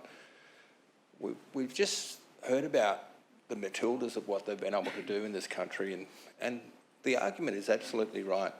You can't expect the performance of a team if they're not professionals. If we don't pay them, we don't support them in the programs. And so I understand exactly what they're saying, that if you really want as a country to get a better outcome, you've got to invest. And the amount of money that we put towards this is just a drop from one. I think these events here probably all need 80,000 each, if not more, to be able to get them to a point where they can become major events. I've been working with the Chinese community in third year now. Next month we'll have the Lunar Festival at Balsa, a cultural festival, which I can see the potential of what it could become. But they struggle with the minimum budgets and even if they were to qualify for this, it wouldn't be enough to be able to grow that event to what it needs to be. So I think that we've actually got it and started, put a toe in. We need to put both feet in. We need to be serious. 2.7 million and 80,000, 85%, 15%. The Sunshine Coast is one of the most creative communities that we've got in this country. It deserves more to try and build these events, try and bring that balance. So hopefully over the years we can continue to work and strive to get that balance, and hopefully we'll see some outstanding events in the next decade leading up to the Olympics. Thank you, Councillor Natali. Councillor Babarowski. Thank you, Mr Mayor. And look, thank you, Councillor Tony. I must admit, I loved the metaphor of the toe becoming a leg, becoming the whole body. I think to some extent what we're really celebrating here is that after 5 years we have recognised that there is a need to change the descriptions or the criteria of the categories to recognise emerging. And yes, look, you will recall that in the workshop process I was inquiring about the allocation, but to some extent I'm sure the officers would say, well, if council provides us with more funds, we'll increase that allocation. So to some extent that's down to the political body during the budget process. So we could consider that when we get that next opportunity. But I still want to recognise that it's a great mechanism. It's a really important new mechanism. And I think what excites me most is that everybody recognises that this region has an outstanding, really you could use a lot of superlatives, opportunity in the Cultural Olympiad, the opening closing ceremonies and all of the events that surround the Olympic and Paralympics. And to some extent, recognising what Councillor Prey said, there's going to be a lot of Olympic-related events coming in prior years. And most of those want to go, who are you? How do you show us something about your culture and what you do here? And so there's opportunities to have, to some extent, mini opening and closing ceremonies where we showcase who we are as a region through our arts and cultural products, services, and so on. So I think this is a really important first step. Thank you very much for, as a team, to recognising that you've squeezed it in to some extent, given your allocations. And I look forward to some extent, what you do with it. And I suspect that you'll probably go fewer rather than many, because you'll want to get value and effectiveness in terms of changing the outcomes. So good for that. Look, I just think again, Councillor Prey, you've done a great job for supporting events in this region, and this was brought to me so powerfully by going to the Wearable Arts Festival in the evening and going to the marathon the following morning. So I was, literally immersed in these two amazing events, one after the other. And you can see the qualitative differences or quantitative differences are immense. One's fabulous in terms of its intense content with a relatively limited audience because of venue 114 in that case. You go to the marathon, over 7,000 participants, and then the huge crowds watching on. So it is hard to get your head around how do you calibrate the resources you put into each one. So this is a really good way of learning about that. So thank you very much to everybody involved in redesigning our event strategy. I look forward to the arts benefiting from this new emerging category, and where it does, beyond that, not just in the emerging category, the major categories as well. And I certainly support the updated major event strategy. Thank you very much. Thank you, Councillor Babarowski. There being no further speakers, I'll go to Councillor O'Prey to close. Thank you, Mr Mayor. And again, thank you very much to all the staff. The 2 points I just want to highlight again is the emerging events. We've absolutely evolved, we've come of age, we've grown up, and now we're encouraging and we're enticing even these cultural and arts and music events to come to our region. There's a pot of money there, and it mightn't be a lot to start with, Joe, but we'll certainly start. It's, like you say, it's a foot in the water, it's a toe in the water, but with $80,000+, that could be 4 events that we haven't had come to the region before, getting a $20,000, kickstart, handball. It was really good to see that we're going to get those money engaged and really hopefully get them across the line. The other thing is the Olympics. I mean, we've been so focused on things like triathlon, like surf lifesaving, OzTag. That's what we're famous for here on the coast, because we don't have the stadiums, because we don't have those entertainment centres we can hold those big events in. We've got this natural amphitheatre that we do triathlon well in, we do surf lifesaving well in, we do things like that really well in. But now with the infrastructure coming to town, this will be the basketball hub of Australia in the lead up to the Olympic Games. I'm absolutely certain about that. We'll become famous for basketball. We'll become famous for mountain biking. We're going to have an amazing mountain biking track out the back of Nambour. I can't wait for that to happen. We're going to have every major event in mountain biking want to come to this region and trial the Olympic course. So these are the things that I'm excited about. These are the things that the Sunshine Coast region, particularly the event space, love, and I really look forward to your support today. And again, thank you very much to all the staff and the consultant. Thank you, Councillor O'Prey. We'll put the motion to the vote. All those in favour? It's carried unanimously. Thank you. Thanks very much, Chris. And we're going to move on now to item 8.8, which is the Sunshine Coast Creative Arts Plan, and invite Janine Simons to give us a presentation. Thanks, Janine. Thank you, and good afternoon, Mr Mayor and councillors. This report seeks endorsement of the Sunshine Coast Creative Arts Plan 2023 to 2038, previously the Sunshine Coast Arts Plan 2018 to 2038. In 2018, Council endorsed its first regional arts plan as a 20-year plan, with reviews required at 5-year intervals to ensure it remains current and relevant. This report is the result of the first review, undertaken with strategic advice from the Sunshine Coast Arts Advisory Board. The board recognised this was not a new plan, but an update that reflects the growth and development of the sector in the past 5 years, as well as changes that have occurred since 2018, including COVID-19 impacts, the Brisbane 2032 announcement, the release of a new national cultural policy and the introduction of the Arts and Heritage Levy, among others. The review process enabled the plan to be evaluated in relation to what has been achieved, how the sector has evolved, and what new opportunities exist. The process included the completion of an audit and opportunities report, which conducted benchmarking, consultation, research, and an audit of the sector and the plan with regard to its effectiveness and ongoing relevance. It also provided the opportunity to align with new state and federal arts policies. Consultation included external engagement with key stakeholders via focus groups, one-on-one interviews, and sector-wide surveys with nearly 550 responses. Internal engagement included the Arts Board, councillors, and key branches within council. The outcomes of the review, and particularly the consultation, revealed a palpable optimism for the creative sector, with commonly heard trends including professional development, First Nations-led and self-determined strategies, the need for major drawcard cultural infrastructure to attract new audiences, programming and commercial opportunities, audience development to attract and retain visitors, cultivation of the identity and reputation of the Sunshine Coast as a dynamic artistic region, and partnership development to expand opportunities. Encouragingly, these trends reflect the goals in the 2018 plan, which reinforces the process used to develop the plan and review it was effective and accurate.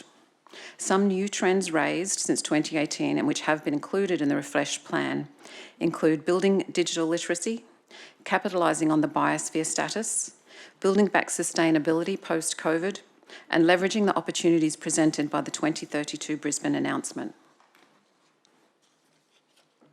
Due to the insights gained through the review process, a draft updated plan was prepared before being approved by the Arts Board for distribution to all previously consulted, state and national arts bodies, councillors and internal managers for comment and input. All feedback was taken into consideration, and under the Arts Board's oversight, the finalised 2023 plan was produced, with the main outcomes being a refreshed title, vision, values and goals, including bringing First Nations up to be its own goal in line with state and national policy. Reformatting of the action plan to 5 goals with 12 high-level focus areas that straddle multiple goals and allow agility. Updated measures and KPIs, imagery contributed from across the sector, and acknowledgement of the annual council-endorsed arts program funded by the Arts and Heritage Levy as a major funding mechanism. There are no new funding requests attached to this plan, with delivery supported through core budget, Arts and Heritage Levy, grants, funding, sponsors and partners. Thank you. Thanks, Janine. Someone to move? Councillor Babarowski, thank you. Seconded, Councillor Law, thank you. Would you like to open, Councillor Babarowski? Delighted to open. Councillors, I think you know that this is a space we've gained a lot of experience in very quickly, and we've learned a lot over the first 5 years of our 20-year arts plan. There's not a lot I wish to add to the very competent overview by the councillor, the officer, to really tell you that this is really just a refinement. And it's an important part of our journey to really becoming a more confident and mature region in creating content, which is at the heart of it. And the 20-year arts plan really had a major focus on our arts professionals and said, look, if we support them really well, they'll produce content, they'll come up with initiatives, they'll come up with ideas and programs, and at our scale, there's quite a lot of them, so that will have its impact in its own right. We, as a council, may be more able to take a step back from being the initiators quite so often, and I think we're getting there. I'd certainly like to thank the participants in the process. There's a tremendous passion in this region for seeing the arts elevated and given proper status. We are 360,000 and plus the millions of visitors, and we should be doing more than we are, but we recognise that. But we're all competing for resources, and this arts plan really includes what is probably the most important change since the first 5 years, which is the arts levy, or the heritage and arts levy, the addition of that levy. And I'm incredibly grateful to this council to endorsing it as a political body, but I'm really proud of the community in general for not arcing up about it. Nobody contacted me and said, that's ridiculous. I don't want my rates being expanded to go into the arts. I think the general community consensus is that we need to support our creative community and do better. So this is a great mechanism to do it. Once again, just think that the participants such as the Arts Foundation and the Arts Board and all of the various different groups have done a great job in letting us know that we're sort of going in the right direction. Here's some refinements, but keep going. And it's our job, councillors, to make sure that the resources match the aspirations. So let's consider that in future budgets and make sure that we're keeping pace. Thanks very much. Thank you, Councillor Babarowski. Councillor Law. Thank you. Through you, Mr Mayor. I'll speak in support of the revised plan. An arts plan is incredibly important for our community. Without the arts, we're missing a large part of our community, and we're missing a large part of what makes a community come together. We've just heard through the major events strategy that there is a large focus on sporting events. Sporting events create mass participation. Arts events can create mass participation, but perhaps not as often as sporting does. But through the plan, I'm really encouraged with the focusing down on 12 high-level strategies. That makes more sense. It will provide far greater clarity for people who are considering coming into the Sunshine Coast, because we become renowned as a place of creative arts, where people can come and develop their skills and their backgrounds in an incredible environment, in a place that values what they do and what they bring to our community overall. So I don't want to repeat what we've already heard, but certainly wish to support this plan and encourage my colleagues to do so as well, because without the arts, we don't have a community. It's really important on so many different levels. And as I said, the plan will not only focus the taxpayer funding that comes towards the arts from our rate base, from other levels of government. It's opportune in that the federal government once again is providing some funding and direction around the arts too, and it's pleased to see the alignment with that. But it's also important that it sets a real clear signal for the commercial and business sector to know that investing in the arts on the Sunshine Coast is a really good return on their investment and what they're doing. Because the arts is not just about public funded activities. It's about being commercially successful as well. And when the arts are commercially successful, they are far longer lasting and have a much greater reach as well. So very pleased with the plan. Thank you very much to everyone involved, the whole community who gave their time and effort for it, and I'm looking forward to what this will bring us in the next 5 years. Thank you, Mr Mayor. Thank you, Councillor Law. Go to Councillor Natoli. Thank you, Mr Mayor, and well done, Janine. I think you've been able to put together a document that clearly sets a vision of what we want to achieve. And I just want to pick up on a couple points through this document. One was obviously the determination for the Sunshine Coast to be known as a live music area. And the fact that some of the feedback that I've had from people who are involved in that area find that, as Councillor Prey said, some of these are non-funded by council, and the criticism that we don't do enough to enable them, even though we might not fund them, we don't do enough to enable them to be able to hold these events. And so, again, I would hope that we could take that on board and really focus. I notice the emphasis and the need for a collective art spaces spread throughout our community. And one of the greatest disappointments for me was when I was involved with, obviously, what now it's become Sega Suicide, but when Lease owned it, one of the conditions that I put in there was that their sales office was to revert to to council in ownership in Freehold with the 20 car parks. And it's a beautiful building, and I always envisaged that that would be an art space. And good luck to the Coolum Bridge Club, but it really, I suppose, disappointed me to think that there was an opportunity to really use that space differently and for, again, supporting our arts community. And I saw that there was a need in that Coolum area. Anything north of the Maroochy River, there was a real need for that to happen.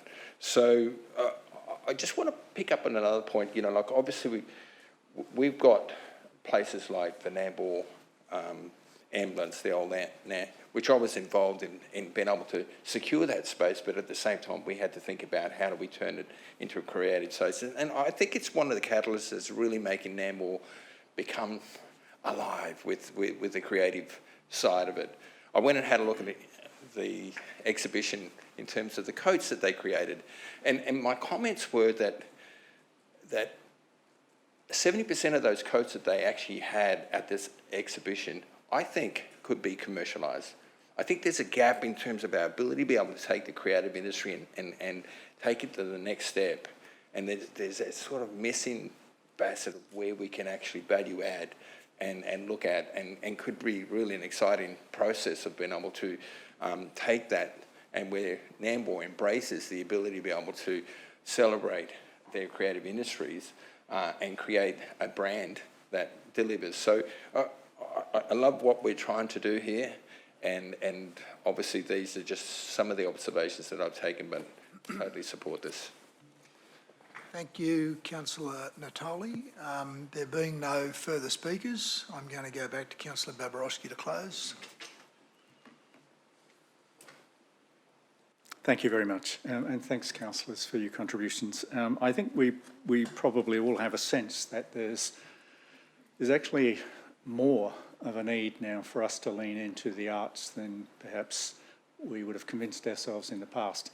Our communities have been tested through all sorts of challenges, pandemics or climate change or loss of trust in our institutions, etc., etc. And the arts has always been an exploration of what it is to be human. And we are positioned now to have a maturity to participate in that. And just as an example of that maturation, I'd like to point out how far we've come in the presentation material. So if you look at the imagery and the videos that we produce to support our programs, like I said earlier on with the turtle care, they're really excellent. It really reflects the local resources that we have to produce them, the talent in directing them, scripting them, setting the standards, set a high bar, all those things. So I think we can be genuinely confident that this is not rhetoric. This is not just us ticking a box. We are on a journey to really support our practitioners, our arts practitioners and our creative community, so that at some point we will be super proud of the fact that, yes, we invite many touring companies or exhibitions to come into our region to inspire us, but we actually then export as much, if not more, back to them.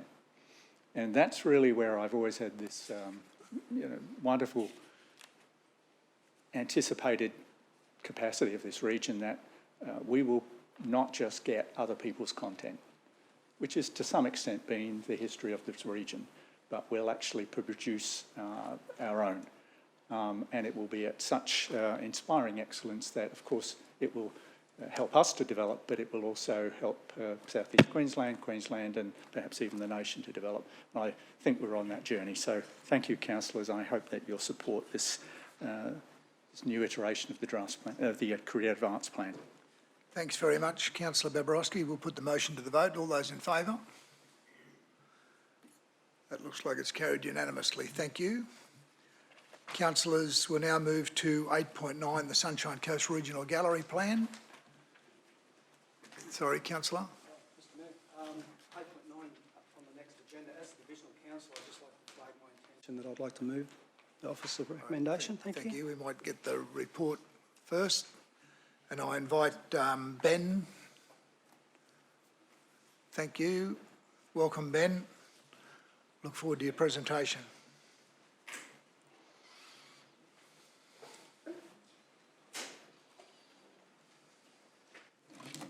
Thank you, Mr Mayor. Councillors, Madam CEO, Janine Simons and I are here today to present the detailed business case for a proposed new regional gallery for the Sunshine Coast.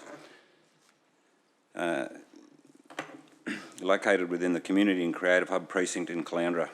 We are seeking Council's endorsement of the business case and an amended urban design concept which reflects the recommendations of the business case.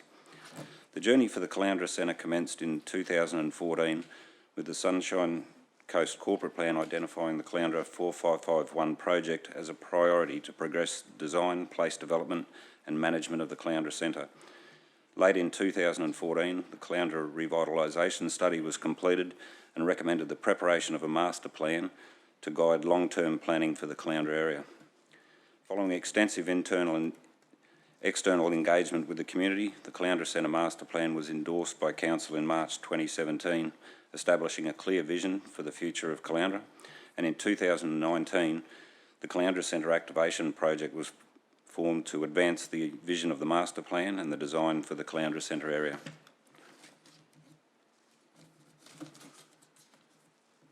The Master Plan identified a new urban structure with 4 key precincts, at the centre of which is the Community and Creative Hub. The Master Plan also identified 5 top priority projects, the first of which is the Town Square redevelopment, to redevelop council-owned sites, to create a new town square, community facilities and mixed-use development, to establish a new community and cultural heart for Caloundra, and link these facilities to Bullcock Street and Bullcock Beach to further strengthen its core. The Caloundra Centre Activation Project was established primarily to implement this priority action of the Master Plan with the focus on the Community and Creative Hub. Preliminary urban design work was completed early in 2019, and in June 2019, Council endorsed key recommendations to guide further design and planning for the centre, including approval in principle to the establishment of a new Caloundra District Library within the Caloundra Administration Building, approval in principle to the demolition of 77 Bullcock Street to make way for the proposed new town square, approval in principle to the sale of the existing library site by way of an expressions of interest process to ensure optimum outcomes for the Community and Creative Hub, and endorsement of a preliminary urban design concept to guide the future planning and design for the Community and Creative Hub. The endorsed urban design concept from June 2019 located the new District Library and Community Facility in the existing administration building located at 1 Omra Avenue, the new town square fronting Bullcock Street in line with the recommendations of the Caloundra Centre Master Plan, mixed-use development on the site of the existing Caloundra Library, a new regional gallery on the corner of Omra and Otranto Avenues, and a new shared zone along Omra Avenue to strengthen pedestrian connection of key assets through the precinct. The Caloundra Centre Activation Project recognises the important contribution that a new regional gallery plays in the vision for the Community and Creative Hub, but also acknowledges the challenges the project will face in terms of securing future funding, both initial capital to deliver the project and ongoing operational budget allocation. It is for these reasons that a detailed business case, prepared in accordance with the Queensland Government Project Assurance Framework, was commissioned to ensure the project is affordable and sustainable, to test and confirm the size of the new gallery in the functional brief, to analyse options for delivery of the new regional gallery within the context of the Caloundra Community and Creative Hub precinct, and provide the level of analysis required to attract government and private sector co-funding. The detailed business case comprises 3 stages. Stage 1 being a strategic assessment of service requirement, which determines the strategic considerations, project drivers and required response, which in turn informs the functional brief for the proposed new gallery. Stage 2 is a preliminary evaluation, which provides for development and detailed analysis of a short list of options for delivery of the project and a recommendation for a preferred option or reference project to carry forward. And stage 3, a detailed business case which provides an account of the development of the business case and a detailed analysis of the reference project. The detailed business case has now been completed and is presented today for endorsement by Council. This is an important step towards finalising planning and design for the Caloundra Community and Creative Hub. I'll hand over now to Janine to talk through the drivers and cultural benefits of a new regional gallery for the Sunshine Coast.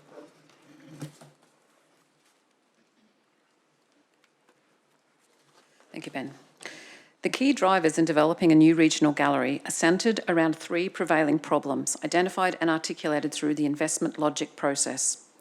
They are a poor understanding of the value of arts and competing pressure for funds allocation across the Sunshine Coast region causes stagnation of arts and culture, reducing the sense of belonging, reputational pride and economic opportunity.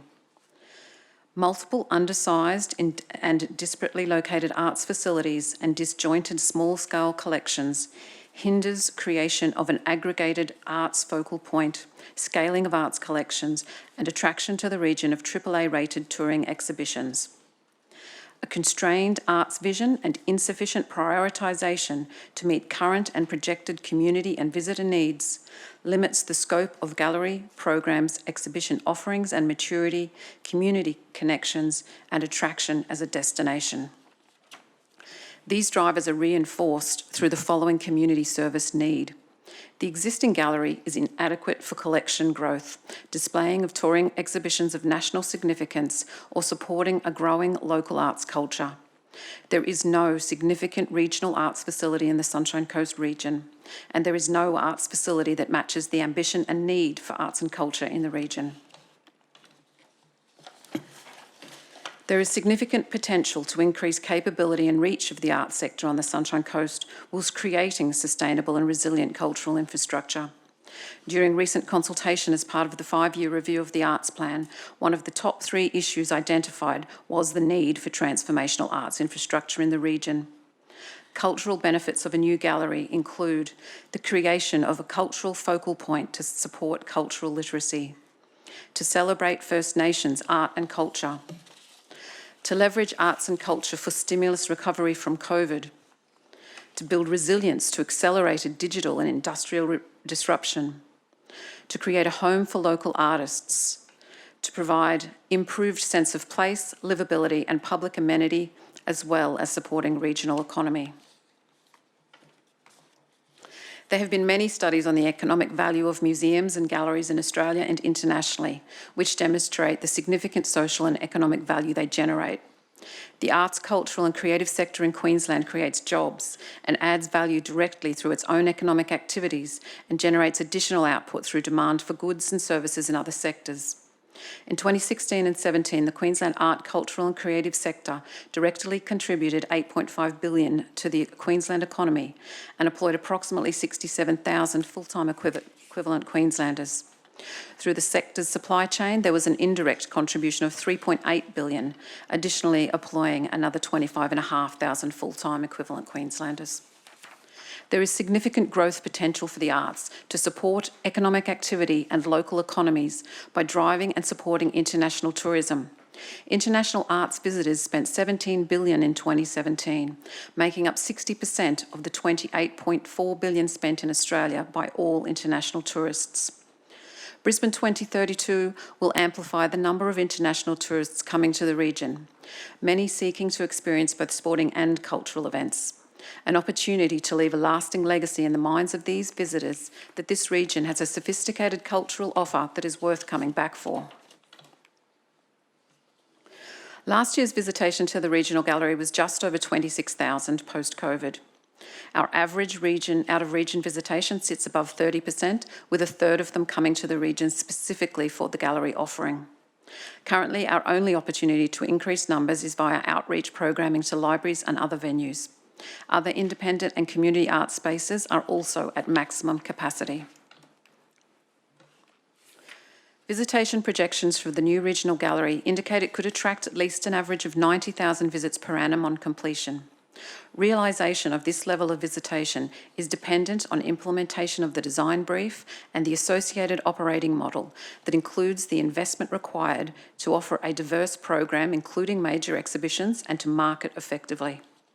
More than 8 million international visitors came to Australia in 2017, of which 43% engaged with the arts while here, with visiting museums and galleries cited as the most popular form of international arts tourism. Arts tourists grew by 47% between 2013 and 2017, with more international tourists engaging with the arts than visit wineries or casinos or attend organised sports events. And with Brisbane 2032 set to amplify the number of international tourists coming to the region, the opportunity to leverage cannot be missed. The functional brief has been determined through stakeholder engagement, benchmarking against other regional galleries, and has been tested through all 3 stages of the business case to consider adjacencies, cost and resilience alongside programming potential and flexibility. The core components are driven by the programming and curatorial aspirations, the commercial spaces that support the economics and the experience of the gallery, and the functional spaces. Key components include 3 exhibition spaces that totaled 850 square metres that can be used together or separately to offer flexibility, a permanent collections gallery to support the growing collection, and a community gallery space for local artists. The community space is anticipated to be on the ground floor to provide an activated and welcome entry. A workshop space as a hard-working and wet and dry multi-function space that will cater for artists in residence, workshops, school groups and functions. Commercial spaces including a retail store and a food and beverage offer, again on the active ground plane and spilling out into the park and or laneways, available to cater for events and functions. Front of house including foyer, reception and amenities. Back of house for storage, plant and services including a secure and covered loading bay out of public view. Workspaces for administration staff and volunteers, including a preparation area and workshop. And lastly, the infrastructure to meet gallery standards. A vital part of managing compliance in a gallery is the standards required for conservation and handling. This includes control of temperature and humidity, lighting and security. These elements affect the capital and operating costs and may impact on the reputation and ability to loan artworks from other institutions. Thank you. I'll hand back to Ben.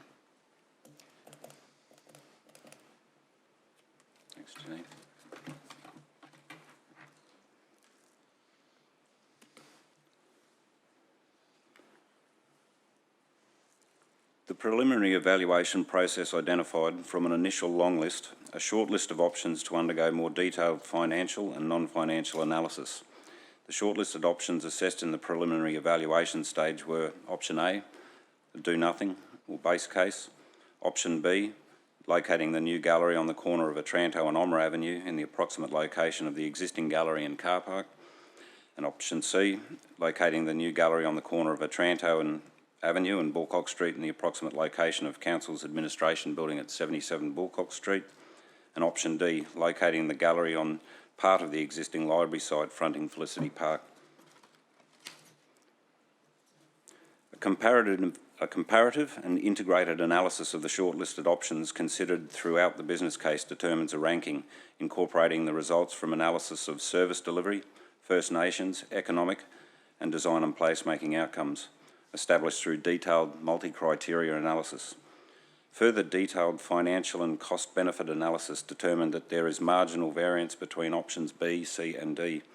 Therefore, economic and financial indicators did not clearly distinguish between the options. As such, to determine a preferred option, the value for money assessment focused on socio-economic and environmental impacts, strategic objectives alignment and risk profiles. On balance of this analysis, the detailed business case recommends that the preferred option or reference project for the new regional gallery is option D, the existing library site. Key outputs from the business case analysis for option D are raw construction cost of $37 million, a net present value of total costs over a 20-year cash flow of $55.1 million, annual operating cost subsidy of $2.15 million per annum, total economic benefits of $202 million, a high benefit cost ratio of 2.74 to 1, and a high design and placemaking score. The key benefits of locating the new regional gallery on the existing library site include creating optimum pedestrian and visual connections from Otranto Avenue and Bulcock Street through to the new District Library and the Event Centre, opening up pedestrian and visual connections from public parking and a future transport node on Nutley Street, and the existing narrow connection from Bulcock Street through to Woomera Avenue via Felicity Park is widened and enhanced. Loading and back-of-house functions for the building are contained within Carter Lane, providing operational efficiency for the new gallery, with minimal impact on the permeability of the public realm, open space and the new town square. Existing vegetation in Felicity Park is protected and enhanced in line with key stakeholder and community visions for the community and creative hub.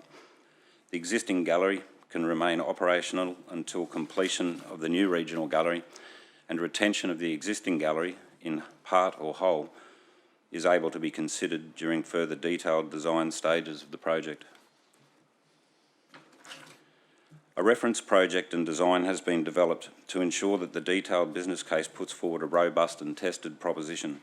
The reference design does not necessarily reflect the scheme that ultimately moves forward into planning and delivery phases. It rather demonstrates that an appropriate design solution exists for the site and acts as the basis for cost and implementation planning. The reference design comprises a concept which meets the building's functional requirements and provides a built form illustration for the proposed new regional gallery. The reference design also confirms that the new gallery can be delivered on part of the existing library site over 2 levels, leaving sufficient balanced land for a significant mixed-use development on the eastern portion of the site. The images on screen provide an artistic perspective of the reference design for the new gallery. A view from Woomera Avenue is provided in the main tile, an elevated view from Woomera Avenue at the top left, representative of the view from the balcony of the new District Library, and a bird's eye view of the new town square and public realm on the bottom left. This perspective is a view from the corner of Bulcock Street and Otranto Avenue at eye level, looking across the town square towards the new gallery. The location, height and canopy of vegetation in the perspective is derived from a point cloud survey and is an accurate representation of the view lines through the public realm following the demolition of the 77 Bulcock Street building. Endorsement of the detailed business case, including the recommended location of the new gallery on the existing library site, also requires Council to endorse an amended urban design concept for the Caloundra Community and Creative Hub precinct. All previous design elements remain the same. However, the gallery is relocated approximately 50 metres to the east on part of the existing library site. The balanced western portion of the library site will remain available for further development and potential disposal through an expressions of interest process, which will seek an integrated development co-located with the new regional gallery, commensurate with the vision for the community and creative hub. Projects such as the new regional gallery development could reasonably justify seeking co-funding from a combination of Queensland Government, Australian Government and/or private sector resources. The extent to which governments may elect to co-fund the project will be determined by the alignment of outcomes from the new regional gallery with government policy and competition for funding from other proposals. The business case provides maximum opportunity to seek co-funding from other levels of government.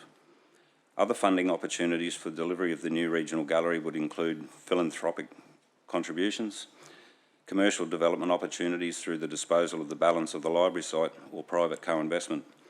Endorsement of the detailed business case for the new regional gallery does not require commitment to capital funding for design and construction.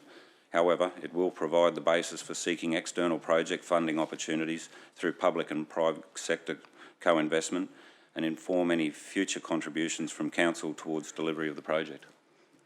Thank you. Thanks, Ben. Councillor Landsberg, you wish to move? Yep, and Councillor Cox is indicating he's happy to second. There was a flood of seconders, so thank you for that. Councillor Landsberg, we'll let you open first. Thank you, Mr. Mayor. I'll read off a prepared one and obviously have the opportunity to close. First of all, I'd like to thank our council staff who have contributed to seeing this report delivered here today. Also to my fellow councillors for their valuable input to numerous project control group meetings. required our consultants to drill down into extensive research and analysis for this business case. This business case, a guiding document for future grant and funding opportunities from both state and federal government, community and also council support. This business case highlights the importance of our cultural and creative industries here on the coast and how it aligns with the vision of the Caloundra Community and Creative Hub. Over several years now, we have consulted and engaged with the arts industry, significant stakeholders, both internal and external, and the outcomes of this business case are also guided by the 2017 Caloundra Master Plan.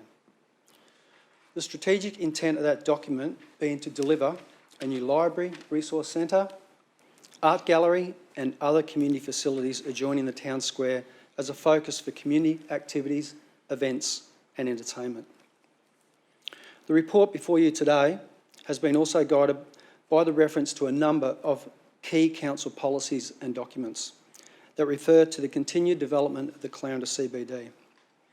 Obviously noted in our corporate and operational plan, our regional arts and infrastructure framework, the environment and livability strategy, endorsed obviously concepts at the previous 2019 ordinary meeting in June 2019, which also included the original urban design concept plan, a Caloundra regional gallery brief, and also the Sunshine Coast Arts Plan, which also previously that we've just endorsed that item 8.8, which specifically talks about the opportunity and acknowledges us to look at future full-time employment within our arts sector, which I believe this facility will deliver. The recommendations for the proposed location for the new art gallery have also included extensive community feedback and suggestions that the community want to see, which is to retain as much vegetation as possible, increase the open public space within Felicity Park, which this report does entail, increases that open parked area by 15%, and also keep view lines open from Bulcock Street through to Omra Avenue. Councillors, this regional gallery will be a game changer for our precinct and a much needed investment into Caloundra's CBD. And with huge growth on our doorstep at Caloundra South, the arts and creative industries will be able to look forward to a home for our creative arts community that will attract exhibitions of regional, national and international significance. I'd just like to touch as well quickly, our community is so galvanised in Caloundra. I just want to, obviously I'm sure that councillors would have just received a letter of support from numerous different people of our community, which was hastily put together from our Chamber of Commerce, and thanks again.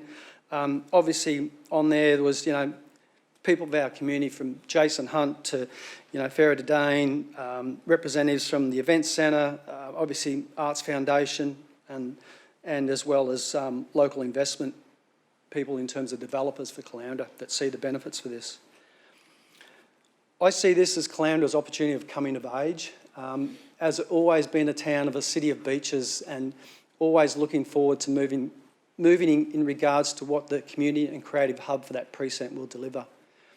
This obviously business case really aligns with that direction, how it obviously can help attract more investment into our region, which we so desperately need, especially for Caloundra. We've seen some projects not be delivered, which is obviously due to market conditions, but there are some significant developments starting to get out of the ground now, which is very pleasing. And also one thing I want to touch on is, since I've been elected, I always feel like I'm on the coattails of my previous councillor. Tim Dwyer was a huge, passionate supporter of this project. I just want to thank him for his passion and work that obviously led to where we are today. So I look forward to your support here today, and I'll look forward to closing. Thank you. Thank you, Councillor Landsberg. Councillor Cox.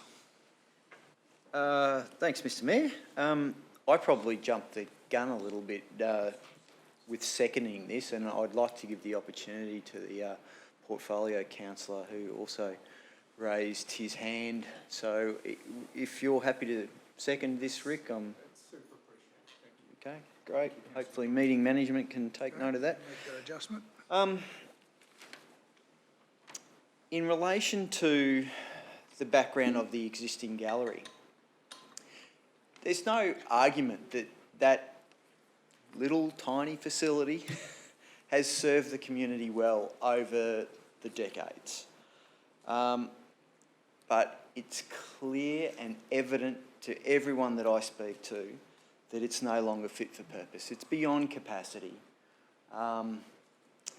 both in the present day as well as into the future with our continuing population growth. There's no way that we can not do something with this facility.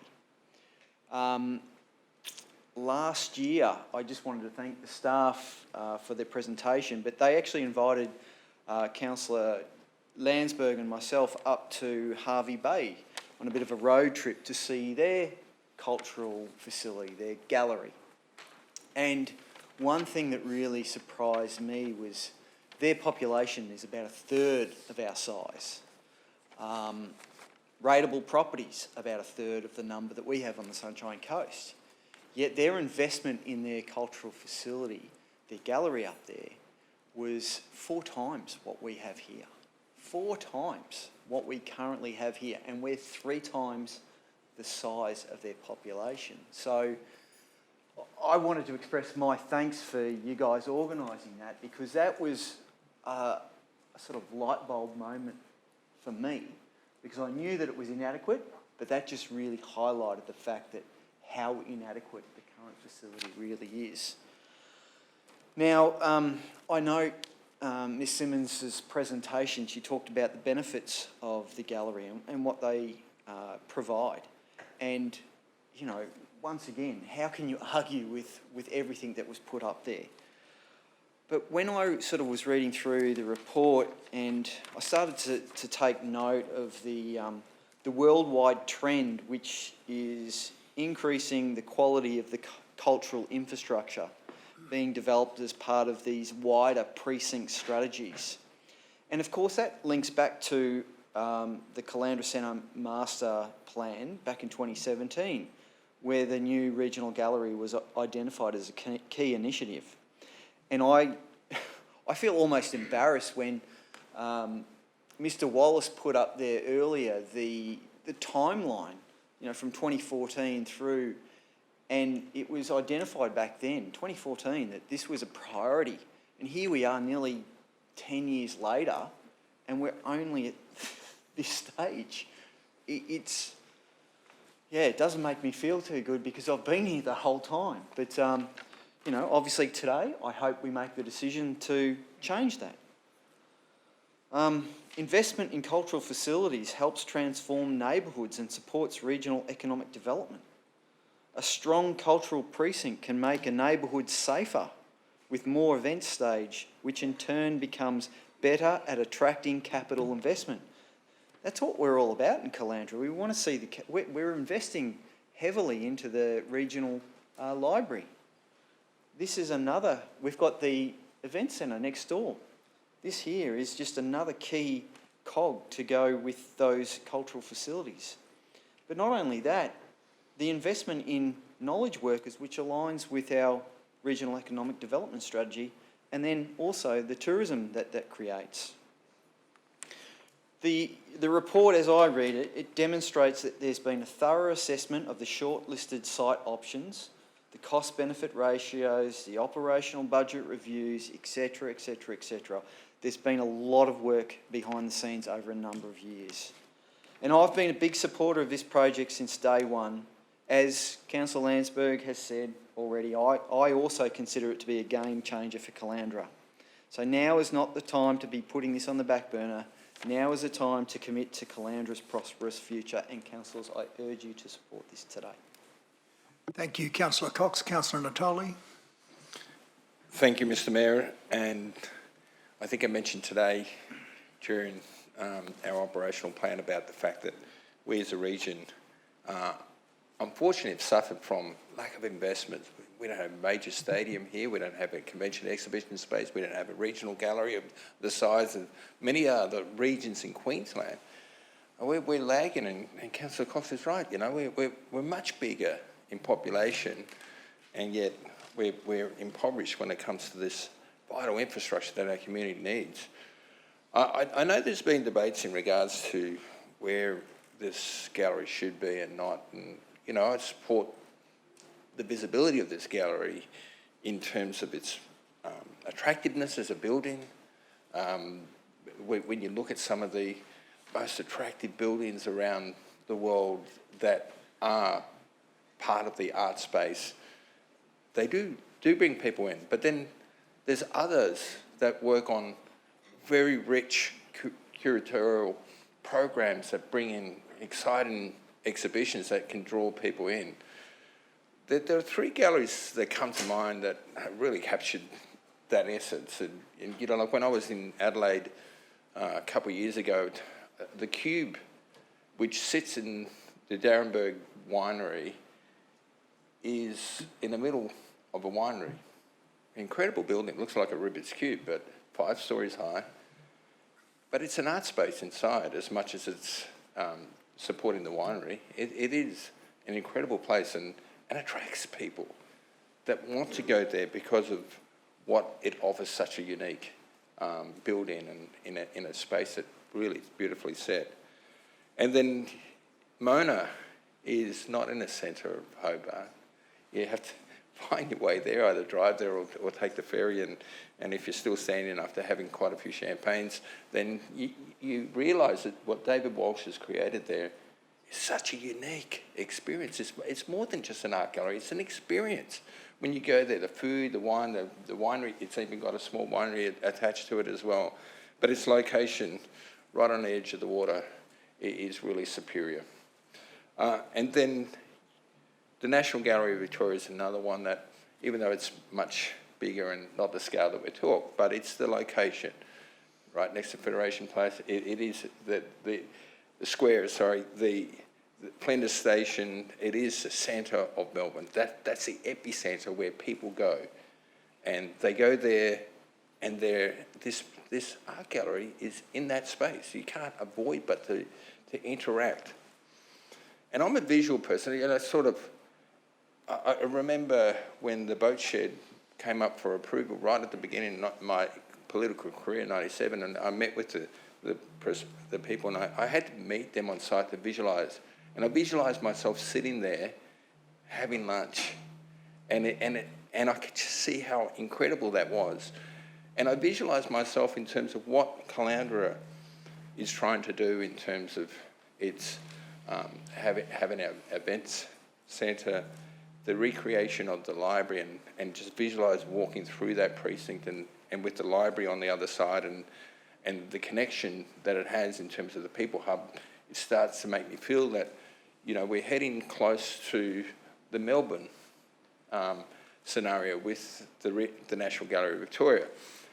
And ultimately, it's the way that we operate these things. I think I keep challenging the way that galleries should operate in the modern world is about becoming a place where you want to go. You want to go for a wine, or want to go for a beer, you want to go to have food, but you're in a space that also functions as an art space, so that if you want to just go there for the art, that's that. But we need to look at these models, and I think we got the potential.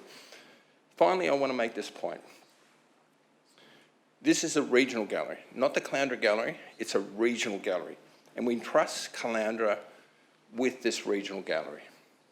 And we do that with the confidence that I have, that the Caloundra community have demonstrated to me strongly that they deserve to have this place there. But when I was the Mayor of Maroochy, we gave Kenilworth our major prize. Our smallest community had our largest art prize. Why? Because their community demonstrated their commitment to that art prize. And Caloundra has time and time shown me that Friends is the catalyst of building the foundations of this particular regional facility. Entrusted because the people there have shown, along with the Chamber of Commerce and everybody else, have shown and demonstrated to me their commitment to this. And I'm more than happy to support this. Thank you, Councillor Natoli. Go to Councillor Babrowski. Look, thank you very much, Mr Mayor.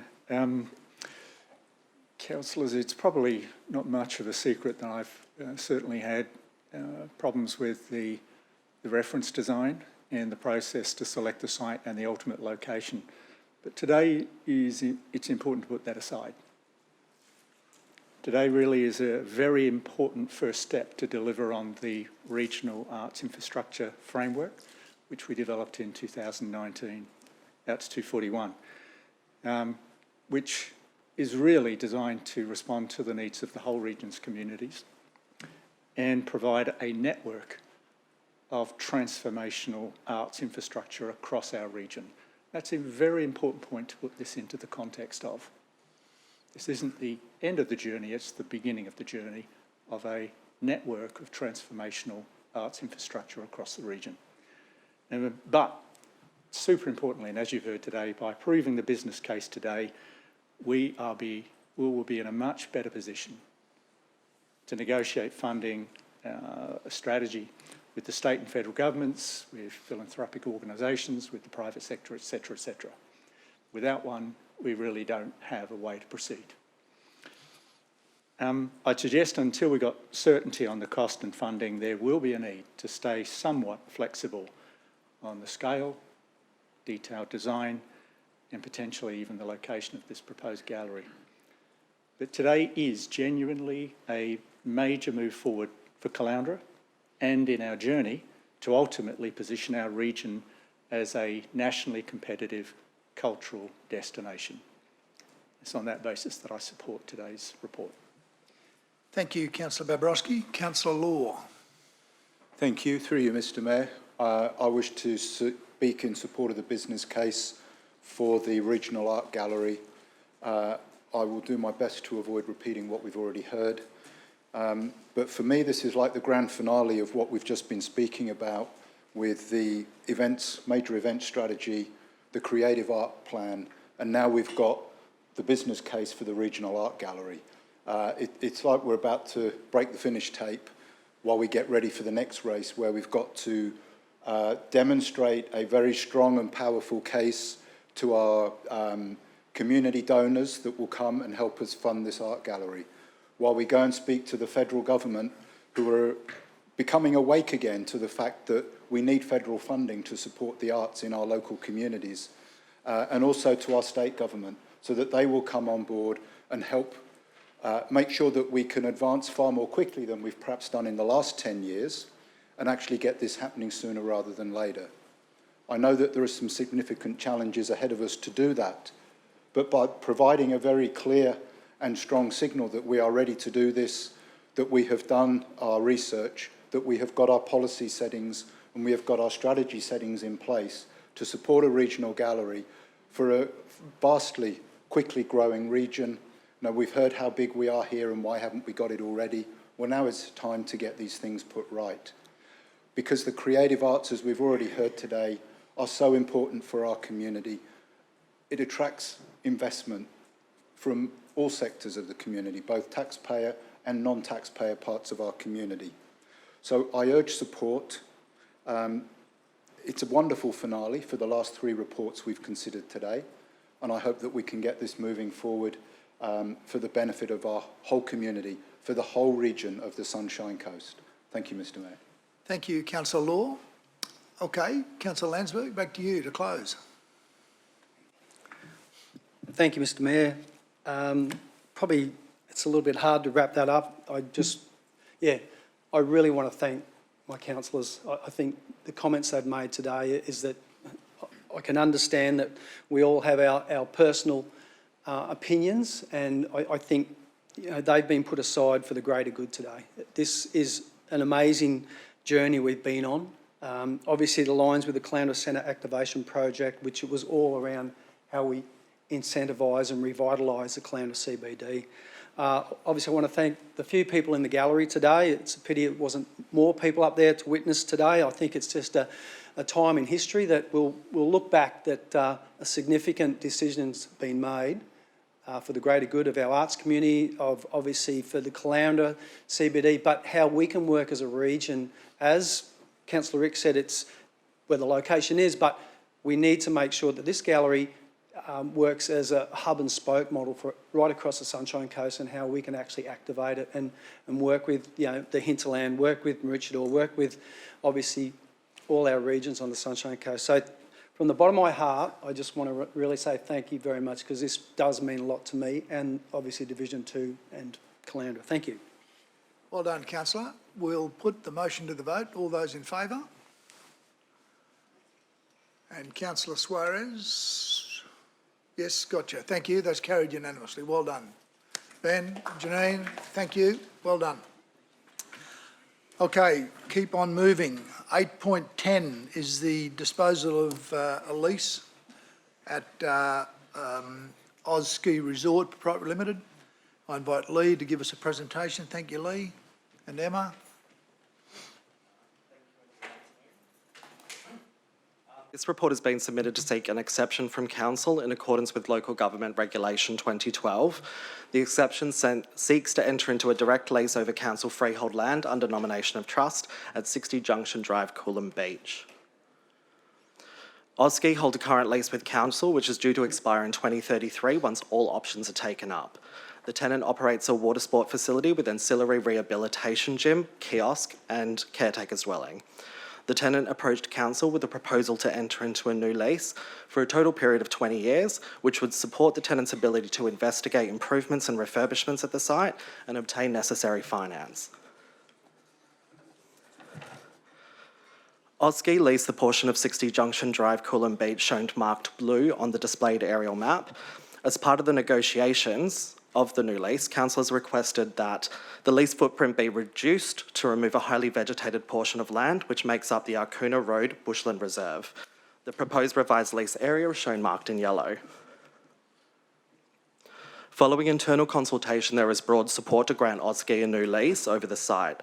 It is recommended that Council enter into a 10-year lease with a 10-year option to extend.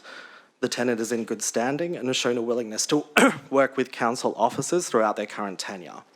The proposal has the following benefits for both tenant and Council. It secures a reputable tenant and a commercial return for Council.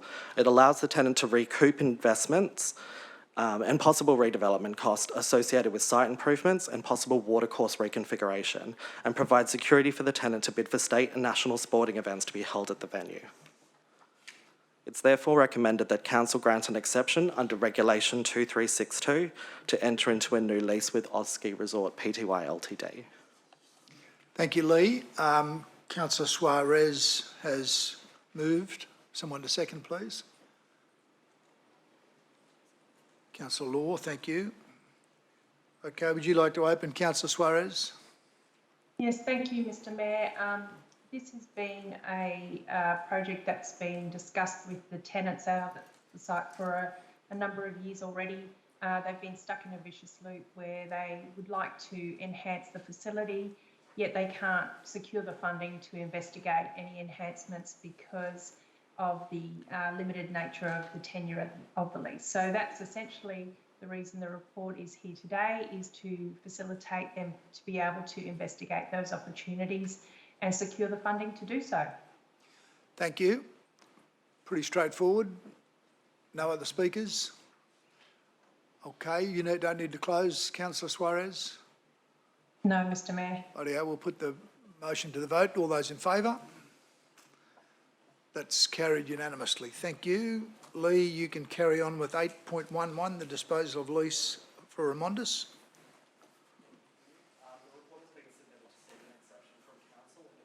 Local Government Regulation 2012. The exception seeks to enter into a direct lease over State Reserve held in trust at 48 Sippy Creek Road in Tanawha. Remondis hold a current lease with Council over a portion of the Sippy Downs transfer station, which has recently expired concurrently with their liquid waste contract with Council. The tenant is currently holding over under the terms of the expired lease as a monthly tenant and continues to operate a liquid waste service compound from the site. Following conclusion of their contract of the current lease, the tenant has approached Council to enter into a new lease to allow a continuation of their services. Remondis currently lease a portion of the Sippy Downs transfer station at 48 Sippy Creek Road, Tanawha, shown on the displayed map. Following internal consultation, there's broad support to grant Remondis a new lease over the site for a period of 5 years. The commercial terms for the transaction are detailed in attachment 3 of this report, and the tenant is in good standing and has shown a willingness to work with Council officers throughout their current tenure. The proposal has the following benefits for the tenant and council. It secures a reputable operator to continue providing liquid waste services to the Sunshine Coast community, provides utilisation and co-location of like services at one location, and provides a commercial return to council. It's therefore recommended that council grant an exception under Regulation 2362 to enter into a new lease with Remondis Australia Pty Ltd. Thank you. Someone to move, please. Councillor Dixon. And a seconder. Councillor Hungerford, thank you. Would you like to open, Councillor? Not necessary. Does anyone have any questions? No. Let's put the motion to the vote. All those in favour? That's carried unanimously. Thank you. 8.12 is the disposal of an easement, part of council freehold land held in Trust A at 15 Emma Perren Drive, Nambour. Thank you, Lee. This report is being submitted to seek an exception from council in accordance with the Local Government Regulation 2012. The exception seeks to dispose of land by way of easement at 15 Emma Perren Drive, Nambour, to allow private sewer infrastructure to be constructed supporting the adjoining private development. Council owns the land at 15 Emma Perren Drive, Nambour in Freehold under trust for drainage purposes. The adjoining land at 21 Petrie Creek Road, Nambour is owned by a private developer. The private developer is undertaking a reconfiguration of the lot to establish 7 residential lots, and as part of this application, the developer is required to establish a suitable service connection, including sewer, from the development to an existing sewer network. Council's land is outlined in red in the attached presentation and is held for drainage purposes. The developer's land adjoins Council's land to the southwest. The approximate easement location is defined in blue, with the easement showing a need for a 318 square metre easement at that location, and the plans are further shown on attachments 1 to 3 of the report. Council has reviewed the location of the easement and has determined that the identified location is the most suitable point to traverse Council's land, as this already contains existing sewer infrastructure to ease the connection. The sewer infrastructure won't impact Council's existing or future use of the reserve, as the infrastructure will be underground and at a suitable depth to Council. Council is able to dispose of the land via easement where an exception applies. In this case, an exception applies as the disposal is to a government entity, being Unity Water. The developer will also be responsible for the payment of all costs to facilitate the easement, as well as the consideration for the diminished value of the land. It is recommended that Council resolve to apply an exception under Section 236 of the Local Government Regulations, allowing the establishment of an easement to support the required sewer infrastructure to the adjoining private development. Thank you. Councillor Law, moving. Seconded, Councillor Natoli. Like to speak to the motion? Thank you. Through you, Mr Mayor. A very straightforward process to grant the easement for allowing 17 residential lots to become available to create the homes that we know we urgently need. So I seek your support on this today. And I'd also like to, through you, Mr Mayor, to CEO Emma, to Lee, thank you very much for the additional work you've taken on to be able to arrive at this point somewhat more quickly than we may have done otherwise. So I'm very grateful on behalf of the community and the potential people who will be able to get on with the construction of their homes in the very near future. So from them, thank you very much to you, Lee, and your team. Thank you, Councillor Law. Councillor Babarowski. Thank you very much. Just wanted to some extent, repeat the question, which I really would like to thank you for the additional information. But the word easement tends to often send off at a bit of an alarm in people's heads. If their property is subject to an easement, it often means there's a physical impact on their land. And I just wanted to ask the question again so that we are quite sure that in this case, is there any physical impact on the adjoining residential lots by granting this easement to Unity Water on our land? Through you, Mr Chair. No, there's no impact to the private residential land other than the development itself. All the easement all the sewer infrastructure will be through Council's lot to connect to an existing network that's already there. Thank you very much. I thought that was a good reassurance for the people surrounding this development. Thank you. If there are no further speakers, do you need to close, Councillor Law? No. Put the motion to the vote. All those in favour? That's carried unanimously. Thank you, and thank you, Lee, for those three. Item 8.13 is the late report on the representation at the Intelligent Community Forum Global Summit. Now I invite Grantley. No, Anthony, you're doing the presentation. Thank you. Thank you, Mr Mayor and councillors. This report seeks Council's approval for Councillor Landsberg to undertake overseas travel from 21st to 27th of October 2023 to represent Council in the broader Sunshine Coast region at the Intelligent Communities Forum Global Summit in New York City from 25th to 26th of October. This opportunity has arisen as a result of Council putting forward the Sunshine Coast nomination as a global top 7 intelligent community and as candidacy for Intelligent Community of the Year 2023. Top 7 representatives participate in panel discussions, charrette workshops and networking events throughout the conference and are a focal point in the lead up to the announcement of the Intelligent Community for 2023. As a portfolio councillor for economic development, it is proposed that Councillor Landsberg attend the 2023 ICF Global Summit, where the Intelligent Community of the Year 2023 will be announced. The estimated cost for Councillor Landsberg and an accompanying council officer to attend the Intelligent Communities Forum and Intelligent Community of the Year Award announcement would be approximately $10,000 per attendee, totalling $20,000. This funding can be sourced from Council's current operational budget. Thank you, Anthony. You happy to move, Councillor O'Prey? Got a seconder? Councillor Law, thank you. Councillor O'Prey, would you like to open? Yes, Mr Mayor, briefly, I just wanted to encourage councillors to support Councillor Landsberg's trip to New York City to represent our region in the Intelligent Communities Forum. I think it's very important that we have representation there on a elected representative position, as well as a council officer position. I'm very confident that I think this is our 4th time we've been up for the gong. It'd be wonderful to see you help us get them across the line, Terry. Thank you.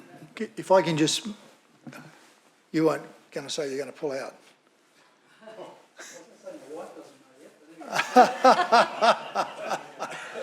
Look, I just want to underline that this is a really important investment that Council has made for a long time to be identified in the Intelligent Community Forum. And normally I would be attending this event, well, at your discretion, of course, but the mayoral ball is on at the same time as this event, and I've got a long-term commitment there that I didn't want to see or not be able to attend. So that's the purpose of why I'm not attending, and I'm delighted that Councillor Terry has accepted the offer to go. You know, $20,000 can be considered a lot of money, but when you think about the investment our council is making into technology and future, you know, it really is a very modest amount. And if we are fortunate enough this year to be the #1 intelligent community in the world, that will be outstanding. But even if we're not, we've already been recognised in the top 7, and that's been on a fairly regular basis. So that only enhances our reputation as we seek to get more investment into our region. So fully supportive. Councillor Terry. Thank you, Mr Mayor. I'd just like to just speak, obviously, to the report just quickly. My journey as a councillor has been really from a small business in Commerce Avenue, Orana, you know, working on automatic transmissions and understanding, you know, everything from planetaries to gearboxes to, you know, computer-controlled transmissions. And for me, to appreciate the investment that this council's done in terms of digital infrastructure on the coast, probably more than anyone in this room, is I really see that how it's benefited our region. And as a small business owner, to look at the transition that we're currently going through, obviously part of the presentation, and I'll be looking for the officers' support, and I'm sure economic development will give me a lot of groundwork to work on during the presentation, but is to look at how do you design an economy in regards to what the digital infrastructure and how the investment of what we have done on the Sunshine Coast to build that economy. And I think we are perfectly in a position to present that. Obviously being, you know, up for the award 4 times now is an amazing achievement in itself. And I believe Geelong is another one of the locations, probably the only other Australian city that's been nominated. Is that correct, Greg? Yep. So to be there to represent us in the Sunshine Coast, to me, it is, I think, extremely important. It aligns with our high-valued industries and it aligns with everything that we want to achieve, not only here in the Maroochy City Centre, but across the Sunshine Coast. Super. Thanks, councillor. No further speakers. Do you want to close, councillor, or not necessary? Let's put the motion to the vote. All those in favour? That's carried unanimously. Thank you, everybody. I'm now going to ask that we move into... first of all, no, there's no notices of motion. Again, I just repeat how much that pleases me, and it demonstrates that we really are cohesive and organised and thinking ahead about what's important. Councillors, before we go into confidential session, do any of you wish to declare any personal interest in relation to the items to be discussed? If you do, you may also, you are also required to declare those interests when council resumes open session to make the decision for these items. In relation to item 11.1, Chief Executive Officer advises that the report contains a confidential information in relation to negotiations relating to the taking of land by the local government under the Acquisition of Land Act 1967, brackets Queensland, brackets the Act. In relation to item 11.2, the Chief Executive Officer advises the report contains confidential information in relation to negotiations relating to a commercial matter involving the local government for which a public discussion would be likely to prejudice the interests of the local government. For these reasons, it's recommended that Council close the meeting under section 245J, brackets 3, brackets H and brackets G of the Local Government Regulation 2012 to consider and discuss information in this report. Noting, of course, that decisions on these agenda items will be made during the open session, which will be viewable by the public. Councillors, is someone prepared to move that we close the meeting to discuss agenda items 11.1 and 11.2? Councillor Hungerford, thank you. And a seconder, Councillor Babarowski, thank you. All those in favour? Maria? Gotcha, thank you. Okay. Councillors, we now move...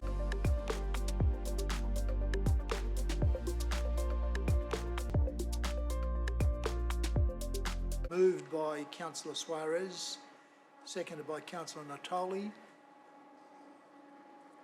Anything you wish to say, Councillor Suarez? No need, Mr Mayor. Thank you. Does anyone wish to speak to the motion? Okay, we'll put the motion to the vote. All those in favour?